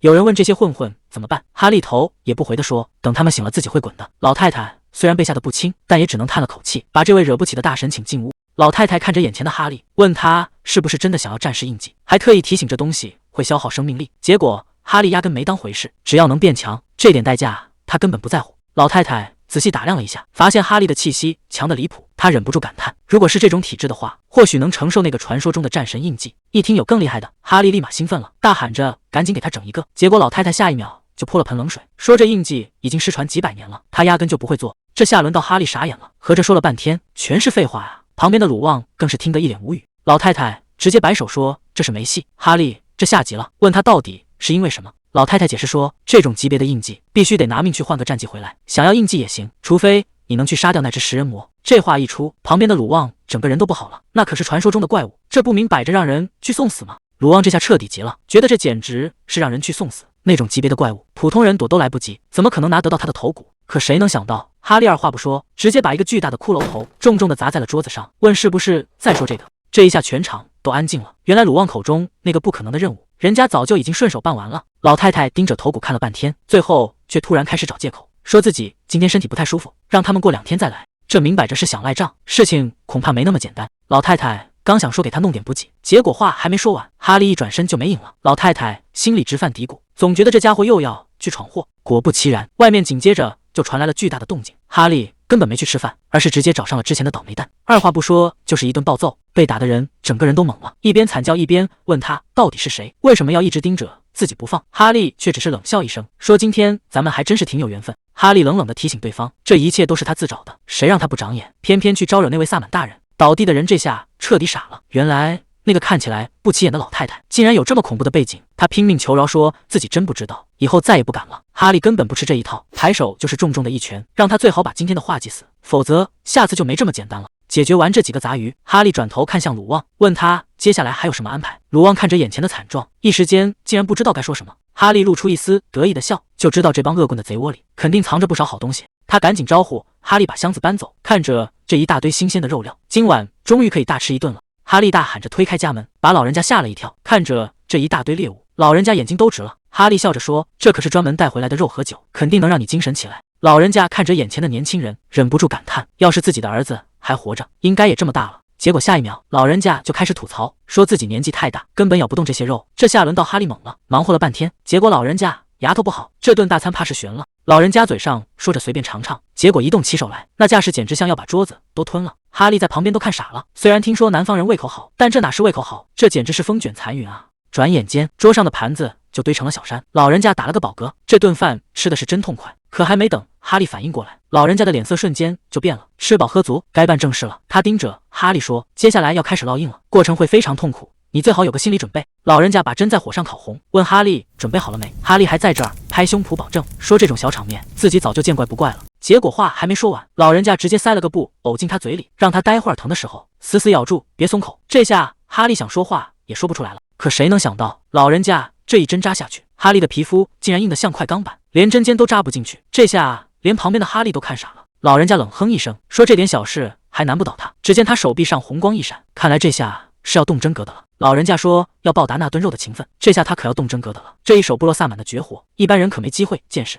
只见他手里的针飞快落下，哈利还没来得及反应，胸口就传来一阵密集的冲击，这速度简直快得离谱。随着一阵强光闪过，系统提示突然响起，哈利竟然直接觉醒了新技能卡尔科斯战斗烙印。看着胸口这个发光的太阳纹章，哈利能感觉到一股前所未有的力量在奔涌，这可比之前的能量强太多了。他甚至觉得现在就算空手对上世人魔，也能把对方彻底干碎。这波报恩简直是脱胎换骨。哈利感受着胸口滚烫的力量，兴奋的大喊这波稳了。可还没等他高兴太久，旁边的老人家就撑不住了。刚才那一通操作消耗太大，老人家现在连站都站不稳。哈利赶紧上去扶住，生怕这位大功臣直接累瘫过去。结果旁边的鲁旺倒好，一脸严肃地说正事来了。哈利还以为出了什么意外，结果这家伙扯开嗓门就开始要肉。他说烙印还没彻底完成，得赶紧弄点肉给老人家补补，好让他有力气接着干活。这操作简直是魔鬼。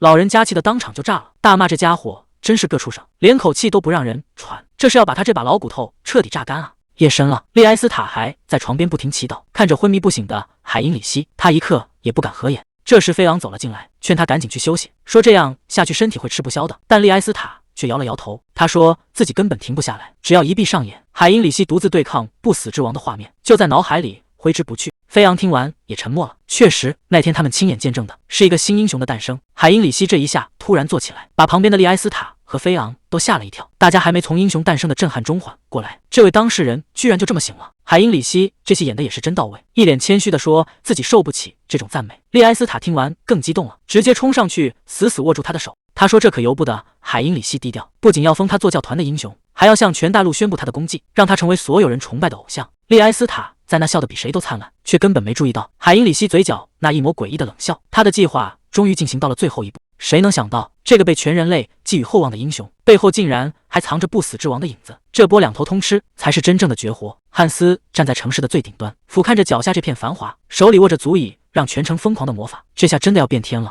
面具下的双眼闪烁着蓝光，在他眼里，整座城市的罪恶都无处遁形，全都在他的掌控之中。既然被他盯上了，那就谁也别想跑。他冷笑着从高楼一跃而下，准备把这片大地变成真正的地狱。医院门口警笛狂响，医护人员推着担架一路狂奔，所有人都在问这次又是谁干的？答案只有一个，那个戴号面具的家伙又出现了，而且这次下手更狠，连管理局的专家安成镇都被紧急请到了现场。看着受害者身上残留的紫色气息，安成镇给出了结论：这股魔力纯净的离谱，只要稍微碰错一点，当场就会没命。这已经不是普通的袭击了，那个躲在面具后的家伙，简直就是一个彻头彻尾的怪物。眼前这人已经彻底废了，身体被紫色的锁链死死缠住，灵魂早就被那个面具人给抽干了，现在只剩下一个痛苦哀嚎的空壳子。安成镇看着这一幕，居然还有心思开玩笑，说要是换成他自己，还不如直接死了更痛快。旁边的负责人听得心里发毛，赶紧让他别乱说话，毕竟安成镇可是公认的最强黑魔法师，要是连他都认怂，这案子就真的没法办了。安成镇收起了那副不正经的笑脸，语气变得前所未有的沉重。他说跟那个戴面具的怪物比起来，自己这点本事根本就不够看。为了弄清楚对方的底细，他决定亲自上手查看诅咒。可就在指尖碰到受害者的那一刻，局面瞬间失控，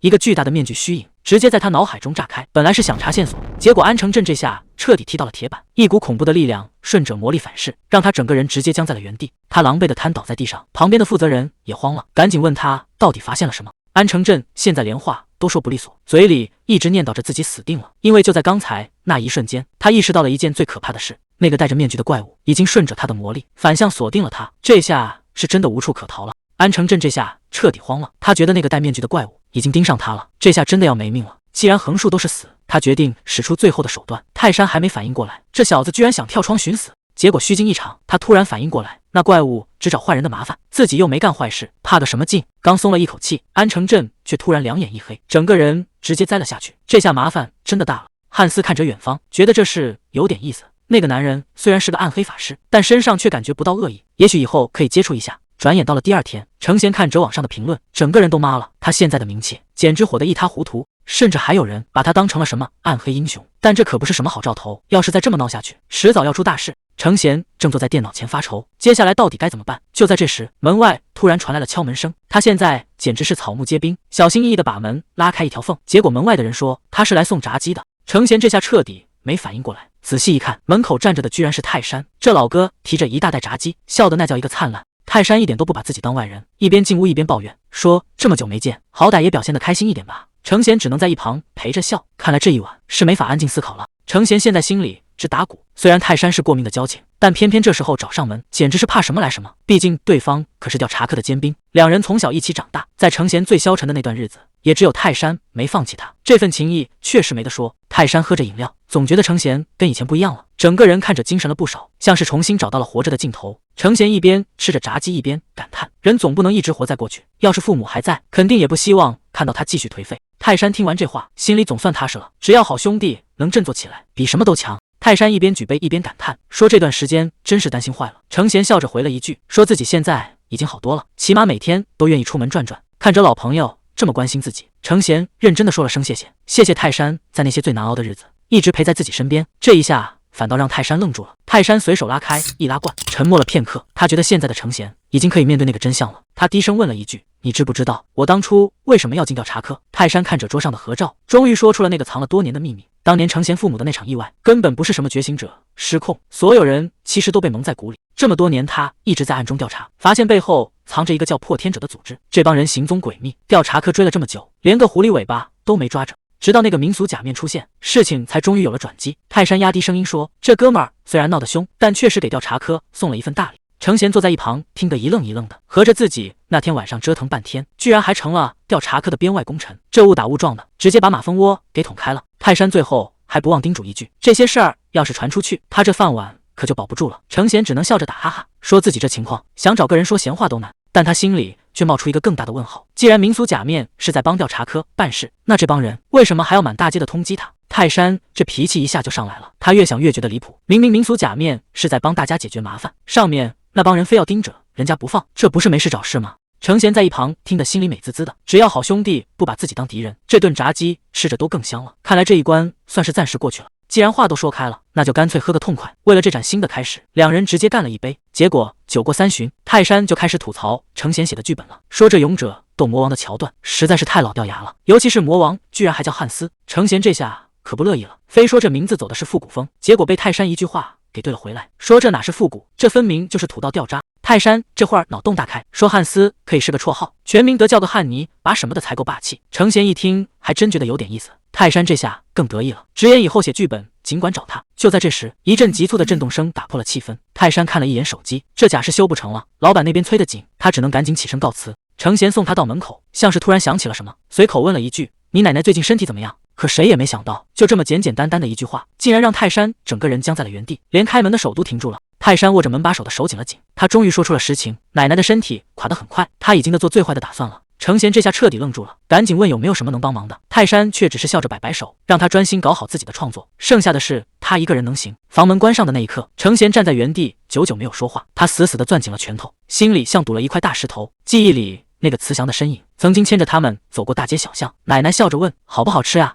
两个孩子大声回答：“特别好吃。”可现在，那个最疼他们的人就要离开了。奶奶以前总是说，泰山的朋友就是他的亲孙子，只要想吃好吃的，尽管开口。那是程贤记忆里最温暖的一段时光。可现在奶奶病重，程贤却只能在房间里干焦急。以前都是泰山在帮他，现在好兄弟遇到了难关，他却觉得自己什么忙也帮不上。等等，谁说帮不上忙的？程贤突然意识到，他真的可以。想要救人，那就要找最专业的牧师，而程贤手里刚好就有这么一张王牌。海因里希的神力强得离谱，连大主教都赞不绝口，让他去救泰山的奶奶，绝对是绰绰有余。可问题是，怎么把他带到现实世界？如果刚当上英雄就玩失踪，肯定会引起怀疑。看来只能慢慢等一个最合适的时机了。亚伦正帮着家里干活，怀里的纸袋沉甸甸的，结果一个没留神，苹果直接滚到了大街上。他急急忙忙想去捡，却被一只脚稳稳挡住。紧接着，一个低沉的声音从头顶传来：“下次可得当心点。”亚伦抬头一看，整个人都愣住了。这不正是消失已久的海因茨吗？他居然在这个时候突然现身了。看着眼前大变样的海因茨，亚伦和戴安娜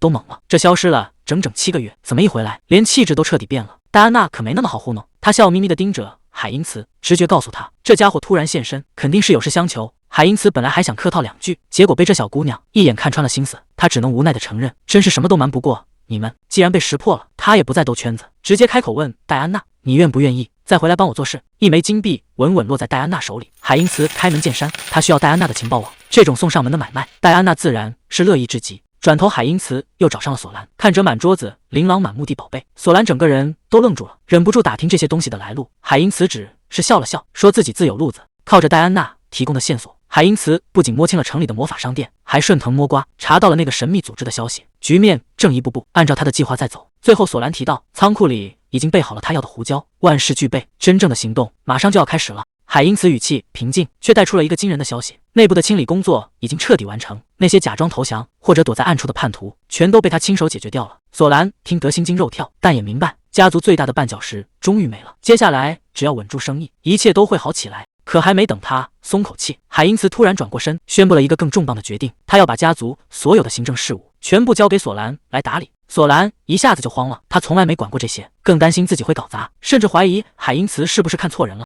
海因茨却只是温柔地叫住他，眼神里满是坚定。他说索兰是他最信任的人，而且他的能力远比他自己想象的要强得多。海因茨这番话让索兰彻底放下了顾虑，他当场表态，一定会为了家族拼尽全力。可等海因茨一出门，他忍不住笑出了声。刚才那句感人的台词，其实是他从电视里学来的，没想到效果这么好。玩笑归玩笑，正事该办了。海因茨收起了笑脸，真正的征服现在才要开始。根据戴安娜的情报，他已经来到了目的地，这里就是敌人的大本营，也是他血脉开始的地方。屋里突然传来一声闷响，守卫赶紧过去查看，结果除了风什么都没发现。他哪知道海因茨已经悄无声息地潜入了。另一边，罗西丽卡正一个人喝着闷酒，几杯下肚，他开始感叹这种日子没个头，一个人喝酒实在是太寂寞了。就在这时，一个熟悉的声音从背后响起，嘲笑他还是老样子。罗西丽卡整个人都愣住了。海因茨笑着感叹，今天遇到的老相识还真是不少。海因茨主动现出了真身，本以为老相识见面会叙旧，结果罗西丽卡歪着头，一脸无辜地问他是谁，还说自己记性不好，压根不记得认识什么海因茨。虽然嘴上说不认识，罗西丽卡倒是挺热情，非要请他喝一杯，还往杯子里滴了几滴血，说是刚弄出来的新鲜货，让海因茨务必赏个脸。海因茨刚想开口拒绝，却突然察觉到不对劲，这杯子里装的根本不是酒，而是杀人于无形的高级血魔法。还没等他反应过来，罗西丽卡瞬间变了脸色，原本热情的笑容消失不见，取而代之的是冰冷的杀意。他直接操控血液发动了攻击，厉声质问海因茨，到底是谁给他的胆子，竟敢一个人闯进这里？罗西丽卡发了疯似的扑上来，叫嚣着要让海因茨有去无回。可海因茨只是冷笑一声，随手一挥，局面瞬间反转。罗西丽卡这下彻底踢到铁板了，她发现自己的血液竟然不再受控制，反而成了束缚她的枷锁。这种随心所欲操控他人血液的能力，只有传说中的纯血种才能做到。被制服的罗西丽卡还不死心，搬出领地和条约来威胁海因茨，说他出现在这里是坏了规矩。海因茨看着他那副认真的样子，心里反倒乐了，看来他是真的没认出自己是谁。既然如此，海因茨决定将计就计，他一脸淡定的撒了个谎，说自己其实是家族的旁系成员，大家都是一家人。这话一出，罗西丽卡当场定在原地，脑子里一片空白，这种离谱的解释他听都没听说过。罗西丽卡这下彻底动摇了，他想起家族确实有过传闻，说以前有一只被赶走的家里人，难道眼前这个男人真的就是传闻里的那个人？海因茨顺势承认了身份，他开出诱人的条件，只要罗西丽卡肯乖乖听话，就能得到梦寐以求的力量。可罗西丽卡还在嘴硬，觉得旁系也没资格命令自己。海因茨可没耐心跟他废话，直接一把掐住了他的脸，语气冷到了极点。在这里，他根本没有说不的权利。随着一股狂暴的力量强行灌入，罗西丽卡只觉得局面彻底失控。虽然力量在疯狂飙升，但他心里很清楚，从这一刻起，他的主人已经彻底换了人。海因茨没打算浪费时间，直接逼问对方知道的一切。在绝对的力量压制下，罗西丽卡根本扛不住，只能把底牌全亮了出来。原来这幕后的真正大佬是那个叫弗里西亚的纯血种，他一直伪装成人类，掌控着整个领地。最出名的就是他那双斜眼。此时的弗里西亚正悠闲地在花园里喝茶，在他眼里，人类不过是些可怜的血肉之躯，活着就是为了给他看戏。管家在一旁提醒，最近圣教团的动作越来越大，可弗里西亚根本没放在心上，因为这个王国的贵族早就全被他们渗透了。表面上是人类的领地，实际上这里已经是吸血鬼的天下了。就在弗里西亚悠闲喝茶的时候，海因茨直接杀到了他面前，连外面的守卫都没能拦住他。他冷冷地问了一句：“你就是弗里西亚？”海因茨随手抹掉指尖的血迹，语气里全是挑衅。他说自己只是个不入流的小角色，根本没把这位纯血种放在眼里，这简直是赤裸裸的羞辱。这话一出，弗里西亚当场就炸毛了，一个卑微的底层吸血鬼，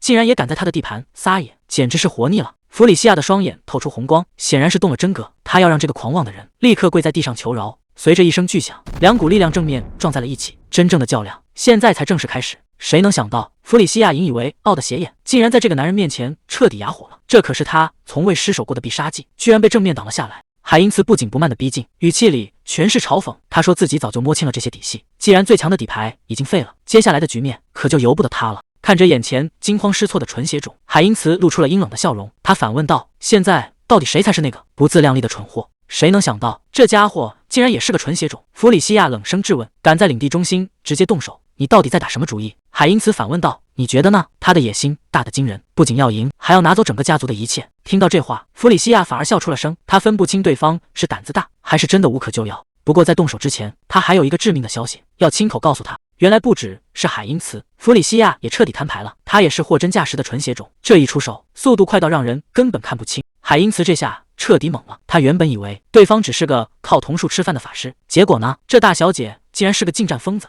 弗里西亚一边压制一边嘲讽：“刚才不是挺能说的吗？怎么连这一下都躲不开？情报出了这么大的差错，海因茨这回怕是要付出惨痛的代价了。”这一击直接让海因茨受了重伤，弗里西亚可没打算收手，他冷笑着说：“既然还能站着，那就再试试这招。”海因茨这下看清了，那把伞根本不是什么装饰，里面竟然藏着一把利剑。这女人的战斗方式完全超出了他的预料。弗里西亚步步紧逼，他嘲讽道：“随便你怎么躲，但接下来的这一击，你绝对逃不掉。”他这是动了真格，根本没打算给对方留活路。恐怖的力量瞬间炸裂，海因茨怎么也没想到，这竟然是大范围的横扫攻击。这下麻烦大了，面对这种全方位的压制，他还能往哪儿躲？既然躲不掉，那就干脆硬碰硬。海因茨发了狠，想要直接劈开眼前的攻击。可就在他以为得手的时候，局面突然诡异了起来。人呢？刚才还在眼前的弗里西亚，竟然凭空消失了。还没等他反应过来，背后一阵凉意，弗里西亚根本没打算给他任何喘息的机会。这一记重拳直接砸在脸上，紧接着又是一记狠的，海因茨整个人直接被掀翻了出去。这下胜负已定，他连对方的影子都抓不住了。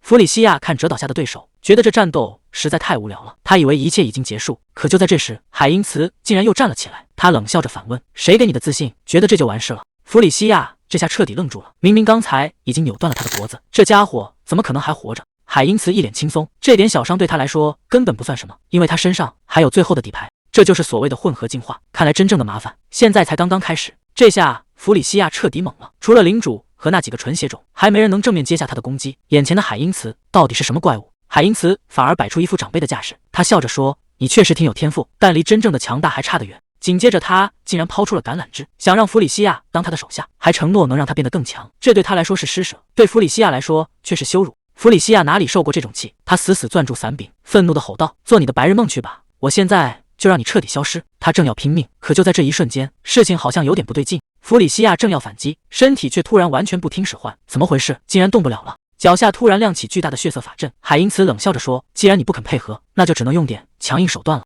红色的血锁瞬间缠绕全身，弗里西亚这下彻底懵了，他到底是什么时候布下这种陷阱的？海因茨一边靠近一边摊牌，其实他并不擅长近身肉搏，血魔法才是他的拿手好戏。他走到弗里西亚面前，手指轻轻一动，这下麻烦大了，弗里西亚已经成了任人宰割的猎物。海因茨突然使出狠招，将一颗血红色的晶石狠狠刺进了弗里西亚的脖子。他低声命令道：“注入精炼血晶！”剧烈的疼痛瞬间爆发，弗里西亚忍不住大声惨叫，感觉整个身体都要被撕裂了。海因茨却一脸淡定，他笑着说：“抱歉啊，像你这么强大的吸血鬼，普通剂量可完全不够。”紧接着，一股恐怖的力量彻底炸开，弗里西亚重重摔在地上。他咬牙切齿地问：“你到底对我做了什么？”海因茨却显得很无辜，他反问道：“真是不识好歹，你应该感谢我才对。难道你没感觉到身体里的变化吗？”身体里的力量确实变了，速度和爆发力都提升到了一个恐怖的层次，这简直就是进化。海因茨还在那得意地讨要谢礼，弗里西亚低声回了一个字：“好。”话音刚落，他猛地挥出一拳，这一击带着前所未有的杀气。他大喊着：“谢谢你给了我杀掉你的力量！”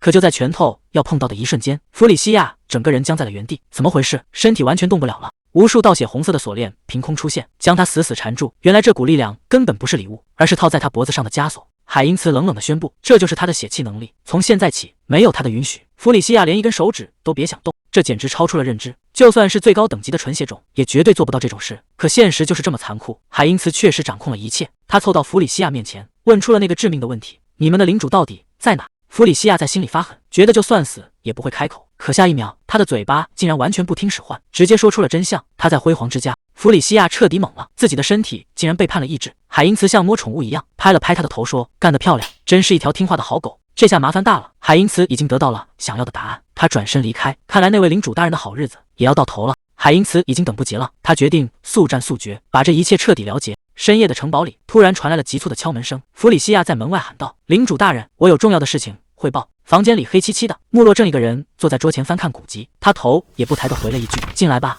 弗里西亚推门而入，看着这伸手不见五指的屋子，忍不住抱怨道：“大人，您好歹点根蜡烛吧，这屋里也太暗了。”穆洛语气平淡地说：“没那个必要，反正我们又不是人类，不需要光也能看清。”接着他合上书，直接切入正题，说吧，你特意跑来，到底要汇报什么？弗里西亚还没想好怎么开口，穆洛就冷冷地打断了他：“不用说了，我知道你想汇报什么，是关于你身后那位不请自来的客人吧？”这下彻底穿帮了，弗里西亚整个人僵在原地。就在这时，他身后的阴影里浮现出一双血红色的眼睛。海因茨解除了伪装，大大方方地走了出来。他笑着说：“不愧是领主大人，果然什么都瞒不过你。”穆洛轻轻敲了敲桌面，语气里透着让人胆寒的冷意。他说：“弗里西亚，你真的太让我失望了。”话音刚落，穆洛周身爆发出一股恐怖的气息，他死死盯着眼前的两人，一字一顿地说：“你竟然敢背叛我！”穆洛冷冷地开口：“你太让我失望了，居然为了新主子选择背叛。”弗里西亚急忙解释：“大人，请听我说，事情不是你想的那样。”穆洛根本不听，服侍了我上百年，难道以为我闻不出你血里的味道吗？既然已经变了心，叛徒就只有死路一条。就在这索命的一击落下时，海因茨突然现身，稳稳挡住了这一招。看来今天这命是收不走了。穆洛这下彻底懵了，刚才那一招，对方居然只用一只手就接住了。海因茨挡在前面，语气还挺客气，说想和平解决这件事。穆洛像是听到了什么笑话，在我面前装什么大头蒜，我要把你们的舌头全都拔出来。地上的法阵瞬间开启，无数怪物从血雾中爬了出来，给我上，把他们撕成碎片。这下麻烦大了，对方这是要赶尽杀绝啊！弗里西亚率先发难，想把这群不速之客赶出去，可穆洛却察觉到了异样，这排场也太寒酸了，响应召唤的居然只有这么几个人，难道王都的势力已经全军覆没了？穆洛直接翻了脸，死死拽住弗里西亚质问：“那些效忠我的家臣到底去哪了？”弗里西亚丢掉武器，沉默了半晌，才开口：“对不起，穆洛大人。”他说那些人早就变了心，现在全都效忠于海因茨了。这消息简直是当头一棒，穆洛怎么也没想到自己竟然已经成了光杆司令。穆洛简直不敢相信，那些家臣竟然毫无抵抗就接受了新的血统，这跟同类相识有什么区别？他们肯定会疯掉的。海因茨却一脸淡定，他说这其实很正常，因为海因茨大人本来就是布罗科斯拉家族的分支。穆洛这下彻底炸了，这种鬼话谁会相信？简直太荒谬了。他周身爆发出恐怖的能量，直接发动了血雾秘术，既然谈不拢，那就看好了。海因茨这下踢到硬骨头了，他被困在血法师的结界里，感觉整个人都要被压垮了。这就是穆洛的领域，不仅能封锁行动，还能让人彻底失去反抗能力。但穆洛显然还没玩够，他冷笑着说：“真正的表演现在才开始。”伴随着一阵血雾，一把巨大的镰刀破空而出，奥沃尔终于现身了。他扛着武器看向穆洛，语气里还带着一丝慵懒：“主人，这么急着叫我出来，是要对付谁呢？”这下局面彻底失控了，海因茨还能有胜算吗？奥乌尔一现身，整个房间的气氛就变了。海因茨看着满地狼藉，还没搞清楚发生了什么，穆洛已经彻底失去了耐心，他指着眼前的敌人大喊：“别废话了，奥乌尔，给我杀光他们！”奥乌尔无奈地叹了口气，好像这差事对他来说挺无聊。他说解决这几个人根本花不了多少时间。话音刚落，他整个人瞬间消失在原地，速度快到根本看不清。等海因茨反应过来，奥乌尔已经到了他身后，这下麻烦大了，这速度简直离谱。奥乌尔不愧是纯血刺客，一出手就是死招。海因茨知道不能再等了，他直接开启加速魔法，打算跟对方硬碰硬。谁也没想到，海因茨竟然反手一个束缚，把奥乌尔死定在原地。奥乌尔这下彻底懵了，在别人的领地，他怎么可能使得出这种血魔法？但他毕竟不是吃素的，一声怒吼，强行撕碎了身上的枷锁。就在两人要拼命的时候，海因茨突然杀了出来，这下变数又来了，就差那么一点，海因茨还是失手了。他知道现在不能分心，必须先解决掉眼前的奥乌尔。他直接开启了加速魔法，打算在速度上跟对方硬碰硬。场上的局势瞬间白热化，连旁观的穆洛都看走眼了。要知道，奥乌尔可是吸血鬼里出了名的快手，在整个领地都没人能快过他。可海因茨竟然完全跟上了节奏，两人打得难解难分。就在这时，奥乌尔的双眼红得发亮，他再次提速，瞬间绕到了海因茨身后，这下彻底躲不掉了。伴随着一声巨响，海因茨直接被掀翻在地。奥乌尔还没反应过来，就被弗里西亚死死按住了头。他冷笑着说：“早就看不惯你这副吊儿郎当的样子，老实点，你的对手是我。”一旁的穆洛整个人都看傻了，他竟然能跟上奥乌尔的速度，甚至还一个人解决掉了所有的守卫，这实力提升的也太离谱了。就在穆洛发愣的时候，海因茨突然杀到了他跟前，这种时候还敢分心，简直是在找死。穆洛冷哼一声：“既然你自己送上门来，那就别想活着回去了。”穆洛简直不敢相信，在他的地盘上，海因茨竟然还能躲开致命一击。海因茨冷笑一声，反问道：“躲开？谁说我要躲了？”他根本没打算退缩，而是直接迎着刀刃撞了上去。这一招简直是疯子的打法，穆洛当场被打了个措手不及。他死死盯着海因茨喊道：“你疯了吗？为了伤我，竟然连手都打算废了。”海因茨却一脸淡定，他说自己可没那么大方，舍不得丢掉零件。话音刚落，一股恐怖的血色利爪瞬间爆发，真正的杀招现在才刚刚露头，简直不敢相信。就在眨眼功夫，海因茨断掉的手臂竟然全长出来了，这恢复速度根本不是一个量级的。他一把死死按住穆洛，笑着安慰说：“别担心，我可舍不得就这么杀了你。”穆洛还以为自己捡回一条命，颤声追问他到底想干什么。海因茨凑到他耳边，语气冰冷地给出了答案：“还能干什么？当然是取代你啊！”这一声穆洛大人喊得让人脊背发凉，看来这领地的天真的要变了。在这座阴森的高塔深处，谁能想到竟然还藏着这么一位棺材板一仙？这位大小姐满脸都是起床气，她嘟囔着说：“困死了，真不想起床啊！”看来这位沉睡的大佬还没意识到外面已经变天了，这局终究是睡不成了。他无奈地叹了口气，看来现在没得选了，因为他已经察觉到自己的孩子们出事了。与此同时，远处的城堡里，一场诡异的筛选正在进行。冰冷的声音命令道：“下一个，往前走，老实点，别乱动。”这种精炼血精的滋味，可不是谁都能受得了的。看着同伴一个个倒下，剩下的人只能硬着头皮继续。终于轮到海因茨了，他长舒一口气，总算把这最难熬的一关给过了。海因茨冷冷地问：“城里的眷属是不是都到齐了？”穆洛点点头说：“剩下的分批召唤更稳妥。”结果海因茨一个眼神扫过来，提醒他注意身份，他这才皮笑肉不笑地补了一句：“大人。”看着穆洛那副吃瘪的样子，海因茨忍不住又补了一刀。有个领主在身边，办事确实方便多了。穆洛气得够呛，却拿他一点办法都没有。而海因茨心里很清楚，他的那个大胆推测马上就要得到证实了。果然没猜错，既然硬要注入血精太难，那就先放干他们的血，等他们彻底虚弱了再动手。这一刻终于来了，我总算拿到了这份力量的源头。回想起当初刚被转化的时候，简直就像在昨天，从最底层的无名小卒一步步爬到今天这个位置。我确实走了很久。海因茨坐在高位上，看着眼前这个曾经不可一世的领主，轻声喊道：“穆洛。”海因茨直接放了话：“剩下的那些吸血鬼就交给你了，去把他们全部统一，然后登上王位吧。”穆洛低声回应：“明白了。”海因茨刚要离开，又突然停下脚步：“还有一件事，我需要你搜集整片大陆的情报。”穆洛愣了一下，问：“整片大陆吗？”海因茨随手拨弄着地球仪：“不管是你自己建情报网，还是找现成的合作，你自己看着办吧。”交代完这些，海因茨转身推门离开，只留下一句：“这件事很重要，就拜托你了。”穆洛站在空荡荡的房间里，沉默了很久才开口：“我听弗利西亚说了，你是打算统一所有吸血鬼，自己当王吗？”穆洛这下是彻底服了，他弯下腰，恭敬地说：“既然你已经证明了自己，我会全力支持你。”海因茨听完只是淡淡一笑：“很好，别让我失望。”可等他转过身，心里却突然有点懵：“等等，我刚才真说过要当王吗？”估计是刚才气氛到了，顺口就给说出来了。不过也无所谓，反正手下这种东西肯定是越多越好。吸血鬼之王，既然大家都这么想，那这个位子我就做看吧。海因茨终于决定动真格了，既然要搞，那就要搞个大的。现实中的成贤，他开始亲手打磨这份力量。看着眼前逐渐成型的轮廓，他兴奋的不行。瞧这硬朗的下颌线，还有这霸气的眉骨，没错，这就是他心目中不死之王该有的样子。汉斯这负心面孔简直完美到了极点。就在程贤沉浸在自己的杰作中时，门外突然传来了异响。总算忙完了，吸血鬼领地这一局终于彻底通关了。既然赢了，那接下来就是收割的时间。业力商店，给我开！这分数攒的可真不少，毕竟直接吞掉一个家族，这种是一般人想都不敢想。看看这次升级到底能带来什么惊喜。直接升级固有技能，走起！强光一闪，程贤面前竟然蹦出了2个窗口，这下谁看了不迷糊？难道是一次性解锁了2个新功能？可还没等他高兴太久，事情就有点不对劲了。分身数量居然一个都没加，这可是整整90万积分啊！难道就这么打水漂了？本来还打算多换几个种族玩玩，这下计划全乱套了。就在他觉得亏大了的时候，一个陌生的词跳了出来：实体投影。看来这90万积分真正的价值现在才要露头，这下真的要开挂了。程贤盯着屏幕上的新技能，实体投影，每天竟然只能用1次。本以为只是个普通的分身术，可仔细一看说明，他整个人都愣住了。这根本不是在外面变个傀儡出来，而是要把那些分身的力量直接灌进他自己的身体里。不管是汉斯的死灵之力，还是其他分身的恐怖体能，只要他想，这些力量就能瞬间合二为一。这已经不是简单的升级了，这简直就是降维打击。本体和分身彻底融合，这片领地的规则恐怕又要被他重新改写了。程贤看着眼前的豪华阵容，心里别提多美了。汉斯、海因茨还有其他化身，这些顶级战力现在全都在他的掌控之中。更离谱的是这个实体投影功能，每天能让他变身成其中一个，这简直就是开了挂。等等，如果他自己变身，那岂不是意味着这世上能同时出现2个不死王？这想法也太疯狂了。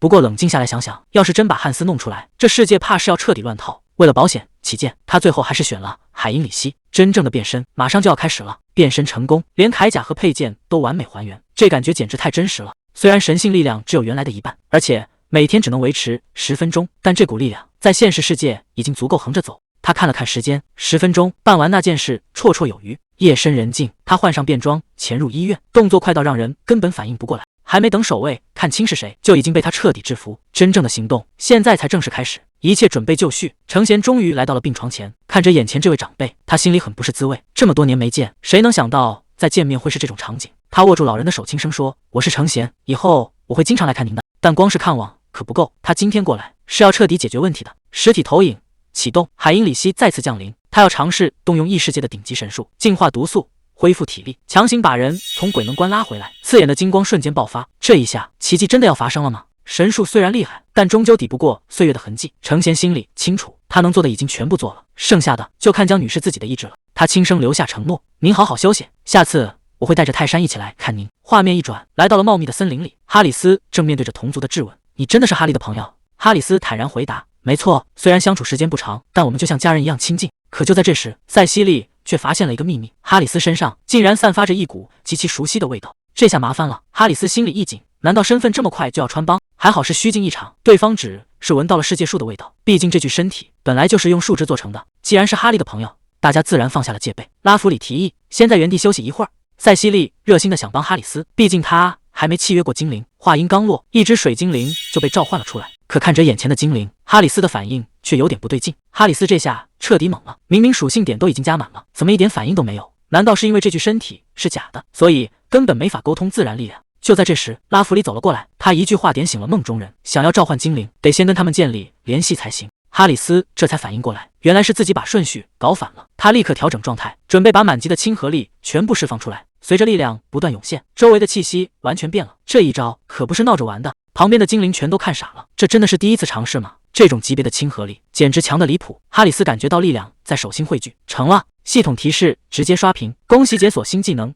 精灵魔法。看着怀里这个发光的小家伙，哈里斯总算松了一口气，这下离顶尖元素使又近了一步。拉弗里已经开始怀疑人生了，这天赋简直是不给别人留活路。哈里斯只能尴尬的笑笑，顺手给新伙伴起了个名字，以后就叫你瓦特吧。天色渐晚，拉弗里准备带大家换个地方。他一边走一边解释，所有的森林其实都是相通的，而真正的秘密就藏在传说中的世界树里。只要有森林呼吸的地方，就能通过这种生命之线快速穿行。领队的精灵告诉塞西莉，只要掌握了窍门，他以后也能做到。这可不是普通的赶路，而是一个连接所有森林的天然传送网。哈里斯在一旁听得暗暗吃惊，这效率比那些传送阵高多了。这就是世界树的力量吗？说话间，目的地已经到了。哈里斯抬头一看，整个人直接愣在原地。眼前这棵遮天蔽日的巨木，难道就是真正的世界树？这规模比想象中还要夸张。第一次见到这种场面，谁都没法保持冷静。刚到地方就出事了，这股力量根本不听使唤。塞西莉完全失去了控制，眼看着他被强行带走。拉弗里大喊一声：“塞西莉！”拉弗里低声提醒哈里斯，这可是高等精灵的唤醒仪式，就算在整个精灵族也是难得一见的场面。庞大的自然能量开始汇聚，谁能想到塞西莉竟然拿到了传说中的世界树果实？看着他吃下果实，哈里斯这才猛地反应过来，现在可不是发呆的时候，这么多纯净的能量绝对不能白白浪费，他必须要做点什么了。哈里斯决定豁出去了，要把这些能量全部占为己有。结果运气爆棚，直接觉醒了自然清和技能，这下他终于能像真正的精灵那样，靠吸收自然能量变强了。就在他暗自高兴的时候，拉弗里突然出现在身后，还没等他开口解释，旁边竟然凭空出现了一根发光的树枝。看来世界树对他不是一般的感兴趣，这可是难得一见的宝贝，能拿来打造最顶级的装备。哈里斯忍不住好奇，拉弗里当年到底拿到了什么？结果对方随手拿出的东西，让他彻底没话说了。拉弗里说这枚戒指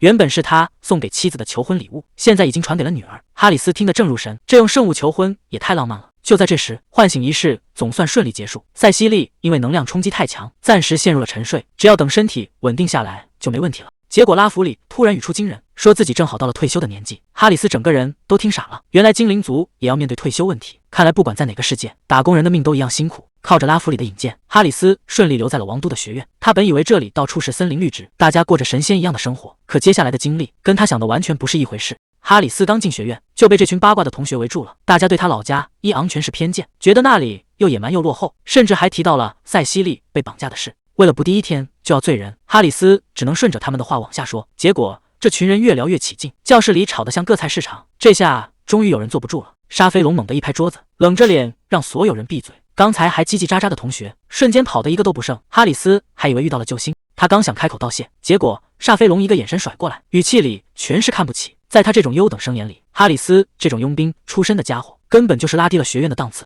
沙飞龙这眼神简直要把人给生吞活剥了。哈里斯心里直打鼓，怎么每个学校都有这种难搞的角色？这以后的日子怕是没法过了。与此同时，精灵王宫里的气氛更加凝重。拉弗里正在汇报紧急情况，那个能自由穿梭空间的危险人物已经让整个大陆都不得安宁。好在利埃斯塔平安回来了，这让大家都松了一口气。拉弗里甚至开起了玩笑，说自己终于可以放心退休了。女王听了也跟着笑了起来。不过女王更关心的是那个跟利埃斯塔一起回来的年轻人。拉弗里对他可是赞不绝口，不仅世界树看中了他，这小伙子的天赋更是百年难遇。看来哈里斯的未来远比他自己想的要精彩得多。女王最后拍了板，让哈里斯先在学院打好基础。拉弗里听完笑得合不拢嘴，他心里早就打好了算盘，觉得自家女儿肯定能帮上大忙。此时的哈里斯正躺在长椅上享受生活，阳光好，空气好，耳边还有精灵在唱歌，他甚至想干脆就这样躺平一辈子。结果白日梦还没做完，一本厚书直接飞了过来，这一下砸的是真狠。哈里斯还没反应过来，就被沙飞龙训了一顿。看来想在学院混日子，那是绝对不可能了。沙飞龙说话可真够损的，他说像哈里斯这种当佣兵的，肯定不懂什么叫自然气息。原来这里离世界树最近，亲和力越高的人就越容易在这儿睡大觉。看哈里斯一副没听进去的样子，他气得直接吼了一嗓子，还顺手扔过来一本笔记，说是专门给这种没文化的人准备的，甚至还放了狠话，要是哈里斯敢拉低班级平均分，绝对让他吃不了兜着走。虽然嘴巴毒了点，但哈里斯觉得他人不坏。就在他转身离开的时候，哈里斯注意到他手上的戒指，那上面竟然有世界树的能量，这可不是一般人家能有的宝贝。哈里斯突然想起拉弗里说过，他把一件传家宝给了女儿。再看看这女生的背影，一种莫名的熟悉感涌上心头，难道他和拉弗里真的有什么特殊的关系？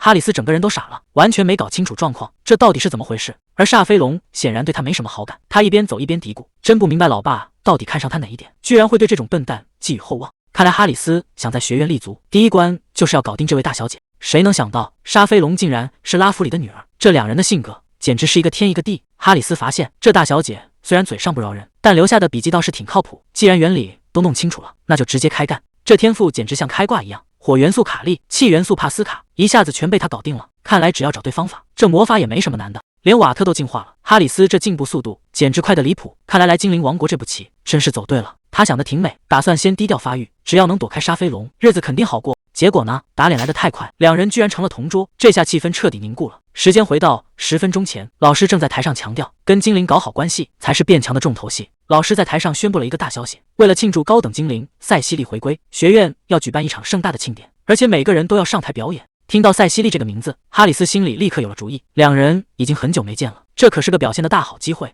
为了帮转校生融入集体，老师决定搞个小组作业，大家要一起展示和精灵的默契，这才是这次考核的重头戏。哈里斯还没反应过来，队友们就已经凑了上来。提梅尔和居里倒是挺热情，但这突如其来的安排让他彻底没话说了。既然没得选，沙飞龙只能勉强接受。他指着哈里斯，语气里全是轻视，问他到底会点什么。大家只能迁就他这个转校生，这种被人看扁的感觉让哈里斯彻底坐不住了。他回想起刚才课上的内容，谁说跟精灵沟通非要用精灵族的传统方式？他直接站了起来，说要唱一首家乡的歌，那是他父母留下的旋律，绝对不会忘记。虽然队友们还有点打鼓，但哈里斯已经决定要在庆典上给这帮人一点小小的震撼。别看哈里斯平时不显山不露水，他以前可是个资深麦霸，只要麦克风一拿，体内的摇滚之魂就藏不住了。这次表演他心里非常有底。沙菲龙在旁边越看越不爽，他实在想不通，一个雇佣兵出身的家伙凭什么能得到世界树的认可，这让他心里极度不平衡。他直接把话挑明了，机会可以给，但要是把演出搞砸了，后果绝对让他吃不了兜着走。哈里斯倒是一点没被吓住，反而顺杆爬提了个条件，要是这次拿了高分，沙菲龙得亲自教他精灵文化。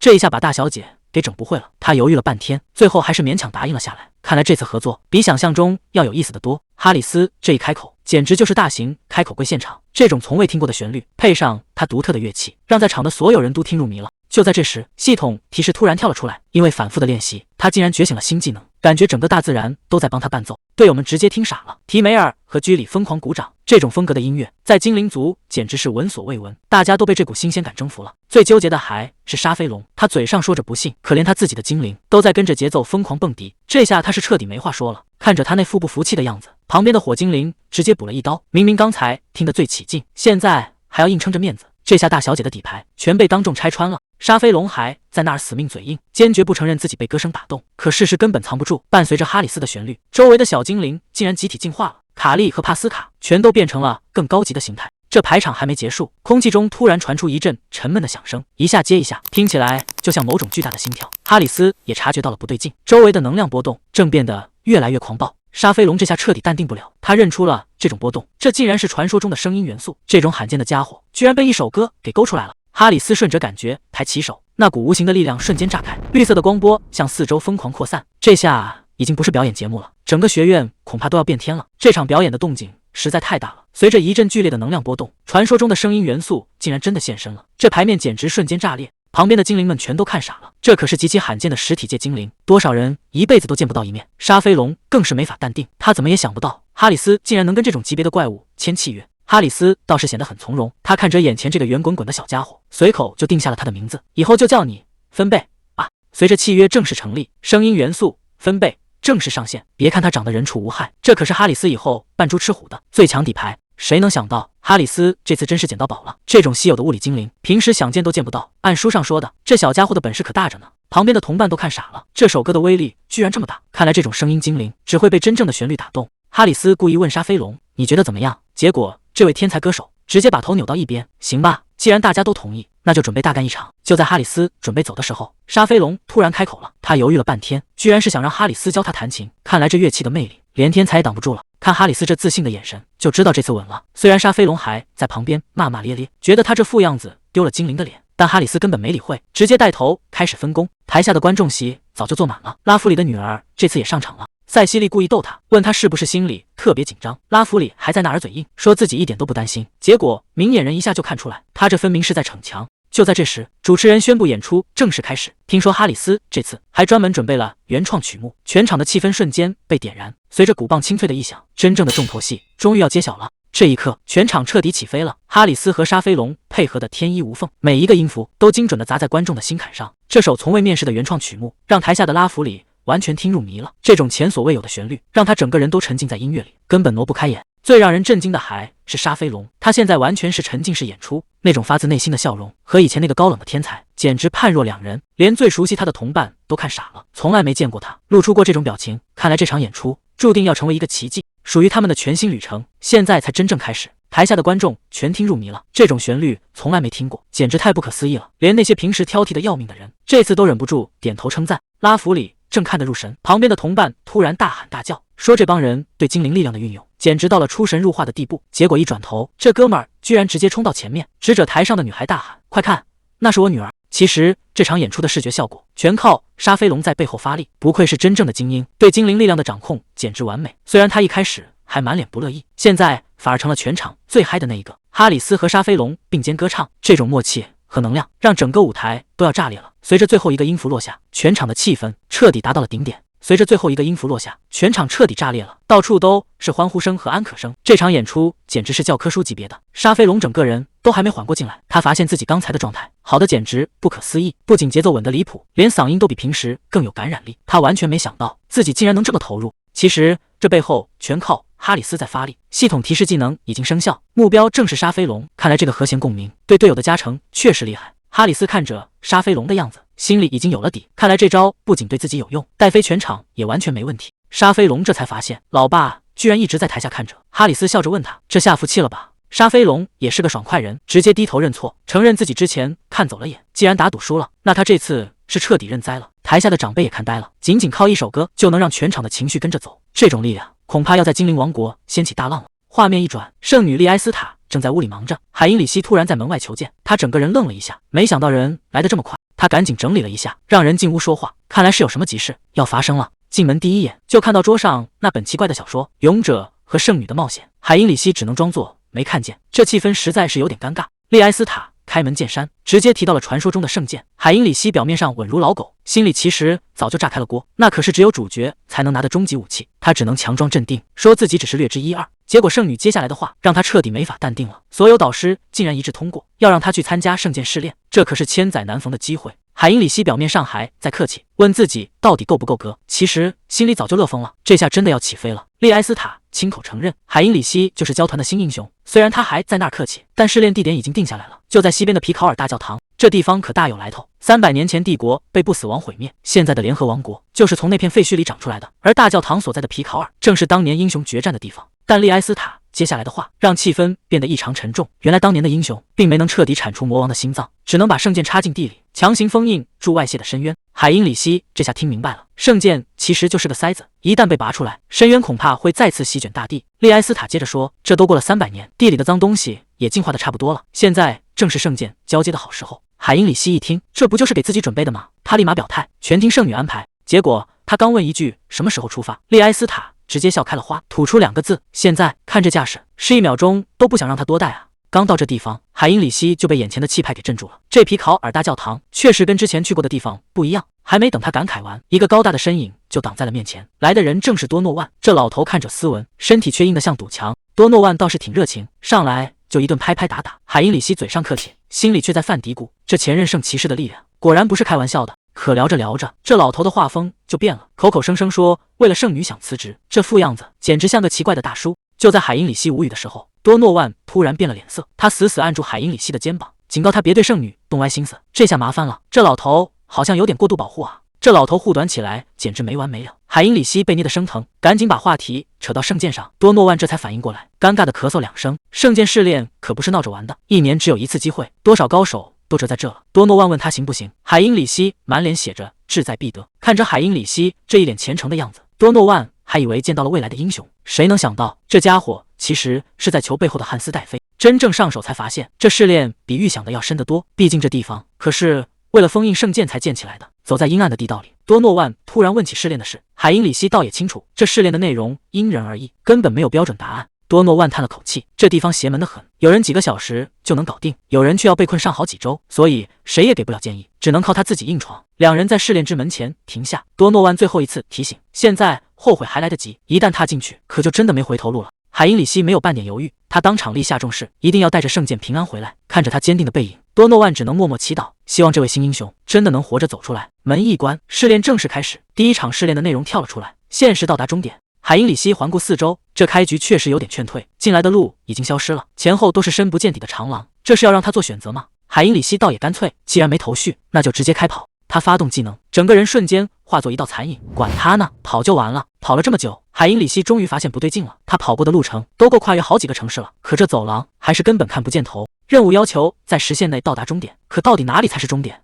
难道从一开始他就理解错了吗？利埃斯塔曾经说过，每个人的试炼都不一样，因为这是神亲自挑选的，神只会降下你能够克服的难关。海因里希猛地停下脚步，他终于悟了，这根本不是什么赛跑，而是要让他彻底突破自己的极限。既然要突破极限，靠技能作弊肯定不行。海因里希干脆收起神力，直接在走廊里开始疯狂做深蹲跳。这哪是试炼啊，简直就是新兵训练营。他就这么没日没夜的练，直到系统提示第一关终于过了。结果一看时间，海因里希整个人都懵了，他在里面竟然待了整整40天。这地方的时间流速跟外面完全不一样，外面才过去一丁点时间，他在这儿已经快练废了。这试炼简直没人性，要不是他意志够强，换成别的圣骑士，估计早就崩溃了。但这还只是个开始，真正的考验还在后面等着他。1600多万次深蹲，要不是有技能撑着，海因里希也快到极限了。第一关总算结束，推开下一扇门，金光瞬间笼罩全身，不仅体力全部恢复，实力竟然还更进了一步。他这才反应过来，这哪是试炼场，这简直是炼级圣地啊！外面才过去一丁点时间，这里却能无限刷级。海因里希干劲十足，决定在家练10天。可他不知道，外面的世界已经变天了。阴暗的角落里，鲜血溅满了地板。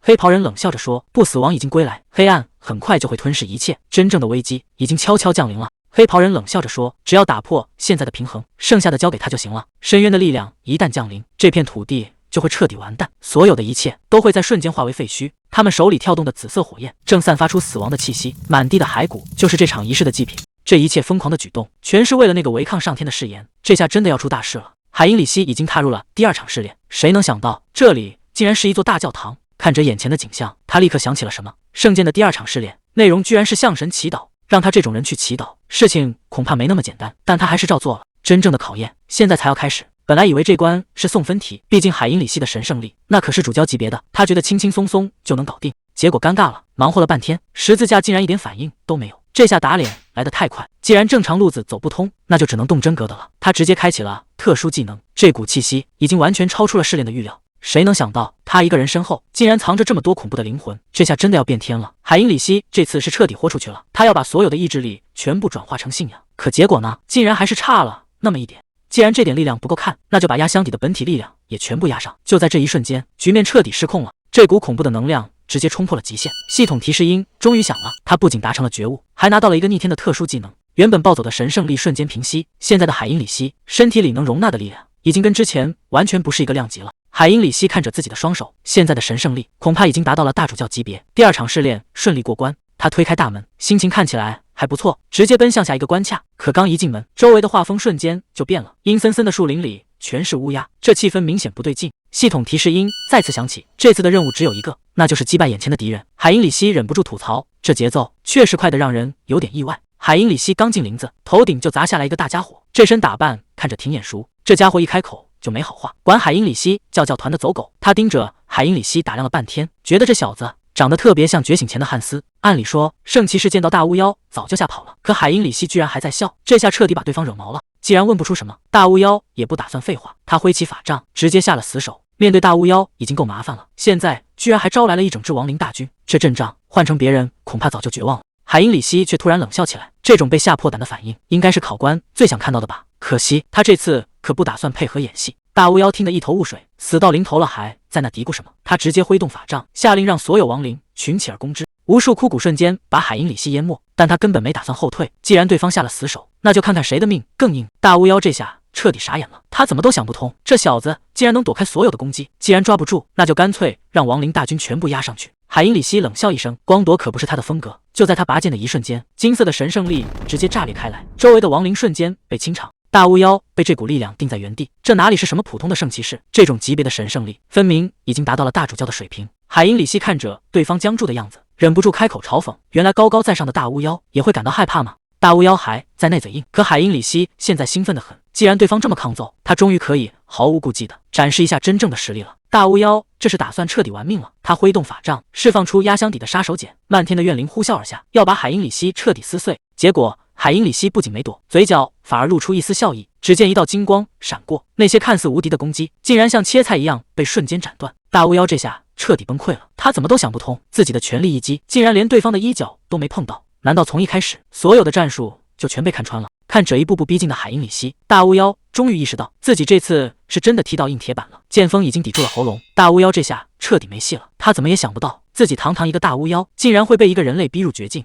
海因里希笑着开了口，他说自己确实没什么逆天的超能力，更没有随随便便就能开挂的本事，但他之所以能这么强，全是因为有一个好老师。就在他身后，一个恐怖的虚影缓缓浮现，那可是整个亡灵界的天花板，也是他最引以为傲的后台。大巫妖已经彻底听够了，他冷笑着问：你还能嚣张多久？既然不肯闭嘴，那就永远别开口了，看你这次能不能躲得掉。恐怖的能量瞬间倾泻而下，在这一招面前，根本没人能活下来。大巫妖狂笑着转身，在他眼里，海因里希已经是个死人了。大巫妖正准备庆祝胜利，他冷笑着说：再见了，自大的圣骑士。谁知道烟雾里突然传出一个声音：这就是你的大招吗？这下他彻底懵了，根本不敢相信对方还活着。海因里希毫发无伤地走了出来，他冷笑着说：“你刚才那下连我的鞭都没擦到。”大巫妖这下彻底破防了，他嘴里一直念叨着不可能，这种攻击怎么可能有人能活下来？局面瞬间反转，海因里希一边靠近一边嘲讽：“我知道这很难让你接受，但事实就是你已经输了。”其实海因里希心里很清楚，光靠属性克制还不够，刚才那一波能全身而退，全靠他脑子里的外挂。有了汉尼拔留下的知识，大巫妖引以为傲的黑魔法，在他眼里到处都是破绽，根本没有任何秘密可言。就在对方愣神的瞬间，海因里希直接出手了，他大声说：“这下你彻底没戏了！”这一剑挥出，刺眼的光芒瞬间炸裂，大巫妖根本没地方躲，直接被这股力量彻底吞噬。看折倒在地上的对手，海因里希收起长剑，这场闹剧总算该收场了。大巫妖虽然被打散了，但他一点都不慌，反而冷笑着说：“圣骑士，你确实有点本事，但他觉得只要核心还在，自己就能无限次复活，这大概就是他最后的保命手段。”画面一转，在另一个隐秘的角落，大巫妖的核心正在慢慢恢复，他还在那不停地放狠话，说下次见面一定要让海因里希好看。结果话还没说完，耳边突然传来一声“嘿”，这下大巫妖彻底懵了，海因里希居然早就守在这儿了。他笑着说：“你这一路露出来的黑气太明显，找你根本不费劲。”大巫妖还没来得及求饶，海因里希已经拔出了长剑。既然你这么想复活，那就彻底说再见吧。随着最后一击落下，第3场试炼总算结束了，眼前的光门缓缓开启，通往圣剑的路终于出现了。海因里希表现得很淡定，他说打怪拿奖励，这都是常规操作。接着他推开大门，直接走了进去。大殿尽头，一把长剑静静地插在台座上，他低声说：“这就是传说中的圣剑吗？据说剑下的那个深坑是不死王亲手留下的深渊，真正的挑战现在才要开始。”系统提示只要拔出圣剑，就能成为他真正的主人。海因里希没犹豫，直接握住了剑柄。就在这一刻，情况完全变了，无数信息像洪水一样疯狂涌入他的身体。这根本不是一把简单的剑，历代英雄的战斗记录，还有对付怪物的各种秘籍，全都在这一瞬间交接了。但这还没完，除了这些战斗知识，那些英雄们当年的情感也开始在他心里共鸣。这下海因里希拿到的可不只是一件武器，而是整个时代的传承。换成普通圣骑士，这会儿估计早就延过去了。但海因里希可不是一般人，他不仅扛住了冲击，还显得游刃有余。他低声说：“该出来了。”火接，随着地面一阵剧烈颤动，圣剑终于被他彻底拔出。系统提示试炼达成，他成功获得了圣剑的祝福。看着手上的金色印记，这下是真的稳了。谁能想到这把剑居然还能直接收进印记里，就像个随身空间一样。这下出门可太方便了。还没完，他的技能正在疯狂融合进化，这波加强简直就是脱胎换骨。海因里希这下是真的起飞了，这套新技能简直就是满级代打。他融合了历代圣剑主人的战斗精髓，只要招式一出，力量和速度完全是降维打击。他看着手里的圣剑，低声说：“圣女，我终于拿到它了。”这一刻他等了太久，接下来的计划总算能开始了。但就在这边大获全胜的时候，远在大陆西边的山脉里，气氛却诡异的让人发毛。这里到处都是死亡的气息。汉斯冷冷地问：“你叫什么名字？”维克多直接跪倒在地上，忙不迭地自报家门，生怕慢一秒就没命了。汉斯刚自报家门，对方就开始疯狂求饶。他心里其实挺纳闷，明明是想来招个小弟，怎么对方吓成这副德行？就在这时，空气中突然闪过一道雷光，汉斯立刻察觉到不对劲，这股能量波动非同寻常。他看向窗外，语气变得异常冰冷，有人在背着他搞大规模祭祀，而且是在2个地方同时动手。维克多在旁边煽风点火，谁敢不打招呼就乱来。汉斯周身的气息开始暴涨，既然有人想挑战他的权威，那代价马上就要来了。汉斯这下是真的火了，既然有人敢不打招呼就乱来，那他只能亲自走一趟了。他冷冷地说：“我会去会会他们。”看这架势，那帮搞小动作的人这回是真的踢到硬骨头了。这帮人筹备了整整30年，本以为一切都在计划之中，结果关键时刻法阵竟然开始失控了。眼看这么多年的心血要泡汤，带头的这家伙也是个狠人，既然法术补不全，那就干脆拿命去填。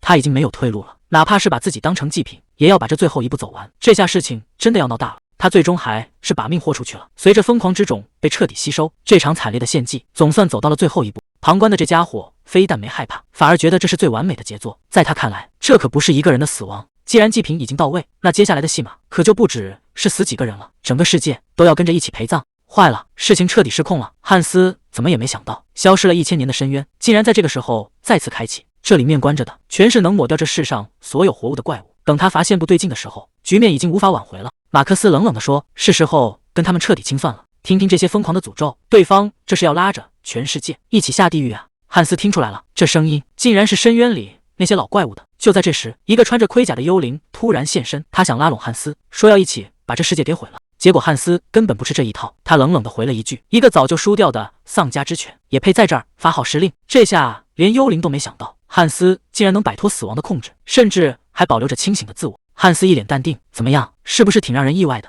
幽灵听完直接气笑了，这种能掌控自己的感觉，还真是让人嫉妒啊！原来这些死掉的家伙一直都被死亡给锁死了。汉斯总算明白了，之前心里那股不对劲的感觉，其实就是这些怨灵在作祟。他们疯狂地哀求着，管他叫新的不死之王，只求能从这种痛苦里解脱出来。他被吵得不行，随手一挥，既然你们想消失，那我就成全你们。临走前，带头的幽灵说要送他一份大礼，那是他原本就该拥有，却一直没拿到的东西。到底是什么宝贝？马上就能见分晓了。汉斯这回是动真格的了，他直接开启了人格技能，要把心里那些乱七八糟的意志全部硬生生给拽出来。那些老怪物惨叫着被彻底抹掉。临走前还真给他留了一份大礼，他冷笑着说：“再见了，我那可怜的前辈们。”谁能想到这些家伙消失前，竟然把所有残骸的位置都交了出来。这下全天下的宝贝在哪？他心里全都有数了。以前那些不死之王，一个比一个狠，有的差点把大陆给拆了，有的直接灭掉了一个帝国。光靠他们自己可办不到，背后还有一支不要命的亡灵大军。虽然当年被到处追杀，但主力全都藏在深渊边上。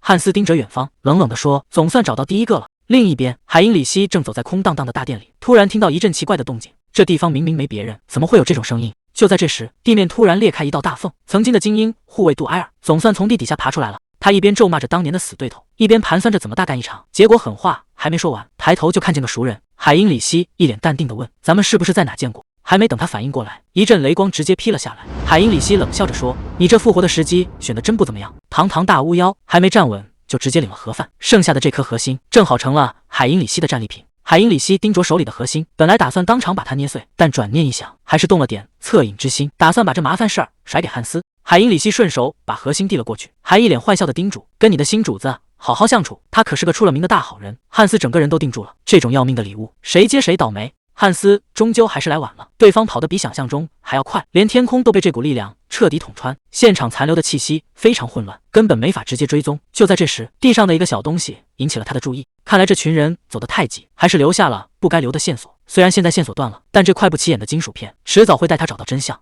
看着眼前不断外溢的混沌能量，汉斯心里很清楚，这扇大门虽然还不稳定，但散发出的恐怖气息已经足够让整片大陆彻底变天。这就是传说中的深渊之眼，原来不死王心脏里的那股黑气根源就在这里。既然让他碰上了，那就没理由空手而归。汉斯的胃口可不小，他打算把这些能量全部据为己有，只要运气稍微好一点，这股力量就能为他所用。他开始引导这些狂暴的能量，将其压缩到极致，然后彻底吞噬。成了，这股深渊能量正在疯狂涌入汉斯的骨骸，他能感觉到自己的力量正在发生质变。看来那个所谓的深渊之士总算干了件有用的事，现在的他已经完全脱胎换骨了。还没等他适应这股力量，脚下突然传来一阵剧烈的震动，紧接着一个庞然大物直接砸穿了地面，烟尘散去，汉斯看清了坑底的东西，他忍不住脱口而出：“那是古龙恩特拉西奥，这家伙怎么会出现在这？”汉斯看着眼前的庞然大物，这股压迫感确实够带劲。面对恩特拉西奥的咆哮，他不仅一点都不虚，反而直接亮出了身份。这一声质问让局面瞬间反转，刚才还凶猛无比的巨龙，转眼就变得服服帖帖。在他眼里，这哪是什么传说中的怪物，分明就是个刚捡回来的小宠物。收编了这么个强力坐骑，接下来的路就好走多了。远处那些不死亡的残余，看来都要倒霉了。汉斯察觉到了不对劲，连恩特拉西奥都发出了不安的低吼。远处的马蹄声越来越近，看来那群不速之客已经到了。这时间点掐的真是不凑巧，深渊的秘密还没研究透，麻烦就先找上门了。不过换个角度想，这不正是测试新坐骑的好机会吗？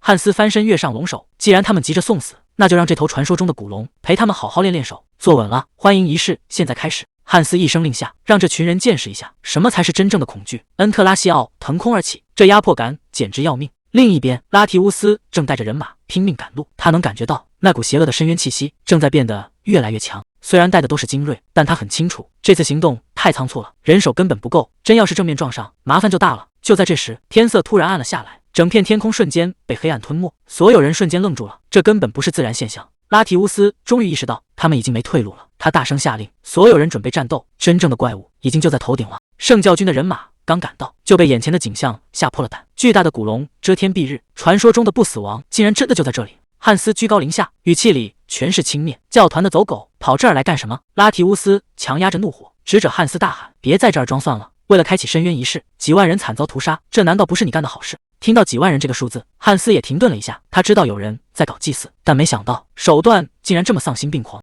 拉提乌斯越说越激动，认定这一切都是汉斯的阴谋，甚至觉得他要毁掉整个大陆。就在气氛紧张到极点时，一直躲在后面的海因里希一脸猛地冒了出来，他尴尬地抓了抓头，不好意思，这事儿真不是我干的。其实我也想知道到底是谁在背后捣鬼。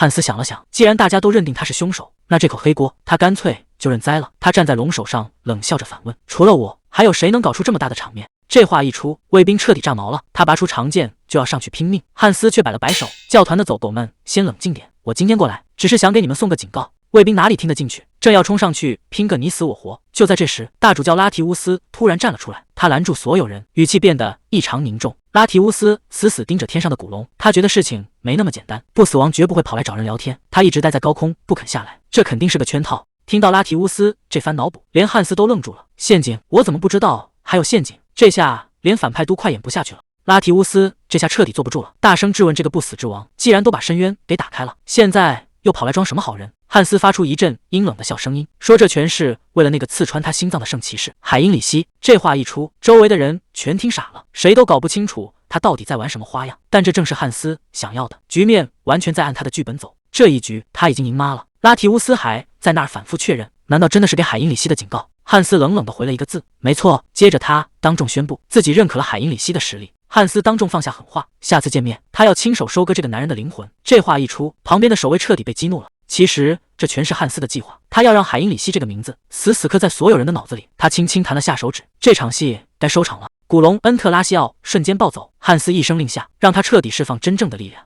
拉提乌斯赶紧大喊让大家防御，他坚信信仰能战胜一切，但古龙的大招已经到了，这一记死亡吐息是要把眼前的一切彻底抹除。拉提乌斯拼尽全力张开结界，大喊着让所有人撑住，眼看防御就要彻底碎裂。这一击简直是要毁天灭地，光芒散去，大家发现自己居然还活着，这种死里逃生的感觉让所有人都松了一口气。拉提乌斯却根本不敢放松，正准备让大家重整旗鼓，结果抬头一看，那个不死之王竟然已经消失的无影无踪，旁边的骑士还在骂骂咧咧，觉得对方是看扁了他们。但拉提乌斯很清楚，事情绝对没这么简单。看着远去的古龙，这个怪物到底在盘算什么阴谋？刚才那场戏演得太成功了，汉斯对古龙的表现非常满意，多亏了这口精准的吐息，既没伤到无辜的人，还把这恶名给坐实了。就在他得意的时候，突然察觉到了异样，看来又有一个老部下觉醒了。远处的森林里，紫色的能量开始疯狂涌动，沉睡已久的亡灵大军正一个接一个的从地底下爬出来，这种熟悉的气息正传遍整片土地。汉斯直接下达了命令，全军出击！沙洛提王国的领地出大事了，一道诡异的紫光突然降临，还没等守卫们反应过来，深渊的裂缝已经彻底打开，整个领地瞬间乱成了一锅粥。大家都在拼命往外逃，可还没跑出多远，周围就传来了骨头摩擦的声音。这下麻烦了，他们已经被亡灵大军包了饺子。这些怪物竟然懂得战术包抄，子爵简直不敢相信，普通的亡灵根本没这种脑子，除非这背后有人在统一指挥。就在这时，阴影里的正主终于现身了，看着那个恐怖的重甲身影，子爵这才明白为什么这些怪物能像一支军队一样行动。求救声还没喊完，刀光已经落了下来。面对这种级别的怪物，普通士兵根本没有还手之力，这简直就是一场降维打击。消息很快传回了后方，整个王国彻底乱成了一锅粥。谁能想到，传说中的死亡骑士竟然真的现身了，而且目标是整个大陆。此时，在领主的城堡里，气氛也变得异常凝重，深渊裂缝正在到处开启，无数亡灵大军正席卷每一个角落。这已经不是普通的战争了。不过奇怪的是，自家的领地居然安然无恙，原来是那个叫汉斯的家伙早就带人把附近的麻烦清理干净了。虽然表面上风平浪静，但海因茨心里很清楚，这种时候表现得越正常，背后的阴谋恐怕就越惊人。这世道越来越不对劲了。穆洛看出了海因茨的担忧，低声问：“是不是在担心深渊的事？”现在的局面已经超出了所有人的预期。穆洛无奈地说：“外面现在全乱套了，原本和睦的邻里，竟然会因为一点口角就拔刀相向，每个人都像变了个人一样。”海因茨皱着眉回道：“也许这只是因为大家太害怕了，人在极度恐惧下，确实容易变得敏感易怒。”但穆洛摇了摇头，说：“事情远比想象中更可怕，因为不只是人类，连那些平时没脑子的怪物，现在都变得异常狂暴。这种莫名的疯狂，正像瘟疫一样在整片大陆蔓延，谁也不知道下一个失控的会是谁。连魔物都开始失控了，看来这场灾难已经蔓延到了整个大陆。”海因茨冷声下令：“现在最重要的就是查清楚这股混乱的源头。”穆洛立刻领命离开。现在的局势非常棘手，汉斯正忙着对付不死大军，海因茨自己也无法离开半步。想要弄清真相，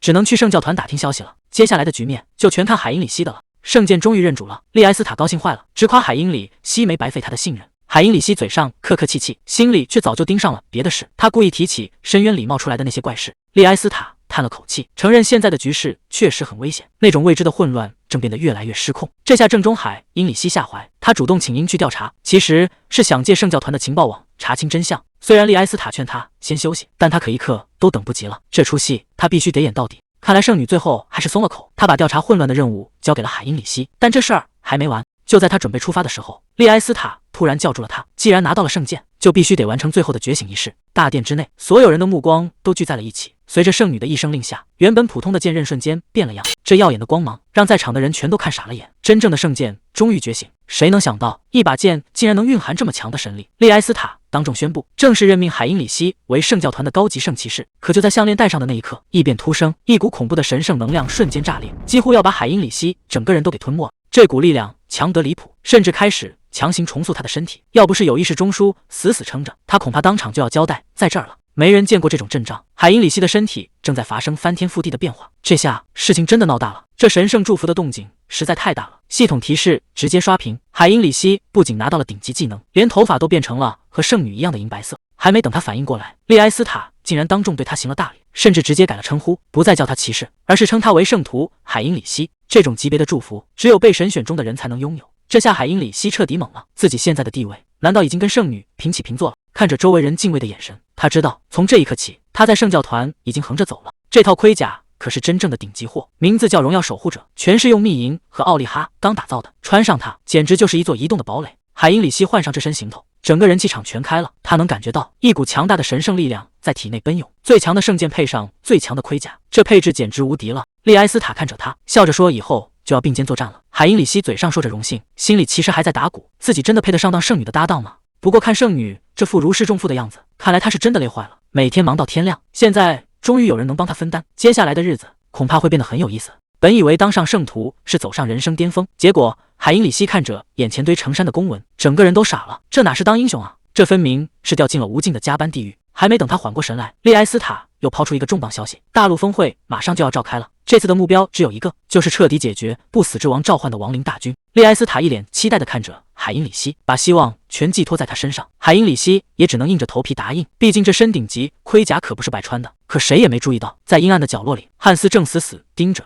这一切，他嘴里念叨着那个熟悉的名字。看来在峰会开始前，这天就要先变了，简直就是单方面的屠杀。在这个男人眼里，人类士兵简直弱得掉渣，但他心里也清楚，一旦各国联手，这天可就要变了。所以他必须在威胁出现前彻底掌控局势。随着他的一声令下，恐怖的死灵法术瞬间爆发，那些刚刚战死的士兵竟然又摇摇晃晃地站了起来。这根本不是在打仗，而是在制造怪物军团。就在这时，汉斯终于赶到了。看着眼前这副景象，他无奈的感慨，自己还是来晚了一步，这下局势彻底失控了。谁能想到，刚才还不可一世的卡拉姆见到来人，竟然直接愣住了。汉斯冷冷的开口：“是我。”还没等对方反应过来，一股排山倒海的力量瞬间席卷全场。这种压制感根本不是一个级别的，刚才还指挥千军万马的首领，现在却卑微的跪在地上，恭敬的喊了一声“无主”。仅仅是站在那里，那种恐怖的威压就让人无法动弹。看来真正的怪物终于现身了，超越剑术大师的力量，还能随手召唤亡灵大军，这身份已经呼之欲出了。他就是不死军团的指挥官，死亡骑士领主。面对汉斯的称赞，这位领主表现得非常谦卑。卡拉姆低声说道：“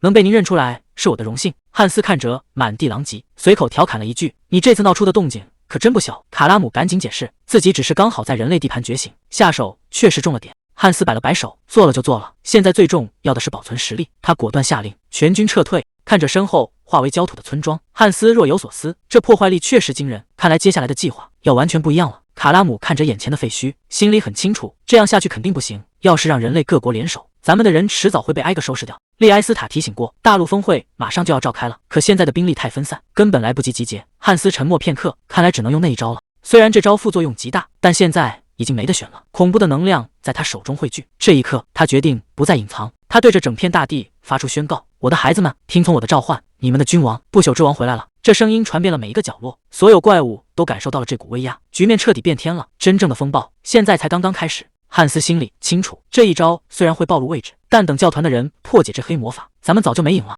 他猛地张开双臂，大声宣告：“回应我的召唤，以绝对者的名义！”话音刚落，四周的虚空中，无数忠诚的部下纷纷现身，他们齐声高喊：“愿为吾主效命！”看着这些狂热的士兵，汉斯握紧拳头，他狂笑着承诺：“我会带你们走向一个前所未有的未来。”这下局势彻底变了，真正的反攻现在才正式开始。大半夜的在森林里赶路，麦克心里一直犯嘀咕，最近到处都在传亡灵出没，这差事干得实在不踏实。同伴却觉得他是在疑神疑鬼，一边走一边嘲笑他胆子小，还让他少听那些没根据的谣言，专心盯着手里的货就行。突然，树丛里窜出一个黑影，麦克吓得差点跳起来，结果发现只是一只路过的兔子。同伴笑得更厉害了，觉得麦克简直是自己吓自己。可还没等同伴笑完，麦克的表情就彻底僵住了，他死死盯着同伴的身后，半天说不出一句话。同伴还没意识到发生了什么？刚想回头问个清楚，一道血光就直接撕碎了黑夜。他甚至连惨叫都没发出来，就直接领了盒饭。看着到在血泊里的同伴，麦克整个人都懵了。眼前这只双眼冒着红光的怪物正死死地盯着他，这下真的彻底完了！救命啊！怪物杀出来了！这突如其来的袭击让所有人都乱了阵脚，守卫们根本想不通，这些本该躲在深山里的怪物怎么会成群结队的出现在这？麦克吓得腿都软了，直接瘫坐在地上。他这辈子都没见过这种场面，更让他感到绝望的是，这些原本互相残杀的怪物，现在竟然在联手行动。这已经不是普通的袭击了，而是一场有预谋的屠杀。惨叫声划破了黑夜，北边山脉出大事了，商队竟然遭到了怪物袭击，看来这世道是越来越乱了。休伯特手里攥着大批物资，但他并不打算趁机捞一笔。对他来说，现在的局势，人情远比金钱更值钱。可这些东西该送给谁呢？就在他犹豫的时候，一个关键消息传了过来：钢铁要塞正在疯狂招人。这下有意思了，他等的那个机会终于来了。酒馆里到处都在转，北边的怪物已经疯了，正成群结队的往南冲。看来这天是要变了。休伯特坐在一旁没说话，他在等一个带头的家伙出现。这不，哈利把酒杯往桌上一砸，这种大场面，当佣兵的怎么能错过？同伴还没反应过来，问他打算什么时候动身，结果这哥们儿那是说走就走，人是冲出去杀敌了，可酒钱谁付啊？这下同伴全傻眼了。这帮人追得正起劲，非要让人家请客喝酒，结果一转头全堵在了佣兵工会门口。哈利刚露面，办事员一眼就认出了他，看来在这行混，这张脸就是活招牌。本想赶紧办完手续带兄弟们入伙，结果对方一开口直接拒绝了申请，同伴当场就火了，工会这是打算砸大家的饭碗。就在气氛快要炸掉的时候，办事员赶紧掏出一封信，原来哈利早就被大人物盯上了，这是指名道姓的特殊委托。可哈利连看都没看，直接把信扔到了一边。这种麻烦事他根本没兴趣，这活儿可不好接。办事员劝他再想想，可哈利根本没当回事，毕竟这次的雇主可是这片土地的领主。哈利兴冲冲赶到府邸，本以为能直接见到大人物，结果推开门一看，屋里坐着的竟然是个全副武装的骑士。对方连头都没回，语气里全是嫌弃：“领主可没空见你这种粗人，我是罗宾骑士，这次的任务由我来跟你对接。看来这趟差事还没开始，火药味就已经拉满了。”罗宾这次找的人确实有点不一般。哈利笑着问：“堂堂骑士团的人找我这种雇佣兵干什么？”罗宾开门见山：“他要去北边山脉救人，目标是领地里的矮人铁匠扎尼克。”画面一转，程贤和泰山来到了医院，江女士恢复的特别快，连医生都觉得不可思议。看来事情终于开始往好的方向发展了。泰山总觉得这事儿不对劲，医生说江女士能好转，简直就像是有顶级高手在暗中帮她调理身体。程贤赶紧打马虎眼，说可能是奶奶平时积德，老天爷显灵了。泰山虽然怀疑，但也只能当成是奇迹。泰山又问起搬家的事情，听说程贤要搬到郊区，他还在担心住那么远以后通勤怎么办。其实程贤心里早有打算，现在的他靠着实体投影，再远的距离也就是一眨眼的事。而且他买大房子可不是为了享受，而是因为他不知道以后还会有多少个分身需要地方安置。到了第二天，罗宾带队正式进山。这趟差事可不简单，毕竟是领主亲自发话，这帮雇佣兵个个都像打了鸡血，尤其是带头的那个骑士，居然亲自下场带队。罗宾指着前面说，失踪的矮人最后就在这附近，当时怪物的情况非常诡异，扎尼克只能先躲进山洞避难。女骑士听完直吐槽，这种时候还敢往山上跑，真是不要命了。罗宾无奈的解释，在矮人眼里，稀有矿石比命还重要。哈利心里很清楚，这支队伍里全是顶尖高手，但真正的麻烦恐怕就在这山洞深处。女骑士心里直犯嘀咕，这帮人名义上是向导，可这实力也太离谱了。那个什么矿石真值得这么大动干戈吗？还没等他想明白，哈利突然停下脚步，前方雪地里一大波怪物正疯狂冲过来。女骑士倒是挺自信，直接带人顶了上去，说这几个杂兵交给他们就行。紧接着就是一阵剧烈的爆炸，火光瞬间吞没了怪物。本以为这下稳了，结果烟雾散去，所有人都愣住了，这帮怪物居然一点事都没有。女骑士发现不对劲，这帮怪物的防御力越来越高，普通的攻击根本打不动。就在这时，哈利终于坐不住了，他狂笑着冲向最前面，看来是要亲自收场了。这一出手，局面瞬间变成单方面碾压。哈利根本没把这些怪物当回事，随手一抓，两个脑袋就撞在了一起。虽然哈利打得正爽，但怪物数量实在太多，女骑士急得大喊：“小心身后！”更多的怪物正从四面八方涌来，这下真的麻烦了，一下子围上来3个，光靠这双拳头确实有点费劲。哈利要是使出真本事，分分钟就能解决，但他担心被队友当成怪物。既然这样，那就换个法子。这一跳直接锁定了胜局，他要在落地之前把这几个麻烦彻底清理掉。还没等怪物反应过来，哈利已经杀到了跟前，这速度简直快得离谱。看来这几只怪物连落地的机会都没有了。一声巨响过后，哈利竟然赤手空拳就把那3个怪物全给收拾了。这战斗力，到底谁才是真正的怪物？女骑士他们还没回过神，就听见旁边传来嘎嘣嘎嘣的声音。走近一看，所有人下巴都要掉地上了。哈利居然在生吞魔石，面对同伴的质问，哈利一脸淡定的解释，这是部落的秘传法术，吃魔石是为了补充能量，其实就是肚子饿了。这种离谱的理由，谁听了都觉得是在胡扯。可看他那副没心没肺的样子，这身体素质恐怕早就超越人类极限了。刚吃完魔石，哈利这身体就开始不对劲了，一股莫名的烦躁感直冲脑门。现在的他只想把眼前的一切全给毁了。这种失控的情绪非常危险，好在还有一股力量在死死护着理智，但这仅仅是个开始。他能感觉到全身的能量正在疯狂咆哮，这种前所未有的力量正在他体内彻底炸开。难道说这就是传说中的觉醒吗？还没等他适应这股力量，周围的森林已经完全变了样，整片区域都被一股诡异的混沌给淹没了。眼前这阵仗确实够惊人的。汉斯看着脚下的亡灵大军，露出了满意的神色。带头的正是女妖女王奥利维亚，她当场跪地宣誓，愿意为领主献出一切。这支传说中的不死军团竟然真的重现了。汉斯也没想到，奥利维亚带回来的兵力远比预期的还要多。为了不惊动人类，他一直行事低调，这下总算攒够了家底。既然人手够了，汉斯立刻下达了密令，他发动深渊誓约，要求奥利维亚去查清那些人的底细。这种刺探情报的活交给他确实最合适不过。奥利维亚满口答应，表示一定会办得漂亮。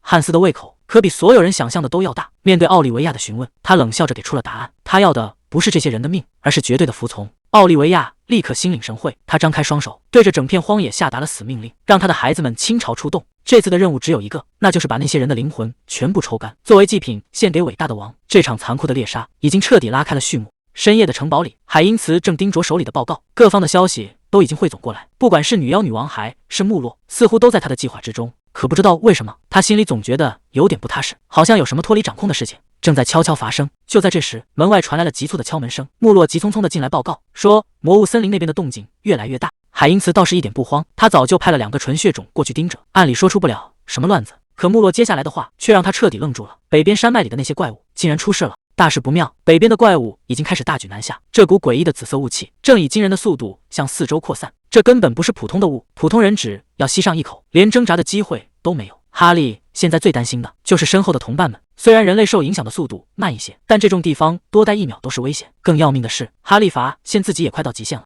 这股力量确实让他强得离谱，但代价是身体正在失控。就在意识快要模糊的时候，他强行开启了身体稳定技能，总算是暂时压制住了。但这股力量迟早会变成更大的麻烦，要不是有这保命的技能，哈利刚才差点就跟那些怪物一样彻底疯掉了。还没等他缓过神，前面的守卫突然示意大家停下，难道又有怪物追上来了？结果虚惊一场，从灌木丛里钻出来的竟然是矮人铁匠扎尼克。这家伙披着一身树叶，在这儿已经等了大半天了。扎尼克说他挖好了地道，让大家赶紧跟着他走。可哈利却站在原地没动，看他这架势，显然是打算留下来硬刚了。没时间犹豫了，大批怪物已经杀到了跟前，哈利立刻下令撤退，所有人保持阵型往山下冲。扎尼克这下彻底栽了，眼看那巨大的木棒就要砸下来，他只能扯着嗓子拼命喊救命。就在这要命的关头，一道红光闪过，哈利直接把那怪物给劈了。这家伙居然还笑得出来，说这种大块头砍起来才过瘾。同伴赶紧在一旁催他，现在可不是玩的时候，后面的怪物大军马上就要追上来了。哈利二话不说，拎起扎尼克转身就跑。看着身后密密麻麻的怪物，他心里很清楚，再这么耗下去，除了他自己，恐怕没人能活着离开这儿。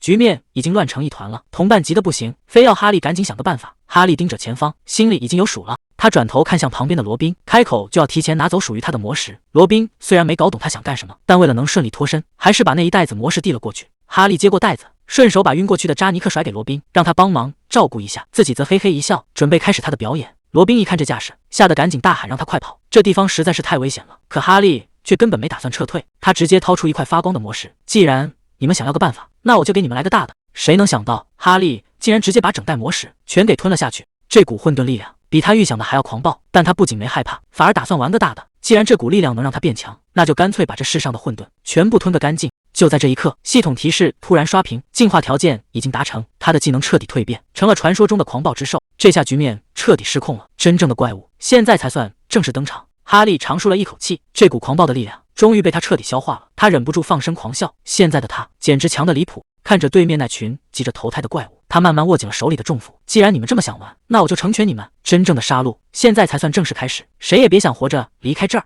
哈利感觉全身都要烧起来了，这股力量根本压不住，这就是传说中的狂暴之兽吗？挡在前面的敌人瞬间就被清理干净，这根本不是战斗，而是单方面的屠杀。女骑士完全看傻了，这种速度，普通人的眼睛根本跟不上。守卫忍不住感叹：最强雇佣兵的名号果然不是吹出来的。罗宾却看出了端倪，这男人的本事恐怕还不止于此。听好了，这男人被公认为全大陆最强，这话可一点都没夸张。面对成群结队的怪物，他连正眼都没瞧一下，随手一挥就是单方面的碾压。就在怪物打算拼死一搏时，他露出了那种轻蔑的笑。真正的杀招现在才要亮出来，看清楚了，他的武器竟然能隔空飞回手中，这就是他的底牌。念动力，杂鱼已经清理干净，但这双异色瞳孔背后到底还藏着多少秘密？士兵兴奋地冲上来，哈利你太牛了，这都没事。扎尼克也跟着起哄，说他比矮人还要猛。哈利反手就是一个嘲讽，刚才谁在那哭着喊救命呢？扎尼克顿时没话说了。就在这时，气氛突然降到了冰点，哈利整个人定在原地，这种恐怖的压迫感，他这辈子都没见过。身体的本能只有一个念头，那就是赶紧逃。眼前的敌人根本不是一个量级的。罗宾还在问是不是又有埋伏，哈利直接笑出了声，这下真的麻烦大了。他说除了自己，所有人今天都得交代在这儿。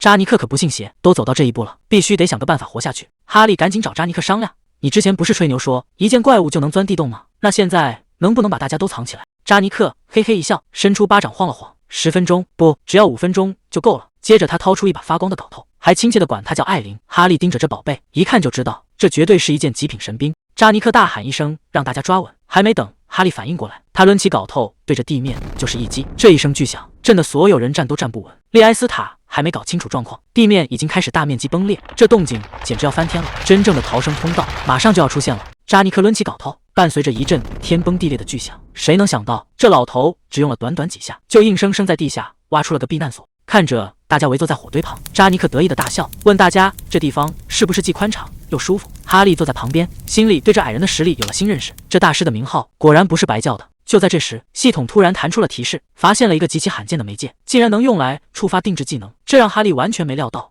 这把叫艾琳的镐头级别竟然能跟世界树枝平起平坐，那可是创造出哈利的神物。原来这东西凝聚了扎尼克20年的老本，比看上去还要强悍100倍。既然好东西就在眼前，哈利嘴角忍不住露出一丝坏笑。这下接下来的计划可就有意思了。哈利盯着那把镐头，心里已经打定了主意，不管付出什么代价，这宝贝他要定了。突然轰隆一声，头顶上方碎石乱飞，女骑士急忙问是不是那个怪物追过来了？罗宾察觉到那家伙正蹲在上面，忙着啃食刚才那些尸体。士兵想趁机逃跑，却被罗宾当场拦住，现在露头谁也跑不掉。就在大家一筹莫展时，哈利突然放声大笑，说他有个绝妙的主意，他打算亲自去把怪物引开。罗宾提醒他，这一去可能就回不来了。哈利却想都没想就答应了。女骑士和士兵都看懵了，哈利嘴角微微上扬，既然你要去当诱饵，那这把镐头我就不客气的收下了。哈利直接开口要那把镐头，扎尼克整个人都懵了，这可是他的命根子艾琳，哪能说给就给？哈利一脸坏笑，说这宝贝关键时刻能救命。扎尼克心里直打鼓，这可是次数有限的神器，但转念一想，还是保命更要紧。扎尼克一咬牙递了过去，结果哈利刚伸手，这老头又反悔了，死活拽着不肯撒手，还借口说哈利手太大，用这宝贝纯属浪费。哈利可不跟他废话，猛地发力一把夺了过来。扎尼克在后面哭天喊地，哈利头也不回的跑了，反正救了这老头一命，拿把镐头当报酬也算合理。至于还回去，那是想都别想了，救命之恩换一把镐头。哈利觉得这笔买卖非常划算，咱们就算彻底扯平了，现在这把神兵利器正是一主。哈利刚从地底下钻出来，还没来得及喘口气，就碰上个大家伙。他笑着说，既然都是怪物，那就打个招呼吧。谁能想到这只双头食人魔竟然被混沌气息给搞疯了，肚子里全是魔石，他不停地在空气中嗅着，明显是闻到了哈利身上那些魔石的味道，这下正合他意。既然这怪物主动送上门，正好拿他去救那帮矮人朋友。哈利故意把这怪物往远处引，毕竟接下来的场面可不能让外人看见。眼看四下无人，他终于停下脚步，既然要打，那就用怪物的方式来解决。话音刚落，哈利直接开启了变异技能，整个人气场全开。这一刀下去，食人魔怕是连后悔的机会都没了。哈利这一招直接见红，他兴奋地说，这种手撕猎物的感觉才是真的痛快。看着挣扎的怪物，他冷笑着说，你以为只有你吃过混沌力量这种好东西吗？刚才还不可一世的食人魔，这下彻底怂了，居然转身就想跑。哈利大笑着追上去，一把按住他的脑袋，既然长了2个头，那我就帮你剪掉一个吧。哈利这一刀直接把食人魔砍废了，这家伙一边吐血，一边还在这儿放狠话，说他的小弟马上就到。结果回头一看，他整个人都傻了，满地都是小弟的尸体，一个活口都没留下，这到底是谁干的？就在这时，海因茨慢悠悠地走了出来，他说自己只是来跑个腿，顺便热热身，毕竟这日子实在是太无聊了。看着他手里跳动的血球，局面彻底失控，真正的狠角色现在才算正式登场。这大家伙终于到了，地动山摇的一声闷响，宣告了战斗的结束。哈利笑着说，2个人联手办事，效率确实高了不少。他随手把东西一扔，对海因茨说，这份礼物我就收下了。不过这还不是最精彩的，看着地上的猎物，哈利已经等不及了，趁着混沌力量还没散，他直接扑了上去，这一口下去，不知道实力又要翻多少倍。还没等两人喘口气，地面突然剧烈震动起来。海因茨立刻察觉到不对劲，这股恐怖的气息实在是太熟悉了。就在这时，漫天大火瞬间炸开，伴随着震天动地的吼声，红龙赫拉托斯就这么杀了出来。他现在已经彻底失控，嘴里喊着要吃掉一切。在他眼里，周围的所有活物都是点心。哈利不但没怕，反而兴奋的大笑，居然真的见到活的巨龙了。海因茨却提醒他，这家伙已经被混沌力量吞噬，根本没法讲道理，只能拿命去拼了。赫拉托斯盯着眼前的两人，冷笑着说：“一个杂种人类，加上一个吸血鬼，这顿加餐看起来还挺不错。”赫拉托斯张开血盆大口，他正发愁先吃哪一个，最后干脆决定要把这两个人一起吞了，好填饱他的肚子。哈利和海因茨可不打算坐以待毙，两人二话不说直接动手，一个正面硬刚，一个侧面偷袭，配合的天衣无缝。可结果让人傻眼，赫拉托斯笑得非常狂妄，刚才留下的伤口竟然一眨眼就全好了。海因茨眉头一皱，这巨龙的恢复力太离谱。哈利更是忍不住吐槽，这防御加回血简直就是开了挂。赫拉托斯冷冷地看着他们，在他漫长的生命里居然只输过一次。海因茨顺着话茬问了一句，到底是何方神圣能打败这种怪物？赫拉托斯只给了一个名字，那位王。赫拉托斯提起那个名字，语气里满是忌惮，那是曾经判他死刑的不死之王。不过他觉得现在诅咒已经解除，再也没人能管得住他了。看着红龙在那自言自语，哈利和海因茨竟然忍不住笑出了声。赫拉托斯当场就火了，死到临头了，这两个家伙到底在笑什么？哈利一边笑一边解释，光靠他们两个确实搞不定这头巨龙，所以他们特意请了个帮手。就在这时，周围的空气瞬间降温，汉斯毫无征兆地出现在红龙面前。赫拉托斯还没反应过来，对方已经开口了。在汉斯眼里，这头被污染的红龙简直是绝佳的实验品。谁能想到，哈利请来的这位竟然就是传说中的不死之王汉斯。看着眼前这头被污染的红龙，汉斯冷笑着说：“这可是个完美的实验材料。”赫拉托斯彻底愣住了，他怎么也没想到这个不死族竟然会出现在这里。汉斯狂笑着说：“通过不死王的记忆，他早就看穿了一切。既然连赫拉托斯都能从沉睡中苏醒，那他从地狱归来也就没什么好奇怪的了。”赫拉托斯虽然不甘心，但现在的局面已经完全脱离了他的掌控。汉斯冷笑着说：“既然进了这个结界，就别想再活着逃出去。在这里，这头红龙连翅膀都别想张开。”赫拉托斯显然被逼到了绝境，他盯着汉斯，嘴里不停念叨着不死王的名字。他发疯似的咆哮着，要让这个对手付出应有的代价。恐怖的能量瞬间爆发，赫拉托斯发起了最后的反扑。哈利在一旁看着，忍不住感叹：这场戏真是越来越精彩了。谁能想到，这头红龙竟然在吸收混沌能量，这种事连哈利都办不到。赫拉托斯感觉到力量在体内横冲直撞，他狂笑着宣布：不死王的末日就在今天。汉斯却一脸淡定，甚至觉得有点麻烦，因为这完全打乱了他的计划。就在赫拉托斯出手的瞬间，他竟然直接闪开了。赫拉托斯还以为他怕了，在那儿笑得合不拢嘴。结果汉斯只是在心疼，这么多能量要是浪费了多可惜。他盯着赫拉托斯说：“既然你觉得咱们不平等，那我就降到你的水平，陪你好好玩玩。”就在这时，汉斯低声下令：“起来吧！”随着一声巨响，大地彻底裂开了。谁能想到，他竟然召唤出了恩特拉西奥，那是一头遮天蔽日的古龙。赫拉托斯这下彻底懵了，他怎么也想不到，对手竟然还有这种底牌。汉斯站在龙头上说：“恩特拉西奥，我要完整的实验材料，所以收起你的诅咒和腐蚀，直接用肉搏解决它。”古龙星领神会的低下了头，紧接着发出一声震天动地的咆哮，直接俯冲而下。这一口下去，赫拉托斯连反抗的机会都没有，只能发出绝望的惨叫。汉斯已经在想该怎么料理这顿大餐了，他随手一挥，重力、空间、冲击吸收三重结界，直接把赫拉托斯锁死。赫拉托斯还没意识到问题的严重性，居然还觉得这些锁链只是些小儿科。但他根本没发现，汉斯只是在打辅助，真正的杀手已经绕到了身后。哈利和海因茨早就等不及了，一个盯着龙肉，一个盯着龙血，这哪是在打架，这分明是准备开饭了。赫拉托斯还没来得及反抗，就被这两个疯子瞬间淹没。这场顶级猎杀现在才真正进入高潮。哈利尝了一口龙血，结果直接吐了一地，这血里的混沌能量太重，对他来说简直难喝的要命。就在这时，赫拉托斯彻底暴走了，他震碎了全身的锁链，打算用龙息把这儿全烧了。旁边的海因茨这吓慌了神，汉斯却一点不虚，比龙息是吧？谁还没个巨龙啊？他拍了拍身下的恩特拉西奥，蓝色的魔力瞬间拉满，这下有意思了，两股力量要是撞在一起，这地方怕是保不住了。赫拉托斯彻底拼命了，一口龙息喷出来，想把这儿全烧成灰，结果恩特拉西奥根本不躲，直接正面硬刚，两股力量撞在一起，这动静简直要翻天。就在大家注意力都在龙身上时，海因茨终于出手了，他直接咬破手掌，打算用全身的血液强行发动鲜血奇迹。这一招可是他的压箱底，一把血红的大剑凭空出现，还没等赫拉托斯反应过来，海因茨又开启了加速。海因茨这一剑精准地劈开了他的防御，赫拉托斯疼得仰天长啸，但他根本没把这道伤口当回事。他冷笑着嘲讽哈利说：“这种小伤口对他来说就像挠痒痒一样，一眨眼就能恢复原状。”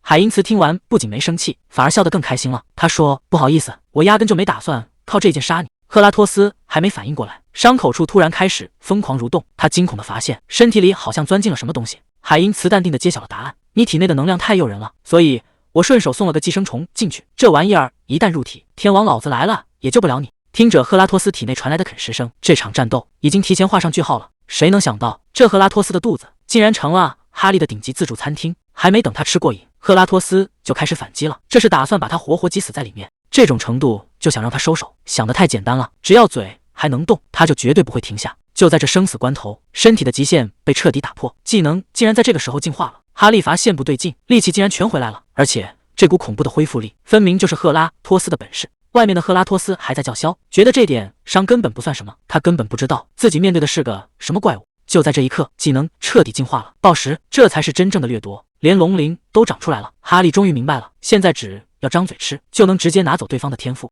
这下局面彻底反转，赫拉托斯引以为傲的资本全成了他的盘中餐，既然躲不掉，那就干脆把这里全吞了。哈利这是打算从内部把赫拉托斯彻底掏空。外面的赫拉托斯已经快疯了，一边被疯狂啃食，一边还要应付死死缠绕的锁链。他想把肚子里的怪物逼出来，可惜已经晚了。就在这时，海因茨也盯上了这块肥肉，他可不是来帮忙的，而是来趁火打劫的。借着暴食带来的混乱，海因茨的血族技能竟然当场进化，这下赫拉托斯彻底成了活祭品，每一滴血都成了他的大补药。这种级别的力量提升，让海因茨意识到真正的杀戮才刚刚开始。海因茨还在做着进化的美梦，突然察觉到情况有变，赫拉托斯体内透出的光芒让他意识到真正的转折点来了。与此同时，哈利已经深入龙腹最核心，眼前这个疯狂跳动的东西就是赫拉托斯的心脏，这可是世间罕见的顶级补药。哈利根本没打算犹豫，既然已经到了这一步，那就直接开餐。随着这一口咬下去，赫拉托斯发出了绝望的惨叫，他那不可一世的庞大身躯终于彻底崩溃，重重地砸向地面。汉斯看着眼前的废墟，这一仗打得确实漂亮，不可一世的赫拉托斯终于还是彻底倒下了。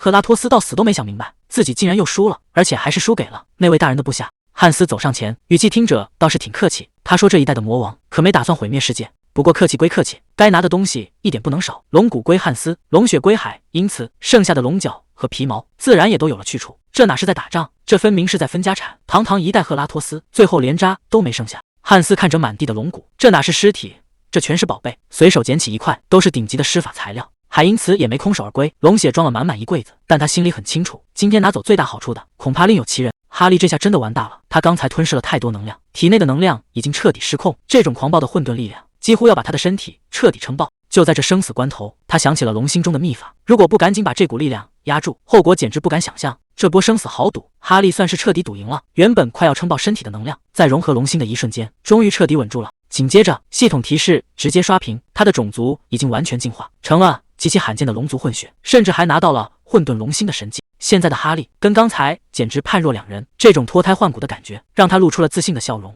他能清楚地感觉到，现在的自己已经强到了一个全新的境界。谁能想到，连种族都彻底变了，哈利现在已经成了真正的龙人族。这颗龙之心的力量简直强得离谱，这种变异能力现在随叫随到，但麻烦也跟着来了。只要稍微增加一点身体密度，这重量就有点控制不住。这一脚下去，地面直接崩了。在去见那帮家伙之前，必须得先适应这股力量。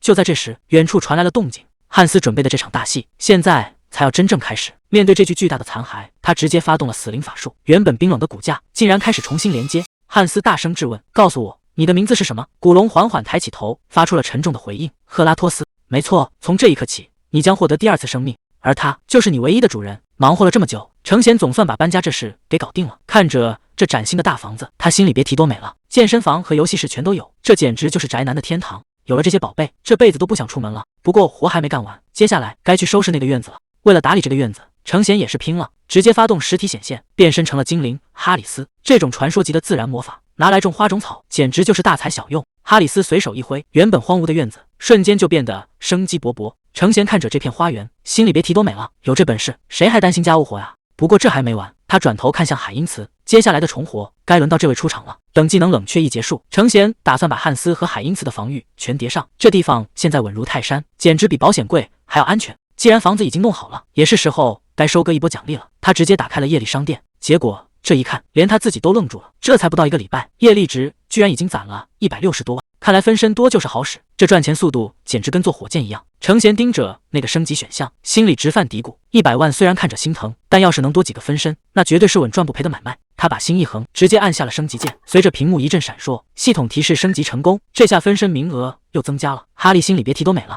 不过这商店里的好东西好像还不止这些。系统提示分身的智力大幅提升，哈利这才反应过来，难怪最近觉得分身越来越机灵了。他甚至开始担心分身变聪明了，自己会不会变笨啊？不过这都不重要，真正厉害的还在后头。新技能分身云端正式解锁，这玩意儿居然能让分身共享空间。程贤一下子就看出了其中的门道，这不就是跨次元快递吗？以后送东西再也不用亲自跑腿了。他拉着海因茨当场做实验，随手把东西往屏幕里一扔，结果对面瞬间就收到了，这效率简直无敌了。有了这个功能，生意规模能再翻好几倍，连汉斯需要的核心也能立刻送过去，这下真的要起飞了。接下来的才是重头戏，程贤再次发动实体显现，这次他的目标是那位传说中的矮人霍华德。只要有了这位锻造大师的力量，接下来的活儿那还不是手到擒来。程贤已经等不及要大显身手了，随着一阵白烟冒出，变身正式开始。可等烟雾散去，旁边的海因茨直接看傻了，程贤自己也懵了，说好的强壮矮人呢，怎么变成了一个圆滚滚的小不点？这身材比例完全不对劲啊！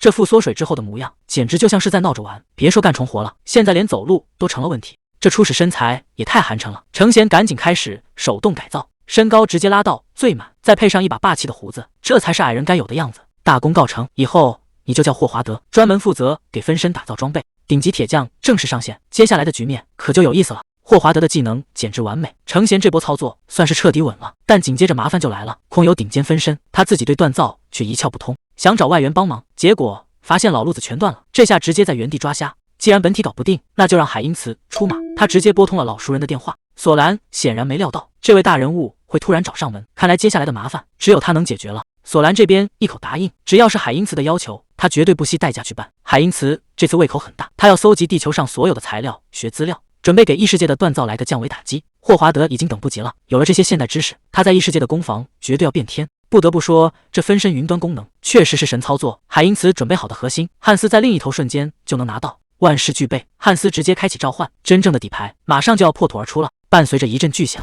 杜埃尔刚出场还挺嚣张，大喊着是谁敢召唤他。结果汉斯只是冷冷回了一句是我。杜埃尔看清对方身份后，当场就秒怂了。他原本以为自己已经彻底完蛋，没想到还能再次效忠，这下忠诚度直接拉满，恨不得把命都交出来。汉斯心里很清楚，这家伙虽然看着有点滑头，但在记忆里他可是个顶尖的军师，收服一个还不够。紧接着第二道光芒亮起，这次出现的竟然是奥利维亚。他这一现身，整个排场瞬间就不一样了。看来汉斯的班底终于要凑齐了。奥利维亚这次带回来的可是个不得了的大消息，关于深渊誓约的调查终于有了突破性进展。他不仅查到了中央帝国，甚至还揪出了对方的秘密据点。这情报的分量让汉斯都忍不住大笑起来。奥利维亚赶紧趁热打铁，当场表忠心，说自己愿意为了领主大人拼掉这条命。结果旁边的杜埃尔嘴欠，非要拆台说他根本没命可拼。这冷场瞬间让气氛降到了冰点，奥利维亚的眼神简直要把他生吞活剥了。汉斯倒是挺会安排，既然杜埃尔这么闲，那就直接派他去协助奥利维亚。这下杜埃尔彻底傻眼了，落在正发火的女人手里，他接下来的日子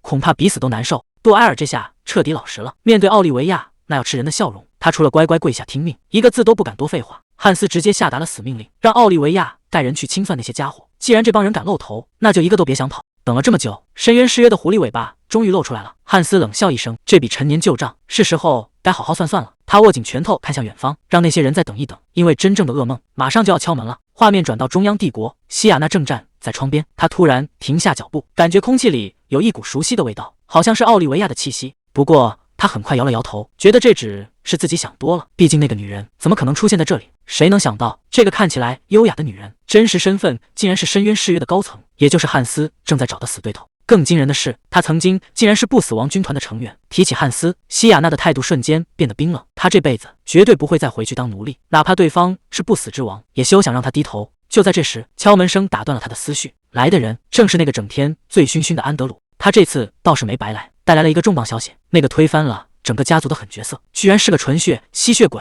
他的名字叫海因茨。可奇怪的是，一个外人到底是怎么做到这一步的？西亚娜的秘密差点藏不住，连头上的角都露出来了。可安德鲁这家伙心思全在自己的异能上，他抱怨自己的远视能力，如果没有情报支撑，看什么都是一团浆糊。他可没耐心听这些借口。在他看来，那个新上位的领主根本不足为惧，因为对方身上没有圣血。既然是个好对付的软柿子，那就没必要亲自动手。可谁能想到，一场席卷大陆的战争已经拉开了序幕，这个最强的吸血鬼家族马上就要变天了。打铁这门手艺真不是光靠眼睛看就能学会的，金属的特性和发力的技巧，门道实在太深了。海因茨心里很清楚，专业的事还得专业的人来干。等传送门的冷却时间一到，就把霍华德送去更好的攻防。还没等他计划好，索兰就带来了一个新消息：破天者那帮人竟然开始私下接触其他势力了。这帮家伙到底在憋什么坏主意？不过海因茨一点都不急，只要事情还在掌控中，真相迟早会浮出水面。海因茨现在底气十足，因为时间站在他这一边，在异空间里，他的分身已经疯狂修炼了10个月，而现实世界才过去1个月，这种降维打击的时间差，就是他最强的底牌。可就在他稳步推进计划时，一个神秘的小个子突然出现在了城堡门口。开门的管家一脸纳闷，眼前这个披着斗篷的小孩竟然指名道姓要见海因茨，而且语气大得惊人，直接让他带路。管家哪见过这种阵仗，在这地界还没人敢对他这么没礼貌。他刚想把人赶走，对方却丢下一个名字，只要报上布里奇的名号，穆洛就一定会见他。这小姑娘到底什么来头？居然敢这么狂！根本不用管家赶人，对方一亮出身份，局面瞬间就反转了。谁能想到，眼前这个披着斗篷的小姑娘，竟然就是家族的始祖，拥有神圣之血的布里奇。穆洛这下彻底愣在原地，赶紧把这位老祖宗请进屋，又是端茶又是赔罪。可这位始祖大人倒是一点架子都没有，喝着茶还不忘纠正称呼，嫌弃大名听起来太死板，非要让人叫他布里奇。这可把旁边的随从难坏了，对着这位传说中的大人物，这一声布里奇，真不知道该怎么开口。这下麻烦大了，按照原本的约定，布里奇至少还要20年才会出现，谁能想到他竟然现在就杀回来了。布里奇一边优雅地喝着茶，一边随口提起了门口的管家。虽然气息没变，但那孩子身上的变化多到让他完全无法理解，甚至连自己的始祖都不认识了。穆洛站在一旁不敢接话，可布里奇的眼神突然变得犀利，直截了当地点破，不只是管家，眼前的这个男人也变了。他心里很清楚，自己根本没胆量跟这位始祖动手，更何况现在海因茨大人也不在，局面已经彻底失控。布里奇凑近闻了闻，确认对方身上确实流着自己的血，可为什么会变成现在这样？就在气氛降到冰点的时候，真正的清算恐怕就要开始了。布里奇直接摊牌了，他冷冷地问：负责这件事的人到底在哪？穆洛这下彻底僵住，原来从进门那一刻起，他就看穿了所有的谎言，局面已经到了无法挽回的地步。听说海因茨现在不在，布里奇倒是一点也不意外，他慢悠悠地表示，既然自己没地方住，那就留在这里等他回来。穆洛哪敢说个不字，只能低头答应。可他不知道的是，布里奇此刻的心情竟然是前所未有的兴奋。这种通过进化来增强血脉，甚至让吸血鬼走向阳光的梦想，他已经渴求了太久，没想到竟然真的有人做到了。他现在非常期待能亲眼见见这位优秀的后裔，当然也是那个胆敢违抗血脉的头号叛徒。这一声巨响，哈利总算回来了。这出场方式差点没把同伴吓得半死。扎尼克吓得够呛，哈利却兴奋得不行，直呼这场仗打得痛快。大家发现他比以前更有精神了，有人注意到他身上长了鳞片，哈利却没当回事，催着大家赶紧去钢铁要塞。话还没说完，他就已经冲了出去。但那个问题，他真的能逃避吗？扎尼克虽然觉得哈利变强了，但心里总觉得不对劲。他最担心的事还是发生了，艾琳到底去哪了？哈利这下有点坐不住了，这真是哪壶不开提哪壶。要是现在解释不清楚，后面让扎尼克带徒弟的计划可就全泡汤了。为了稳住局面，哈利只能硬着头皮开始编。他说这背后其实有个特别惨的故事。按照他的说法，刚开始一切都在掌控之中，对手虽然强，但也没出什么意外。可就在最关键的时候，事情突然失控了。哈利说他当时被怪物重重包围，杀了一波又一波，体力已经彻底透支了。就在这时，背后突然飞来一支冷箭，根本没法躲。他已经做好了最坏的打算，结果一声闷响，他竟然没死，是艾琳冲了出来，替他挡下了这一招。哈利大喊着问艾琳：“你为什么要救我？”可还没等他反应过来，最惨的一幕发生了，艾琳就在他面前彻底碎成了粉末。哈利这一声惨叫，真是听者伤心。看着艾琳消失在眼前，他发誓绝对不会忘记这份牺牲。怒火在这一刻彻底爆发，他像疯了一样冲进敌阵，每一招都带着复仇的劲头，要把这些怪物全部撕碎。他说就在那一刻，复仇的火焰让他觉醒了，原来他身体里竟然流淌着巨龙的血液。扎尼克哪见过这阵仗，当场哭成了泪人，直呼这简直是人间悲剧。哈利这瞎话编的，连他自己都快信了。这下扎尼克算是被彻底忽悠瘸了。哈利这运气真是没谁了，正愁瞎话编不下去，骑士居然来了个神助攻，非说他祖上肯定有龙族血统。哈利一听赶紧顺杆爬，这现成的剧本不用白不用。这下好了，全队人都觉得他是个觉醒的英雄。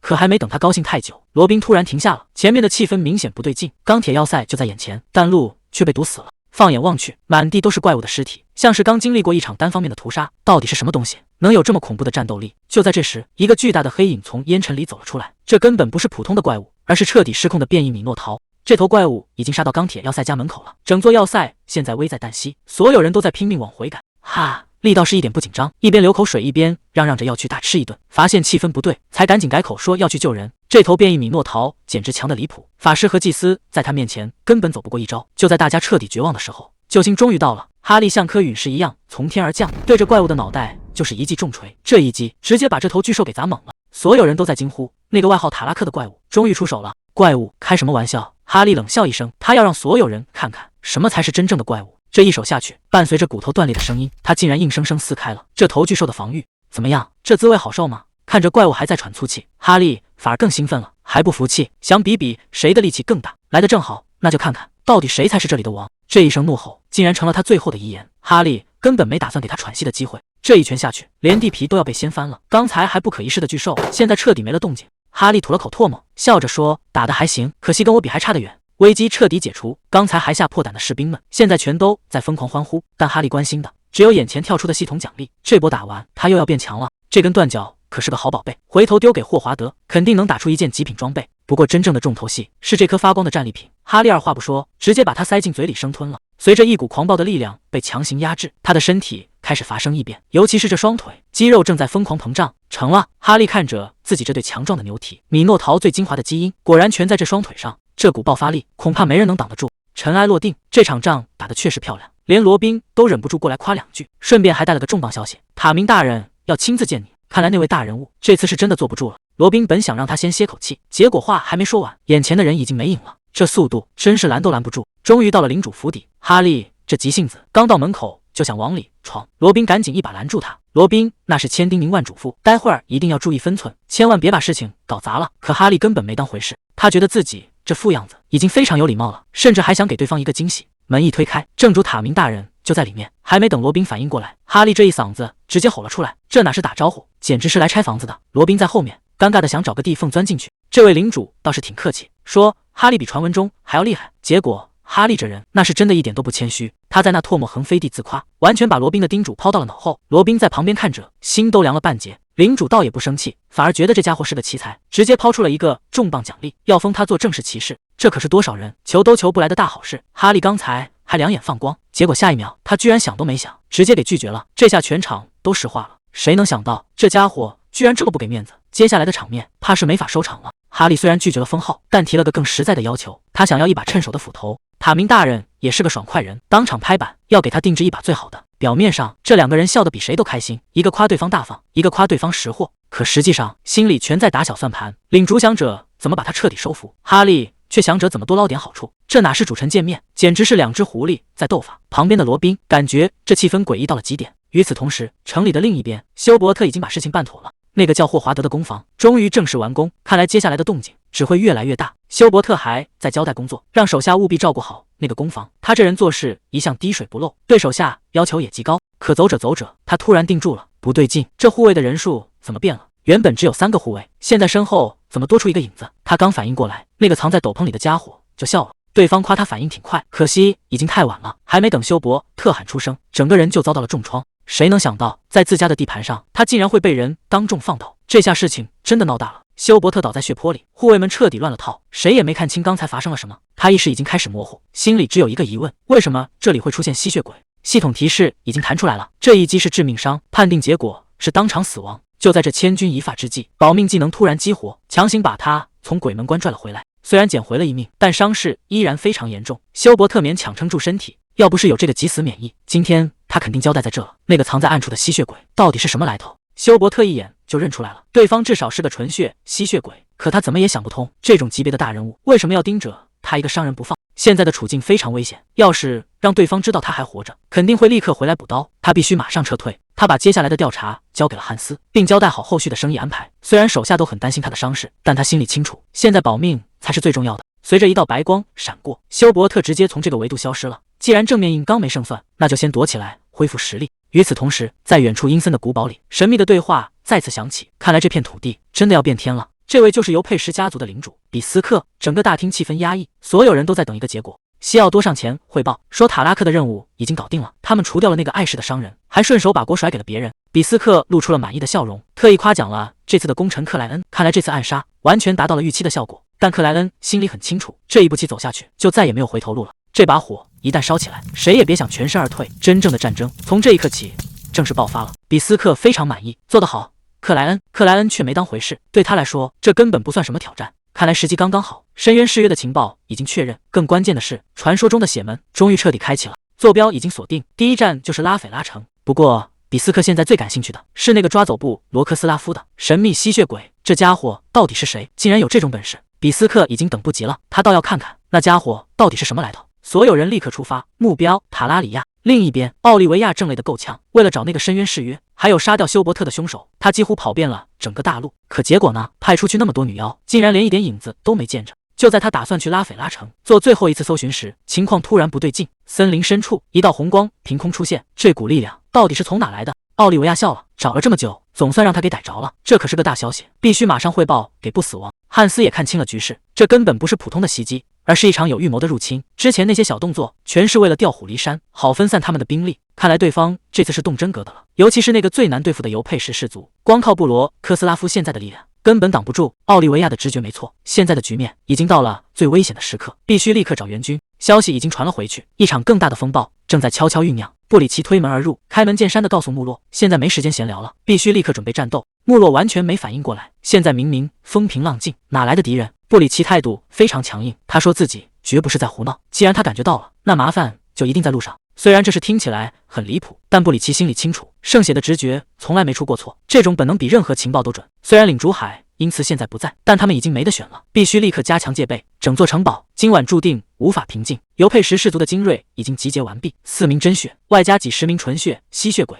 这股力量足以横扫任何对手。比斯克根本没把敌人放在眼里，在他看来，收拾那个布罗科斯拉夫不过是分分钟的事。他下令全速前进，打算趁对方还没反应过来，直接打他们个措手不及。可就在出发的一瞬间，他心里突然咯噔一下，总觉得哪里不太对劲。他猛地回头看向身后，却什么也没发现。部下们都一脸懵，不知道发生了什么。比斯克强行让自己冷静下来，他觉得这一定是错觉，毕竟对手都是些弱鸡，连一个圣血都没有，根本不可能威胁到他。但他不知道的是，这种直觉往往才是最致命的预警。比斯克已经放话了，就在今天，他要让布罗克斯拉夫彻底消失。看这架势，他是打算毕其功于一役。汉斯在暗处盯着这一切，他开启了深渊之眼，发现对方已经开始大规模移动，局面比预想的还要糟糕。尤佩什的圣血可不好对付，偏偏这时候海因茨的召唤技能还在冷却，而海因茨又被困在圣域，根本没办法赶来支援。汉斯自己也不能轻易出手，他现在的身份太扎眼，一旦露面，只会让事情变得更复杂。既然正面战力指望不上，那就只能找那个男人了，一个跟吸血鬼有深仇大恨，做梦都想复仇的雇佣兵。哈利，该你上场了，动作快点。哈利好不容易赶到地方，结果还没等进门，就被守卫当成了食人魔。这帮人拿着长矛，非说他不是人类。哈利气得当场破防，赶紧掏出教团的证明，大喊自己是正经人。可守卫根本不听，这种误会已经不是头一回了，真是越急越出乱子。与此同时，远处的比斯克也察觉到了异样，他盯着城堡的方向，露出了一个阴冷的笑。他说这下有意思了，刚才那种心神不宁的感觉终于找到了源头。那个消失已久的怨灵布罗科斯拉夫竟然在这个时候回来了。部下听到这个名字，当场就愣住了。谁能想到传说中的圣血竟然还在？这下麻烦真的大了。部下察觉到比斯克有些迟疑，忍不住开口询问，结果比斯克一个眼神扫过去，对方立马吓得低头认错，直说自己是怕出什么意外。比斯克根本不想听这些废话，他冷冷地丢下一句：现在出发。随着他一声令下，所有人化作残影，朝着目标全速俯冲。比斯克在风中大声宣告，要让所有人记住，尤佩什氏族才是最强的，没有任何人能挡住他们的路。整座城堡已经被结界封死。布里奇一边喝茶一边确认，防御看起来没什么问题。穆洛却一脸愁容，虽然已经集结了所有战力，但人手还是远远不够。布里奇倒是很淡定，既然对方已经快到了，再担心也没用。穆洛追问敌人的位置，他冷笑一声，这还用问吗？就在这时，穆洛直接撞碎玻璃冲了出去，因为敌人已经杀到眼皮子底下了。比斯克一开口就是嘲讽，以为布里奇早就死在哪个阴沟里了。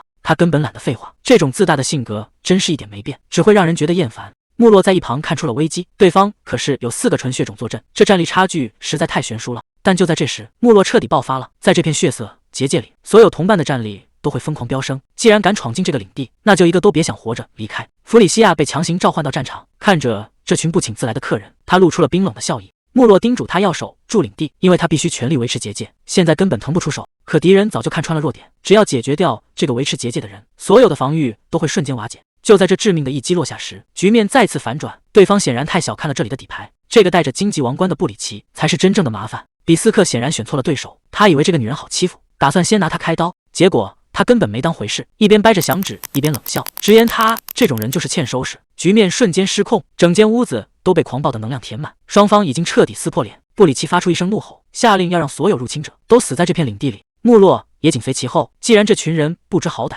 那就让他们见识一下什么叫真正的绝望。克莱恩还没反应过来，身后就传来了一阵低沉的杀气，对方显然是来寻仇的。谁能想到坚不可摧的结界竟然被人徒手撕开了一个大洞。哈利像野兽一样死死盯着眼前的目标，他终于找到了伤害同伴的凶手。西奥多在一旁看出了端倪，这家伙恐怕和之前的商人有关系，这下真的是踢到硬茬了。他忍不住责备克莱恩，办事竟然这么不小心，尾巴没擦干净，还把这种怪物引到了家里。就在两人争执的时候，弗里西亚在一旁冷笑着开口了：“在这种生死关头还敢分心，真是不想要命了。”西奥多这下彻底慌了，他被弗里西亚缠得根本脱不开身，只能咬牙下令，让同伴赶紧动用最后的底牌。结果这一喊，反而点燃了旁边的火药桶。哈利正愁没对手，听到纯血2个字，整个人都兴奋到了极点。他早就想试试这股新力量了，狂暴的能量瞬间炸开，这种压迫感让周围的人连大气都不敢喘。对面的守卫直接看傻了，这哪里还是人类，简直就是一个从地狱爬出来的怪物。既然感动他的兄弟，那就要做好付出代价的准备。这一拳下去，所有的账都要一次性算清。瞧瞧哈利，简直就是虎入羊群。对面的小弟们被打得落花流水，比斯克这下坐不住了，质问这怪物到底是从哪冒出来的。面对质问，布里奇只是轻蔑一笑，他根本不屑于解释，甚至连他自己都还没搞清楚状况。比斯克冷哼一声，觉得胜负已定，还吹嘘自己的手下更有本事。可惜现实打脸太快，两人的战斗已经快到肉眼难辨。这种级别的对决，普通人连看都看不清，只能看到红光在空中疯狂碰撞，这就是所谓的宿命之战，每一招都奔着要命去。比斯克以为抓住了破绽，嘲笑对方终于露出了马脚，还叫他一声老鬼。可谁能想到，真正的杀招才刚刚露头。比斯克一脸得意，嘲讽对方是不是已经力不从心。布里奇倒也坦然，自嘲确实是老了不中用，要是换作当年，这种对手根本不在话下。一旁的哈利压力山大，虽然不知道这女人是谁，但他现在急需帮手，因为他体内的龙心正在疯狂预警，圣血已经危在旦夕。他知道不能再等援军了，如果现在不拼命，一切就都太迟了。既然如此，那就只能孤注一掷。他决定使出所有压箱底的本事，各种竞技力量瞬间叠加，狂暴的能量像火焰一样，彻底点燃了整片战场。随着一声怒吼，他终于展现出了完全体形态，这股毁天灭地的气势把对面的守卫直接吓破了胆。谁能想到，刚才的哈利现在彻底变了样，这哪还是什么变身，简直就是地狱里的恶魔。对面的敌人惊呼：“这到底是个什么怪物？这种怪物谁都没见过。”他们直接看傻了，这种感觉简直太棒了，这就是混沌龙的真正力量吗？既然这样，那就大干一场吧，真正的表演现在才要开始。守卫们彻底急疯了，这家伙的目标竟然是比斯克，想拦，可这股能量场根本进不去。哈利根本不管这些，直接硬冲了过去，但海因茨连眼皮都没抬一下。这领域确实邪门，光是靠近，哈利身上的鳞片就开始崩裂。不过只要把混沌龙的心脏和宝石之眼的力量结合，这局他赢定了。能行，这一招绝对能突破。哈利发出一声怒吼，竟然硬生生把领域给撕开了，这下全场都傻眼了。谁能想到，这绝对防御竟然像玻璃一样碎了一地。哈利狂笑着落在比斯克面前，问他是不是这帮人的头儿。比斯克还算镇定，问他到底是什么来头。结果哈利冷冷地说：“我是替受害者找上门的代表。”受害者？比斯克还没反应过来，一股更危险的气息已经瞬间锁定了他。既然凶手不认识受害者，那就让他亲自体验一下。哈利这一拳直接对比斯克贴脸输出，这一记重拳力道十足，直接把人轰飞了出去。哈利正狂笑着准备收工，结果身后突然传来声音，回头一看，比斯克竟然毫发无伤。他冷笑着说：“你在这领域里怕是看走眼了。”原来刚才那一拳全是幻觉。比斯克满脸不屑，嘲讽这种小儿科的攻击根本不可能伤到他。可哈利一点都不慌，反而笑着反问：“既然是小儿科，那你刚才不还是被分心了吗？”比斯克还在那儿装深沉，结果话还没说完，打脸的就来了。布里奇这一刀直接撕开了他的防御，刚才还不可一世的家伙，现在只能捂着伤口骂街。哈利哈哈大笑，夸这小家伙干得漂亮，局面总算彻底反转了。既然这边已经得手，哈利转身就往主战场冲，几个守卫还想上来挡路，叫嚣着绝不让他靠近。哈利根本没把他们放眼里，身体表面的鳞片开始疯狂碎裂，但这可不是受伤，而是他等了很久的觉醒时刻。哈利已经把话撂下了，比斯克那边自然有人对付，现在的战场完全成了哈利的个人秀。看着满地的残兵败将，剩下的敌人彻底慌了，明明人数占优，结果却被打得毫无还手之力。克莱恩正琢磨着怎么逃命，结果还没等他想出招，一股黑影就直接把他给锁死了。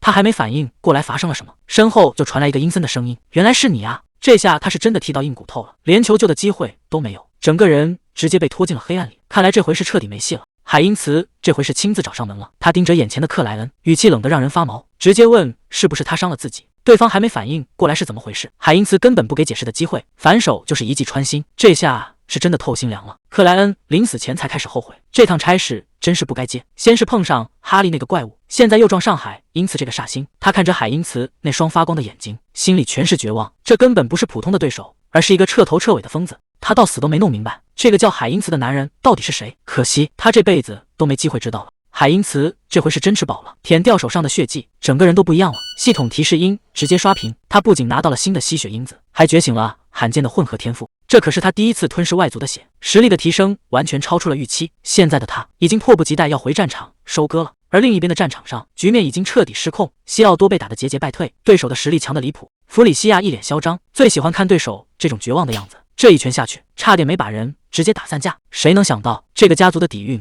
居然这么深？之前的计划全乱套了，真正的麻烦才刚刚开始。西奥多正盯着对方的2把手，结果正主突然现身了。弗里西亚一脸兴奋地喊着：“大人，看来这条大鱼终于露面了。这就是传闻中那个新领主吗？”他一言不发地盯着西奥多，气氛诡异到了极点，谁也猜不透他到底在打什么主意。在他眼里，西奥多的价值非同一般，简直就是另一个海因茨。这种级别的顶级战力，要是能挖过来，那以后的日子可就太好过了。他露出一丝意味深长的笑，心里已经打好了算盘，这回他要把西奥多变成自己的人。海因茨心里已经打好了算盘，既然以前那套行不通，那就干脆把他拉到自己这边。看着这不怀好意的笑，西奥多整个人都警惕起来。他直接亮明身份，说自己现在是家族的新领主。但这还没完，他居然想让西奥多也乖乖听命，这简直是白日做梦。还没等西奥多反应过来，身后的弗里西亚突然出手，这下麻烦了，他被死死按住，根本没法脱身。海因茨慢慢凑了过来，看着那露出的尖牙，西奥多彻底陷入了绝境，这下是真的要变天了。一声惨叫划破长空，比斯克现在彻底傻眼了，他怎么也想不通局面为什么会失控到这种地步。原本指望深渊誓约能来救场，结果到了关键时刻，连个影子都没捞着，这下他算是被坑惨了。汉斯在暗处发出一阵冷笑，深渊之眼已经看穿了一切，那些所谓的强力援军早就已经没命折腾了。看着满地的残局，比斯克最后的救命稻草也彻底断了。汉斯已经等不及要见幕后主使了，他甚至想好了要给这帮人安排点新工作。海因茨也刚解决完手头的麻烦，纯血之间的差距确实是一目了然。就在这时，布里奇也优雅的现身了，他似乎很中意这个新领主，还特意叮嘱以后叫他的小名就好。这气氛简直像是在叙旧。哈利大笑着走过来凑热闹，看着这几个人聊得火热，他还不忘补上一刀，说旁边好像有人被冷落了，这摆明了是在看笑话。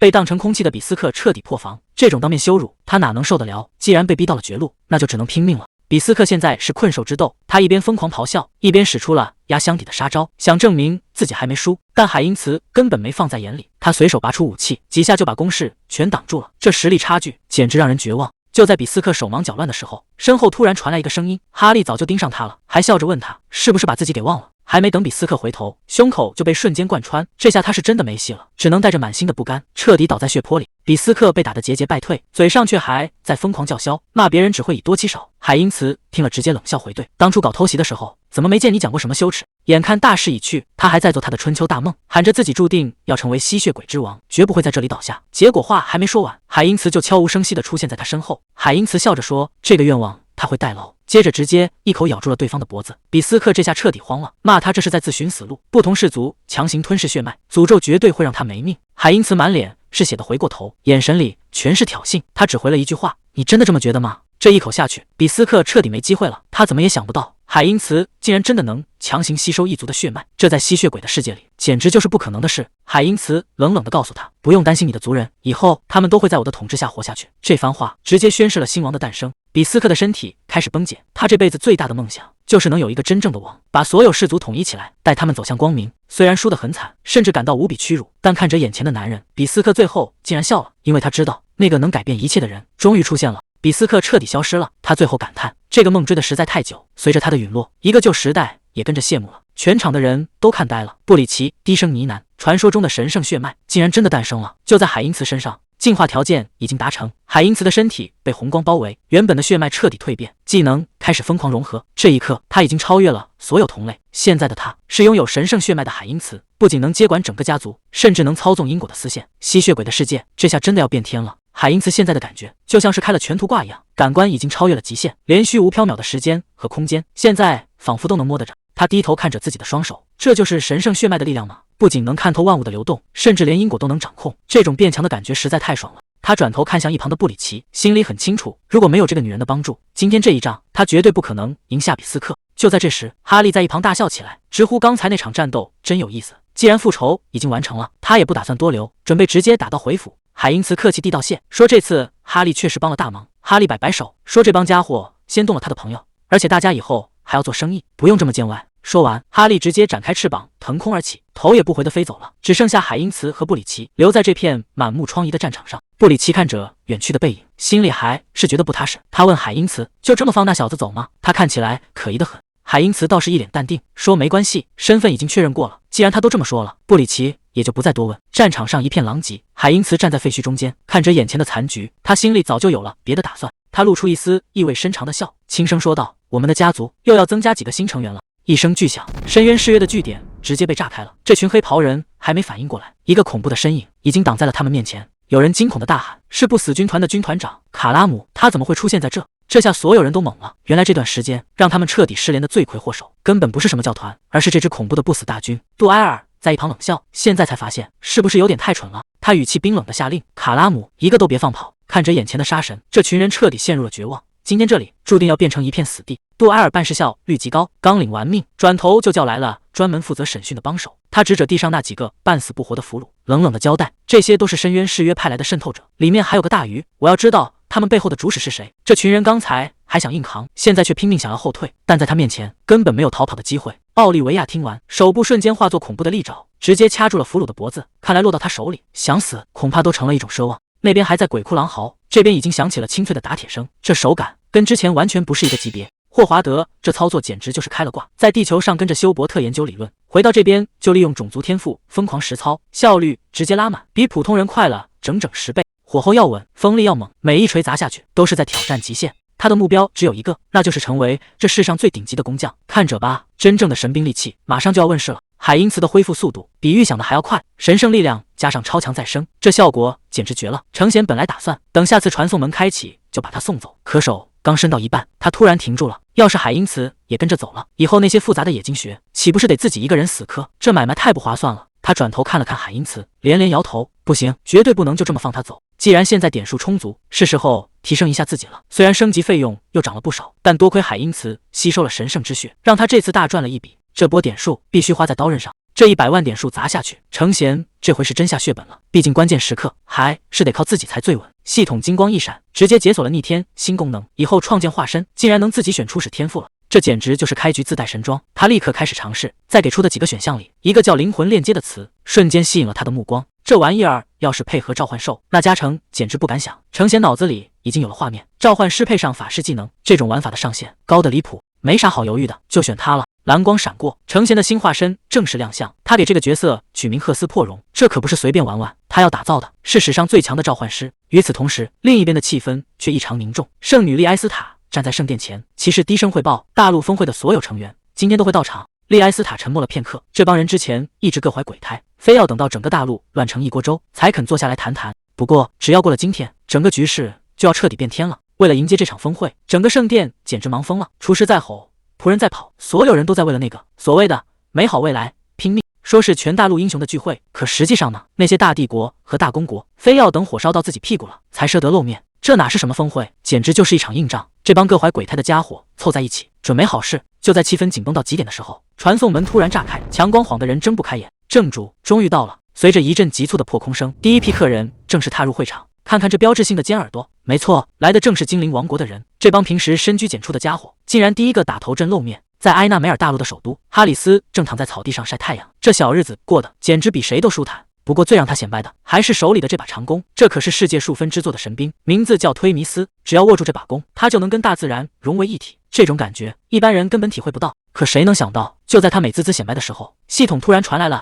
提示音，条件达成，他的技能居然在这个时候进化了。这下事情变得更有意思了。哈里斯正美滋滋地感受着自然之力，这地方对他来说简直就是天堂，他甚至想在这儿赖上一辈子。就在他最放松的时候，草丛里突然传来了动静，哈里斯立刻警觉起来，看来有人找上门了。他赶紧让分贝撤掉隔音结界。这小家伙进化成终极元素生物后，这招隔音术确实帮了不少大忙。还没等他站稳，一个熟悉的声音就传了过来，对方调侃他今天居然没在偷懒睡觉。抬头一看，来的人竟然是沙飞龙。他这时候找过来，到底是为了什么事？哈里斯这下直接看呆了。今天的沙飞龙确实不太一样，整个人看起来比平时要精致得多。沙飞龙问他在看什么，哈里斯支支吾吾地说：“你今天感觉变了个人。”原来是因为要去参加大陆峰会。沙飞龙特意参考了哈里斯的建议，他还有点担心自己是不是打扮得太过了。哈里斯怎么也没想到，这姑娘竟然真的把他的话全都一字不落地记在了心里。现在的他确实稳重了不少，不仅平时会主动打招呼，甚至连哈里斯的那份行李他都提前帮忙准备好了。这波操作属实是把哈里斯给暖到了。哈里斯看着那大包小包，心里直犯嘀咕，咱们这是去开会，又不是去荒野求生，而且走的是风之境，根本用不着带这么多东西。不过看沙飞龙这么卖力，他还是决定夸两句，这准备的简直太到位了。沙飞龙听了果然很高兴，既然东西都收拾好了，那就赶紧出发吧，毕竟大伙儿都在等着，迟到了可不太好。看着沙飞龙兴冲冲的样子，哈里斯无奈地跟在后面。虽然行李看着挺沉，但这姑娘硬是说自己能行。穿过传送门，一行人终于抵达了目的地——罗塞利亚大教堂。圣女莉埃斯塔已经等候多时，虽然场面看起来很隆重，但大家心里都清楚，这次聚首可不是为了叙旧。圣女接下来的话直接点出了现在的局势，如果不是因为那场危机，大家恐怕还没机会聚在一起。莉埃斯塔看着眼前的局势，只希望这次能把问题彻底解决，毕竟现在的麻烦已经超出了所有人的预期。塞西莉显得有点局促，她上前一步打了个招呼。莉埃斯塔倒是很热情，像个大姐姐一样夸她长高了不少。就在这时，传送门的动静越来越大，海因里希在旁边提醒，真正的重头戏才刚开始。法师塔联盟的人先到了，紧接着是阿泽里翁帝国的精锐，甚至连佣兵工会那帮狠角色也都一个不落地赶到了现场。全大陆有头有脸的势力今天算是彻底聚齐了，这场面确实难得一见。不过在海因里希眼里，这可不是什么普通的聚会，人越多对他来说机会就越大，只要能在这场博弈中站稳脚跟，他就能趁机捞到难以想象的巨大好处。海因里希当上圣徒的消息传得比想象中还要快，接待的精灵一听这事，态度立马变得不一样了。毕竟有这种级别的大佬坐镇，谁心里不踏实呢？对方甚至直接放话，接下来的安全就全靠他了。安排好住处后，对方还不忘特意叮嘱，会议马上就要开始，千万的准时到场。看着周围这阵仗，哈里斯忍不住笑了起来。沙飞龙还有点懵，不知道他在乐什么。哈里斯倒是一点都不意外，这种局面他早就预料到了。既然事情进展得这么顺利，那就干脆放轻松，准备迎接接下来的重头戏吧。全大陆有头有脸的势力现在全聚在这张圆桌上了，但罗汉公国的皇太子丹尼斯心里可是一点都不踏实。他家里现在正被怪物围攻，火都快烧到家门口了。结果呢，在座的这帮大佬一个比一个看着淡定，好像这事儿跟他们没关系一样。丹尼斯心里很清楚，这次会议他必须得带点救命的筹码回去。就在这时，大门被缓缓推开，利埃斯塔和海因里希终于正式露面了。这两位一露面，全场的气氛瞬间就不一样了，大家都在小声议论，这就是传说中被神眷顾的人吗？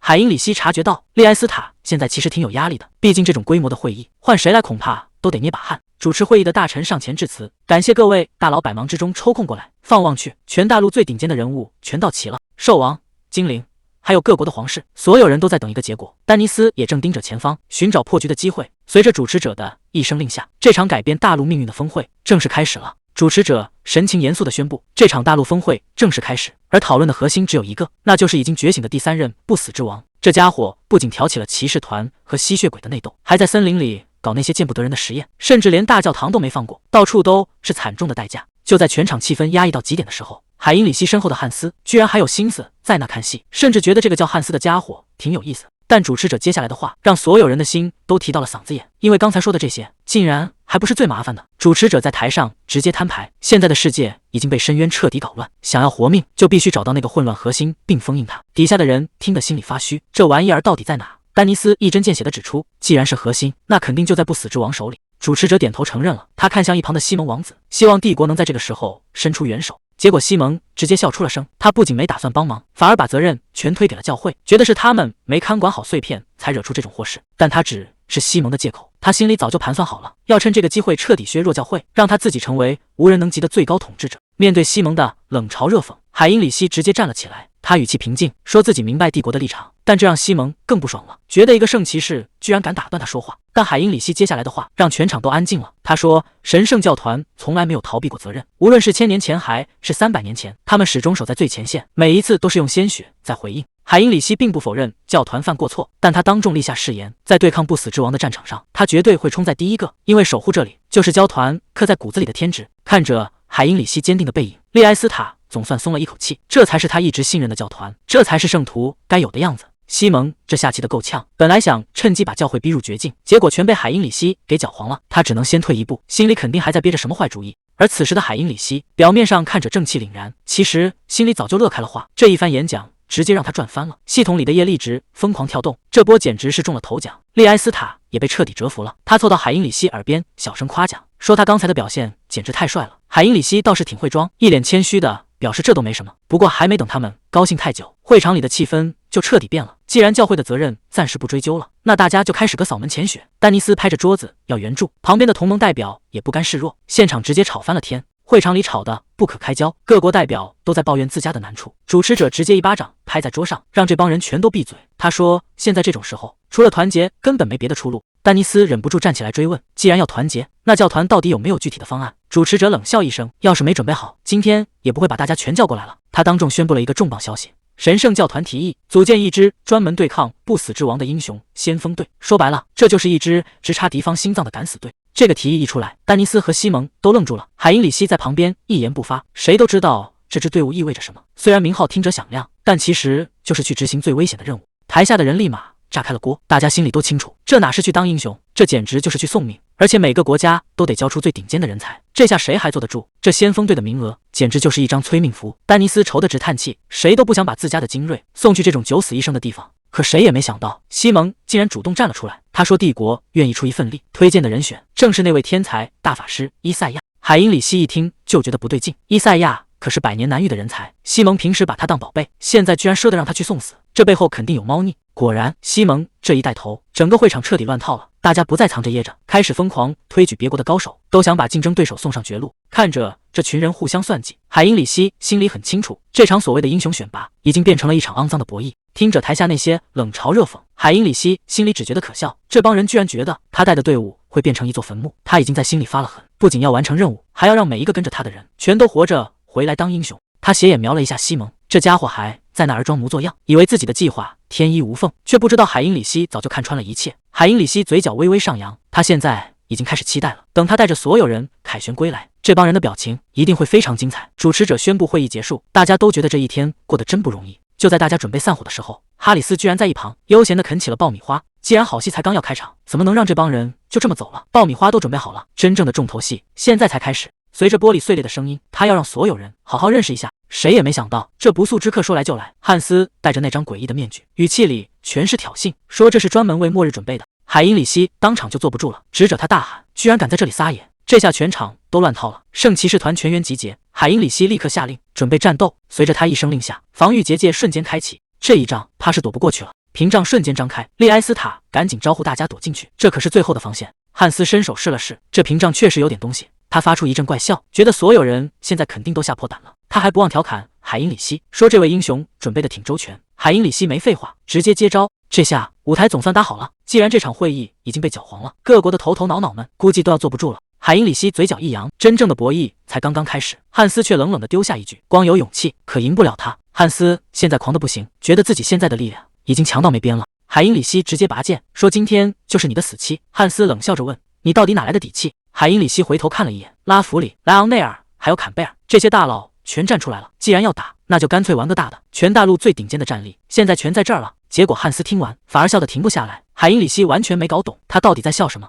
汉斯收起笑声，说有些话得先跟你说清楚。汉斯冷笑一声，说比人多，他可从来没输过。话音刚落，地面就开始不对劲了。海因里希大喊一声，让所有人注意脚下。这下真的要变天了，无数枯骨从地底钻了出来。汉斯正好想试试他这批新部下的威力，食尸鬼领主菲奥娜、恐惧幻影帕格斯，还有死亡骑士卡拉姆，这三个全是硬骨头。随着汉斯一声令下，亡灵大军全面进攻，海因里希只能硬着头皮顶上去。这一仗才是真正的生死局。拉弗里终于动真格了，他直接沟通精灵力量，要把这些脏东西彻底净化。这一招威力确实猛，大片亡灵瞬间炸开了花。可还没等大家松口气，对方的黑手就伸过来了，两股力量撞在一起，整片区域都要塌了。守卫们一边拼命挡住亡灵，一边护送大家往屏障里撤。结果卡拉姆杀疯了，这家伙简直就是个杀戮机器，普通士兵在他面前跟纸糊的没什么区别。他看着满地的尸体，觉得这些人简直蠢得可爱。既然是国王的命令，那今天谁也别想活着离开。战场上到处都是惨叫声，但哈里斯发现事情不对劲，这些怪物好像在故意挑选目标。程贤在暗处笑得很有深意，没错，这一切都在他的计划里，他就是要借着这场混乱，把那些烂透了的家伙一个不留的全部清理掉。海因里希还被蒙在鼓里，他正带着人往前冲，发誓要拿下那个不死之王。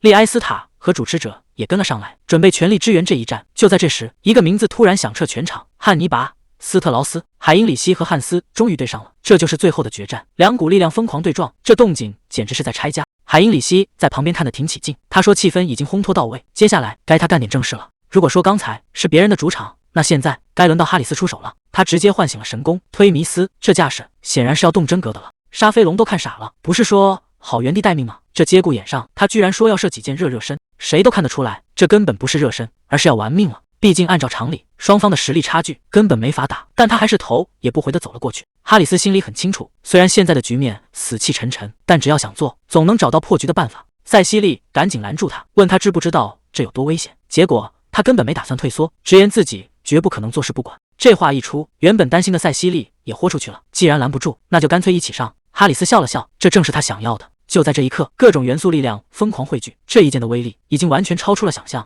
真正的反击现在才正式开始。谁能想到这一剑的威力竟然恐怖到了这种程度，连号称不死之王的面具都被当场射爆了，局面瞬间失控。就在这时，哈里斯耳边响起了系统提示，进化的条件竟然在这一刻全部达成了。这下哈里斯彻底要变天了，从世界树的孩子直接晋升为世界树的继承者。他等这一天已经太久了，现在他终于成了传说中的高等精灵。哈里斯这一剑不仅改变了自己，也让整个战局瞬间凝固了。原本还在发疯的怪物被汉斯一句话就给定住了。汉斯冷笑着说，真有意思，本以为你们只是群杂鱼，看来是我看走眼了。不过今天到此为止。他打算撤了，利埃斯塔哪能放他走，当场就要追上去拼命，结果被海因里希死死拦住。现在的局面太惨烈了，再打下去所有人都要交代在这。汉斯临走前还不忘补刀，说剩下的这些烂摊子够他们忙活一阵子了。他盯着海因里希放下狠话，下次见面就是彻底清算的时候。海因里希也没怂，直接把话顶了回去。随着一阵黑烟，汉斯彻底消失在战场上。汉斯彻底消失了，但他留下的那句狠话让所有人都心里发毛。他说，真正的绝望才刚刚开始。海因里希站在原地，看起来一副忧国忧民的样子，结果他心里想的却是自己的演技真是越来越到位了。现场现在乱成了一锅粥，他赶紧指挥人手去救治伤员。利埃斯塔还在纠结那句预言，总觉得对方肯定在憋什么大招。海因里希也顺着他演，说以后必须得加倍小心。不过现在全场最风光的还得是哈里斯。这一战之后，所有大佬的目光全盯在他身上了。他倒挺低调，笑呵呵地说这全是运气好，但大家都清楚，从这一刻起，他的身份已经完全不一样了。虽然暂时安全了，但现在还不是庆祝的时候。这位主持者当众承认，他们根本没能拦住不死之王，现在的局势已经到了最危险的时刻。这话一出，台下的贵族们纷纷响应。丹尼斯提议，大家必须抱团取暖，还要组建什么英雄先锋队。现场气氛一下子被点燃了。利埃斯塔看着大家这么团结，心里总算松了口气。可旁边的海因里希却冷眼旁观，他一眼就看出来，这群人里有不少都在打小算盘，所谓的联手不过是各取所需罢了。还没等大家高兴太久，一个传令兵连滚带爬冲了进来，带来了一个炸裂的消息：罗汉公国的边境防线已经彻底崩了。这下全场都定住了，真正的麻烦才刚刚开始。消息传回现场，所有人彻底懵了，3条防线竟然同时全线崩溃，连公国的重要设施也全被端了。这下大家终于明白汉斯说的绝望到底是什么。大家都以为是亡灵大军干的，但海因里希心里很清楚，事情没那么简单。他死死握住拳头，这绝对是那帮疯子的手笔。深渊誓约。就在大家快要撑不住的时候，利埃斯塔收到了一个秘密消息。紧接着，传令兵大声宣布，帝国的枢机主教菲拉艾正带着精锐部队赶来支援。这支救兵的出现，让原本死寂的现场重新燃起了希望。所有人都在高喊绝不投降。但这位主教的到来，到底是转机，还是更大的麻烦？利埃斯塔还在台上动员，号召大家战斗到最后一刻。海因里希在旁边看着，心里却在盘算着别的计划。所有人都以为是海因里希立了大功，这对他来说简直是神助攻。既然大陆联盟已经成立，那海因里希也只能乖乖被他牵着鼻子走。与此同时，在荒凉的郊外，奥利维亚已经选好了位置，这里离公国不远不近，而且土里全是浓郁的黑暗能量。汉斯对这个地方非常满意，他终于要动真格的了。禁忌的知识被彻底激活，巨大的魔法阵在地面炸开，无数骷髅从土里爬了出来。汉斯狂笑着说，大陆联盟想阻止他的不死大军，简直是白日做梦。汉斯张开双臂，既然对方想玩，那他就彻底动真格的了。他要让这片土地的所有人都感受到真正的恐惧。随着一阵剧烈的震动，一座巨大的黑色高塔拔地而起，这不仅仅是一座建筑，更是他意志的化身，宣告着黑暗时代正式降临。汉斯看着眼前的杰作，发出了令人毛骨悚然的冷笑。他已经等这一天太久了。他对着天空狂喊，大陆联盟，咱们就正面硬刚一下吧。南方的永恒大陆看来是要变天了。神秘人盯着远方说，不死王总算决定动手了，那家伙确实窝囊了太久。看着这片荒凉的土地，他知道自己也没必要再等下去了。既然局面已经乱了，是不是也该轮到我出场了？他直接从高处跳下，这一步踏出就没打算再回头，他要去亲手处理。那一刻，所谓的混乱之中，汉斯盯着地图说，现在的罗汉公国简直就是死路一条，被3面大山死死围住，就像一根快要熄灭的蜡烛。帝国和教团动作这么快，这回肯定要血流成河了。至于海因里希，他现在也动弹不得，在勇者小队正式集结之前，他只能乖乖待在原地。就在这时，奥利维亚带回了关键情报，那个被抓到的人身份终于对上了。汉斯问，确定是那个人吗？奥利维亚点头说，没错，他就是那个代号老头的家伙，也是整个分支的头目。看来真正的目标终于浮出水面了。奥利维亚低声汇报，根据最新的调查，我们一直盯着的那伙人里出现了一个非常关键的目标。汉斯问，关键目标？奥利维亚接着说，那个人就在帝国的托贝亚城，离首都非常近。汉斯重复着这个名字，托贝亚，那可是皇帝亲手管辖的地盘。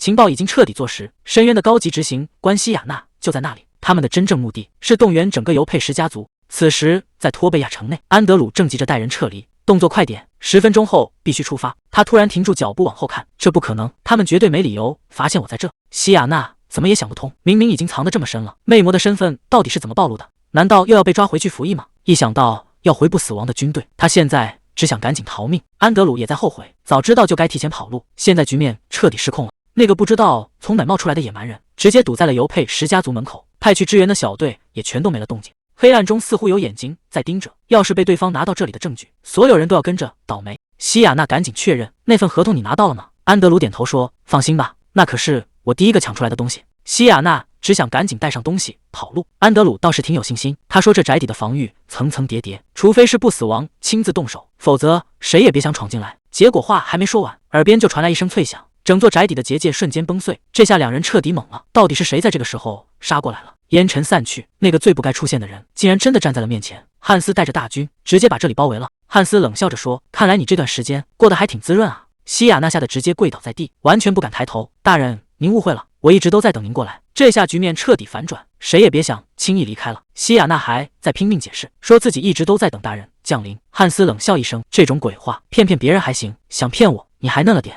深渊之眼瞬间开启，西雅娜伪装的外壳直接崩碎，原来她根本不是什么普通女人，而是魔族里最擅长伪装的魅魔。在上一任不死王手下，她可是排名前10的顶级亲信，这种能混进贵族圈子的顶级间谍，简直是处理脏活的最佳人选。汉斯一步步走近，语气冰冷地叫出她的名字，西雅娜。300年前签下的那份契约，现在该兑现了。黑色的魔力瞬间将她笼罩，这笔陈年旧账，她今天绝对跑不掉了。西雅娜这下彻底认栽了，面对汉斯的威压，她只能乖乖跪下，宣誓献出永远的忠诚。汉斯发出了满意的笑声，这个顶级间谍终于还是回到了他的手心里，表面上毕恭毕敬，西雅娜心里其实都要崩溃了。好不容易逃出来过几天安稳日子，结果转头又要回去服役，一想到那身丑得要命的骷髅盔甲，他简直想当场消失。看着他这副样子，旁边的安德鲁还以为他是舍不得。西雅娜赶紧擦干眼角，强撑着说这是重回大军的喜悦之泪。汉斯冷眼看着这一切，这女人的演技还是这么烂，嘴里真是一句实话都没有。不过汉斯的注意力很快被旁边的安德鲁吸引了，这个男人看起来平平无奇，身上却散发着惊人的魔力波动。更奇怪的是，他竟然完全没有修炼过的痕迹，看来这次回来不仅收回了一个旧部下，好像还捡到了一个不得了的宝贝。汉斯发话了，该介绍一下新人了。西雅娜二话不说，直接把安德鲁按在地上，让他赶紧自报家门。西雅娜一脸得意，说这可是他亲自挖来的宝贝，绝对会让大人大吃一惊，因为这个男人根本不属于这个世界，既不是魔界，也不是灵界。汉斯这下也来了兴趣，那他到底是从哪冒出来的？安德鲁低着头，一字一句的回答，我来自一个叫做地球的地方。汉斯愣住了，来到这个世界2年，这还是他第一次遇到来自地球的老乡。安德鲁一看对方有兴趣，心里的小算盘立马响了，什么尊严和立场，现在全都不重要了，只要能抱住这根大腿，以后不仅能吃香喝辣，说不定还能捞个好处，直接回老家。汉斯伸出手托起他的下巴，冷冷的命令道，抬起头来。还没等安德鲁反应过来，汉斯突然出手，欢迎加入，成为我最忠实的部下。无数锁链凭空出现，将他死死缠住，这根本不是什么赏赐，而是一个无法挣脱的封印。汉斯狂笑着宣布，从现在开始，你这辈子都得听我的。安德鲁瘫坐在地上，事情彻底失控了，本以为是找到了靠山，结果却是进了狼窝。他现在只能寄希望于等回到地球之后，这个该死的烙印能自己消失吧。汉斯坐在王座上，看着眼前的杰作，改个外观这种小事对他来说随手就能搞定。虽然本意是想帮忙，但他也清楚，在那些所谓的同盟眼里，自己只会是一个巨大的威胁。就在这时，潜伏在帝国的西雅娜赶了回来，带回了最新的情报。现在帝国皇室内部，唯一能和皇太子抗衡的，就只有那位五公主了。而这位公主手里握着一张最强的底牌，那就是大魔法师伊赛亚。伊赛亚年纪轻轻就已经是帝国公认的大魔法师。汉斯冷笑一声，难怪这件事闻起来有一股阴谋的味道，这背后绝对没那么简单。原来皇太子推荐他加入勇者团，根本不是为了拯救世界，而是想把竞争对手的左膀右臂彻底从京城踢出去。伊赛亚一眼就看穿了这肮脏的政治手段，他当场拒绝了邀请，甚至不惜背上无理的罪名。海因里希看着他离去的背影，整个人都愣住了，原本志在必得的招募竟然就这样搞砸了。海因里希盯着眼前的伊赛亚，心里疑云重重，这么年轻的大魔法师怎么看都不太对劲。伊赛亚语气冷淡，他说自己有必须守护的人，那就是传闻中和他形影不离的五公主。海因里希脑子里飞快闪过情报，8年前这两人就像凭空出现一样，他突然意识到一个惊人的事实，这个女人竟然也是个穿越者。难怪她年纪轻轻就能拥有这么恐怖的魔力，原来是利用公主的权势，在商店里把业力全换成了魔力。海因里希嘴角微微上扬，一个穿越过来的大魔法师，简直是完美的棋子，他绝对不会放过这个机会。他换了一副面孔，语重心长地劝说道：“现在的世界已经乱成一锅粥了，只有像你这样有实力的人，才能平定这一切。”伊赛亚陷入了沉默，他知道自己已经被彻底盯上了。面对海因里希的亲自招募，伊赛亚还是拒绝了。他弯腰行礼，随后头也不回地离开了现场。招募计划彻底搞砸了。海因里希表面上维持着圣徒的风度，心里却觉得非常可惜。如果能把这个大魔法师留在身边，他的法师账号等级肯定能飞速提升。原本他还打算推迟一下新人的出道计划，重新寻找机会，结果还没等他想好对策，麻烦就先找上门了。神殿的守卫急匆匆闯进来，说圣女正在到处找他。高层神殿突然召集紧急会议，看来这下是真的出大事了。情况比预想的还要糟糕，不死之王的城堡竟然直接建在了公国的家门口，这简直是骑在脖子上挑衅。利埃斯塔语气沉重，城堡里聚集了成千上万的亡灵，这已经不是简单的骚扰，而是赤裸裸的宣战。现在摆在所有人面前的是一个两难的抉择，是守住帝国的边境，还是去救那些被围困的百姓？图斯金猛地拍案而起，他认定这是不死之王的诡计，故意在嘲笑他们的无能，简直太阴险了。海因里希坐在旁边，整个人都快崩溃了。他原本有自己的打算，结果图斯金这一通脑补，直接把节奏带偏了。当初定下计划的时候，他只是想除掉那些坏人，可万万没想到，不死之王这4个字威力竟然这么大。现在他随便动手，在别人眼里都是毁灭性的灾难，局面已经彻底失控，完全不按他的剧本演了。眼看战争就要爆发，汉斯还莫名其妙背了黑锅。海因里希知道绝不能让这种无谓的牺牲发生，既然反派的身份只会添乱，那就只能换个法子，借用一下神的名义了。耀眼的圣光瞬间炸裂，海因里希站在光芒中心，对着乱成一团的战场大声宣告：“所有人，现在全都给我听好了！这种级别的圣光，简直要把人的眼睛晃瞎。”海因里希站在光芒中心，背后甚至长出了神圣的双翼，这一幕简直就是神迹现场。他缓缓睁开双眼，语气庄重地宣布：“就在刚才，至高神已经降下了神谕，接下来要发生的事将彻底改变所有人的命运。”为了阻止战争，海因里希决定先发制人。他对着众人抛出一个重磅炸弹。女神刚刚降下了神谕，我们要去杰伦，那是大陆上最强大的城市，也是他计划的第一步。只要借着神谕的名义，就能顺理成章的去找汉斯了。听到这个决定，在场的人都坐不住了。难道不死之王真的会出现在那？海因里希肯定的回答：“没错。”虽然图斯金还在担心领地的安危，但海因里希却表现得很有把握。只要能找到不死之王，他就有办法搞定这一切。海因里希现在压力很大，只要能先一步找到汉斯，所有问题都能迎刃而解。但他发现了一个致命伤，海因里希的等级竟然停滞了。为了让接下来的戏演得更逼真，圣女和不死之王的战力必须对等。他这个幕后导演现在不得不开始当起端水大师。为了凑齐勇者小队，他推开了下一扇门。哈利大笑着打了个招呼：“老朋友，好久不见了。”海因里希表面上客客气气，心里却在疯狂吐槽，这简直是大型精分现场，自己面试自己，亏他想得出来。不过他突然意识到一个问题，除了海因里希和汉斯，其他化身之间还没动过手。如果让哈利和海因里希正面硬刚，到底谁才是最强战士？既然要演戏，那就干脆演场大的。哈利心里很清楚，只要场面够震撼，这次不仅能赚翻，还能让这场考核变得顺理成章。海因里希轻声问：“准备好了吗？”哈利大声回应：“能跟圣职者交手，那是我的荣幸。”消息一传开，全场彻底沸腾了。圣职者对战查尔克斯战士，这种级别的对决，简直是能写进家谱的荣耀。海因里希换上了一身重甲，语气变得非常严肃。既然是正式考核，就没必要手下留情了。哈利周身燃起火焰，眼神里全是战意。彼此。哈利大吼一声，抛开那些乱七八糟的加成，咱们纯靠本事硬碰硬打一场。话音刚落，两股恐怖的力量就撞在了一起，这哪像是演戏，分明就是要把对方往死里整，每一招都是奔着要害去的。毕竟都是自己人，对方心里在想什么，根本瞒不住。哈利露出了狂妄的笑容，海因里希也心领神会，既然大家都心知肚明，那就彻底玩嗨一点。坏了！海因里希突然反应过来，哈利刚才发动的那个技能根本不在原本的计划里。狂暴野兽一旦开启，这家伙就彻底不按套路出牌了。现在的哈利完全是在靠野性本能战斗，连海因里希这个幕后黑手都无法预测他下一秒会出什么招。这一记重击砸下来，海因里希才猛然想起自己竟然算漏了最关键的一点。这个所谓的狂暴状态，其实已经踏入了另一个恐怖的领域。这种打法太不讲理了。哈利现在完全切断了思考，全靠本能在疯狂输出。这种毫无章法的动作，让任何防御都变得像在抓瞎。旁边的士兵小声问：“这到底是什么情况？”同伴无奈的回答：“速度太快了，眼睛根本跟不上。”可海因里希却越打越兴奋，对他来说，这哪是考核，这简直是天上掉下来的顶级陪练，正好能借这个机会把哈利身上的破绽全找出来。反正这家伙有无限再生，根本不用担心会打坏。这下海因里希可以彻底放开手脚了。海因里希心里很清楚，光拼力气，自己绝对不是哈利的对手。但就在这玩命的对攻中，他的身体竟然产生了一种奇妙的记忆，那些练了无数次的格斗术，正引导着他走向一个全新的境界。这一剑不再是简单的挥砍，而是彻底看穿了对方的破绽。哈利直接被这一击重创，谁能想到这种不要命的重复训练，竟然让他当场觉醒了一个更恐怖的特殊技能。海因里希终于等到了这一刻，原本卡了很久的五谷技能，配合瞬间炸裂的神圣能量，让他彻底冲破了那道瓶颈。这一步踏出去，局面已经完全不一样了。面对哈利这种怪物，他终于有了正面硬刚的资本。两股力量撞在一起，地面瞬间崩裂。但这还没完，哈利脸上的笑容反而更狂了。看来这场战斗才刚刚进入真正的白热化。刚才那场大爆炸把所有人都给看傻了。等烟雾散去，大家才发现战斗已经分出了胜负。哈利放声大笑，直夸海因里希不愧是英雄，这还是他头一次遇到这么强劲的对手。哈利也收起武器，承认对方名不虚传。这场测试到这里就足够了。就在这时，远处传来一声欢呼，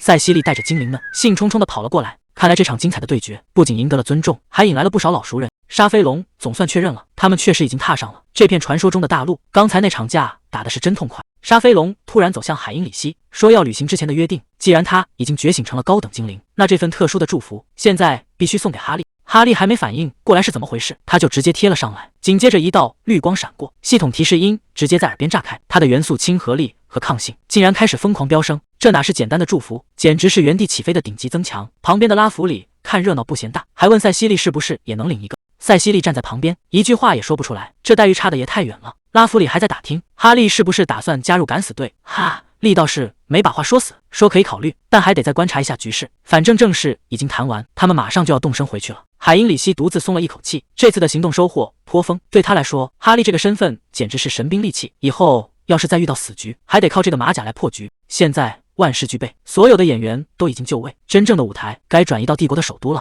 就在阿泽里翁帝国的皇宫深处，那位神秘的五公主正带着她的法杖缓缓走来。接下来的局势恐怕要变得更有意思了。伊赛亚推开沉重的大门，总算回到了皇宫。屋里坐着的正是帝国的五公主莱莉。当着所有女仆的面，莱莉表现得端庄又得体，还客客气气地称呼伊赛亚为小姐，说她回来得比预想中要早。可等莱莉把下人们都支开，房门关死的那一刻，这位高冷的公主殿下瞬间就变了个人。她直接扑到伊赛亚怀里，一边撒娇一边喊着伊赛亚的名字，那架势恨不得整个人都贴上去，连珠炮似的追问教会那边有没有为难他。伊赛亚被这突如其来的热情搞得有点招架不住，只能一边躲闪一边劝这位公主先冷静点。看来在别人眼里高不可攀的莱莉，只有在伊赛亚面前才会露出这种小女孩的一面。莱莉看着眼前的伊赛亚，忍不住感慨起当年的往事。那时候的莱莉还是个可爱的小不点，当时伊赛亚刚来到这个世界，穿着一身奇怪的校服，突然出现在满是结界的境地里。莱莉歪着头打量着他，一眼就看出来伊赛亚根本不是本地人。伊赛亚当时彻底慌了神，生怕这孩子一嗓子把守卫招来，那他这条小命恐怕当场就要交代在这儿。可谁能想到，莱莉非但没去告状，反而觉得这事儿简直太有趣了。他大大方方地说要帮伊赛亚，但前提是的答应他一个条件。伊赛亚正悬着心等他开口，结果莱莉却笑嘻嘻地问：“你愿不愿意做我的朋友？”伊赛亚本来还想摆摆架子，让这小家伙叫自己一声姐姐，结果莱莉一脸委屈巴巴的样子，反倒让伊赛亚先心软了。他只能无奈地叹了口气，让莱莉直接叫自己的名字。这下莱莉可高兴坏了，笑得那叫一个灿烂。也就是从那一刻起，这两个女孩才算真正认识了。看着眼前谈笑风生的莱莉，伊赛亚忍不住一阵恍惚。当年的那个小跟班确实是可爱的没话说，可一转眼的功夫，她就已经长成了能随手处理掉侯爵的帝国公主。这成长速度确实让人有点不敢认。不过现在可不是感慨的时候，正是马上就要来了。在那个叫海因里希的家伙到达之前，他们必须集结好所有的护卫力量。真正的考验才刚刚开始。其实莱莉心里一直有个坎，因为小时候的那些遭遇，她对这个世界的人有着一种骨子里的排斥，唯独对伊赛亚，她是100%的信任和依赖。她紧紧抓着伊赛亚的手，眼神里全是期待，问伊赛亚是不是会一直陪着她。伊赛亚没有犹豫，轻声给出了肯定的回答。这一等就是8年。当初那个无依无靠的异乡人，确实成了莱莉唯一的依靠。可谁能想到，就在两人互诉衷肠的时候，伊赛亚心里却藏着一个足以让莱莉崩溃的秘密。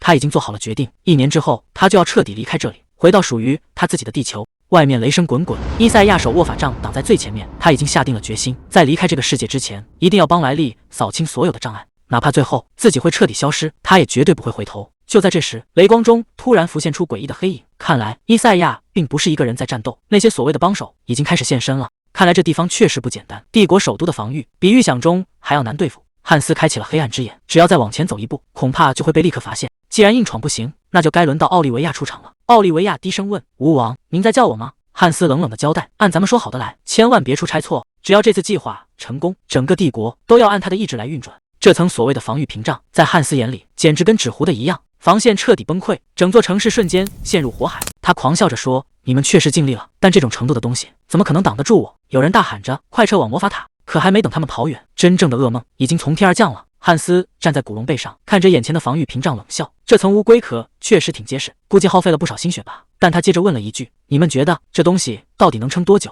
记住我的名字！”就在这一刻，恐怖的冲击直接炸开。劳伦斯咬着牙说：“该死，快要撑不住了！”旁边的法师急得大喊：“大人，再这样下去，咱们全完了！伊赛亚人呢？”结果得到的回答让劳伦斯彻底心凉了。伊赛亚今天一早就陪着莱利离开了，偏偏在这个节骨眼上，最强的战力全都不在，这下帝国真的要变天了。总算逃出来了。伊赛亚用传送阵带着莱利强行离开了皇宫。莱利松了一口气说：“谢谢你，伊赛亚子爵。”伊赛亚却没敢放松，现在的局势太乱了。劳伦斯突然开始集结护卫队，他必须想办法把莱利的兵力引开。他对莱利说：“您先待在这，我去看看周围的情况。”可就在他再次施展魔法时，脸色突然变了。莱利紧张地问：“出什么事了？”伊赛亚低声回答：“皇太子就在附近，而且我感觉到了劳伦斯伯爵的魔力。那个一直追随皇太子的顶级大法师居然也跟过来了，敌人已经追上来了。”伊赛亚急着问该怎么办。莱利叹了口气，既然躲不掉，那就只能正面硬刚了。他下令让所有人进入戒备状态，可还没等他们摆好阵型，一道刺眼的强光突然从树林深处炸开。伊赛亚还没反应过来，那个男人就出现了，是海因里希。这一招实在太快了，根本没给人留反应的时间。伴随着一声惨叫，恐怖的冲击力瞬间横扫全场，伊赛亚整个人都懵了。这股灼热又霸道的力量，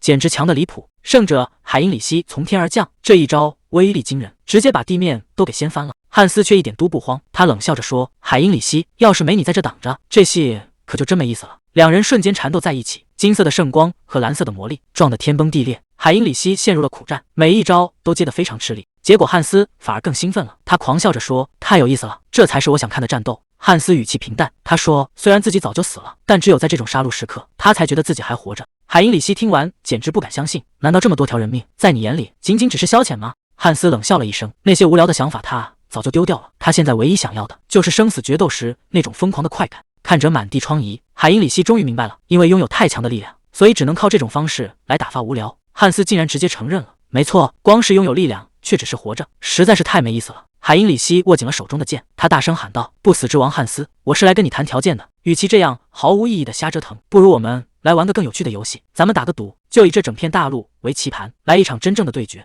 海因里希直接摊牌了：“你是魔王城的主人，而我是要守护这片大陆的人，咱们也别废话了，就在这块巨大的棋盘上来一场真正的策略对决。”汉斯没有说话，只是死死盯着海因里希。谁能想到，这已经不再是简单的拼命，而是一场赌上整片大陆的豪赌。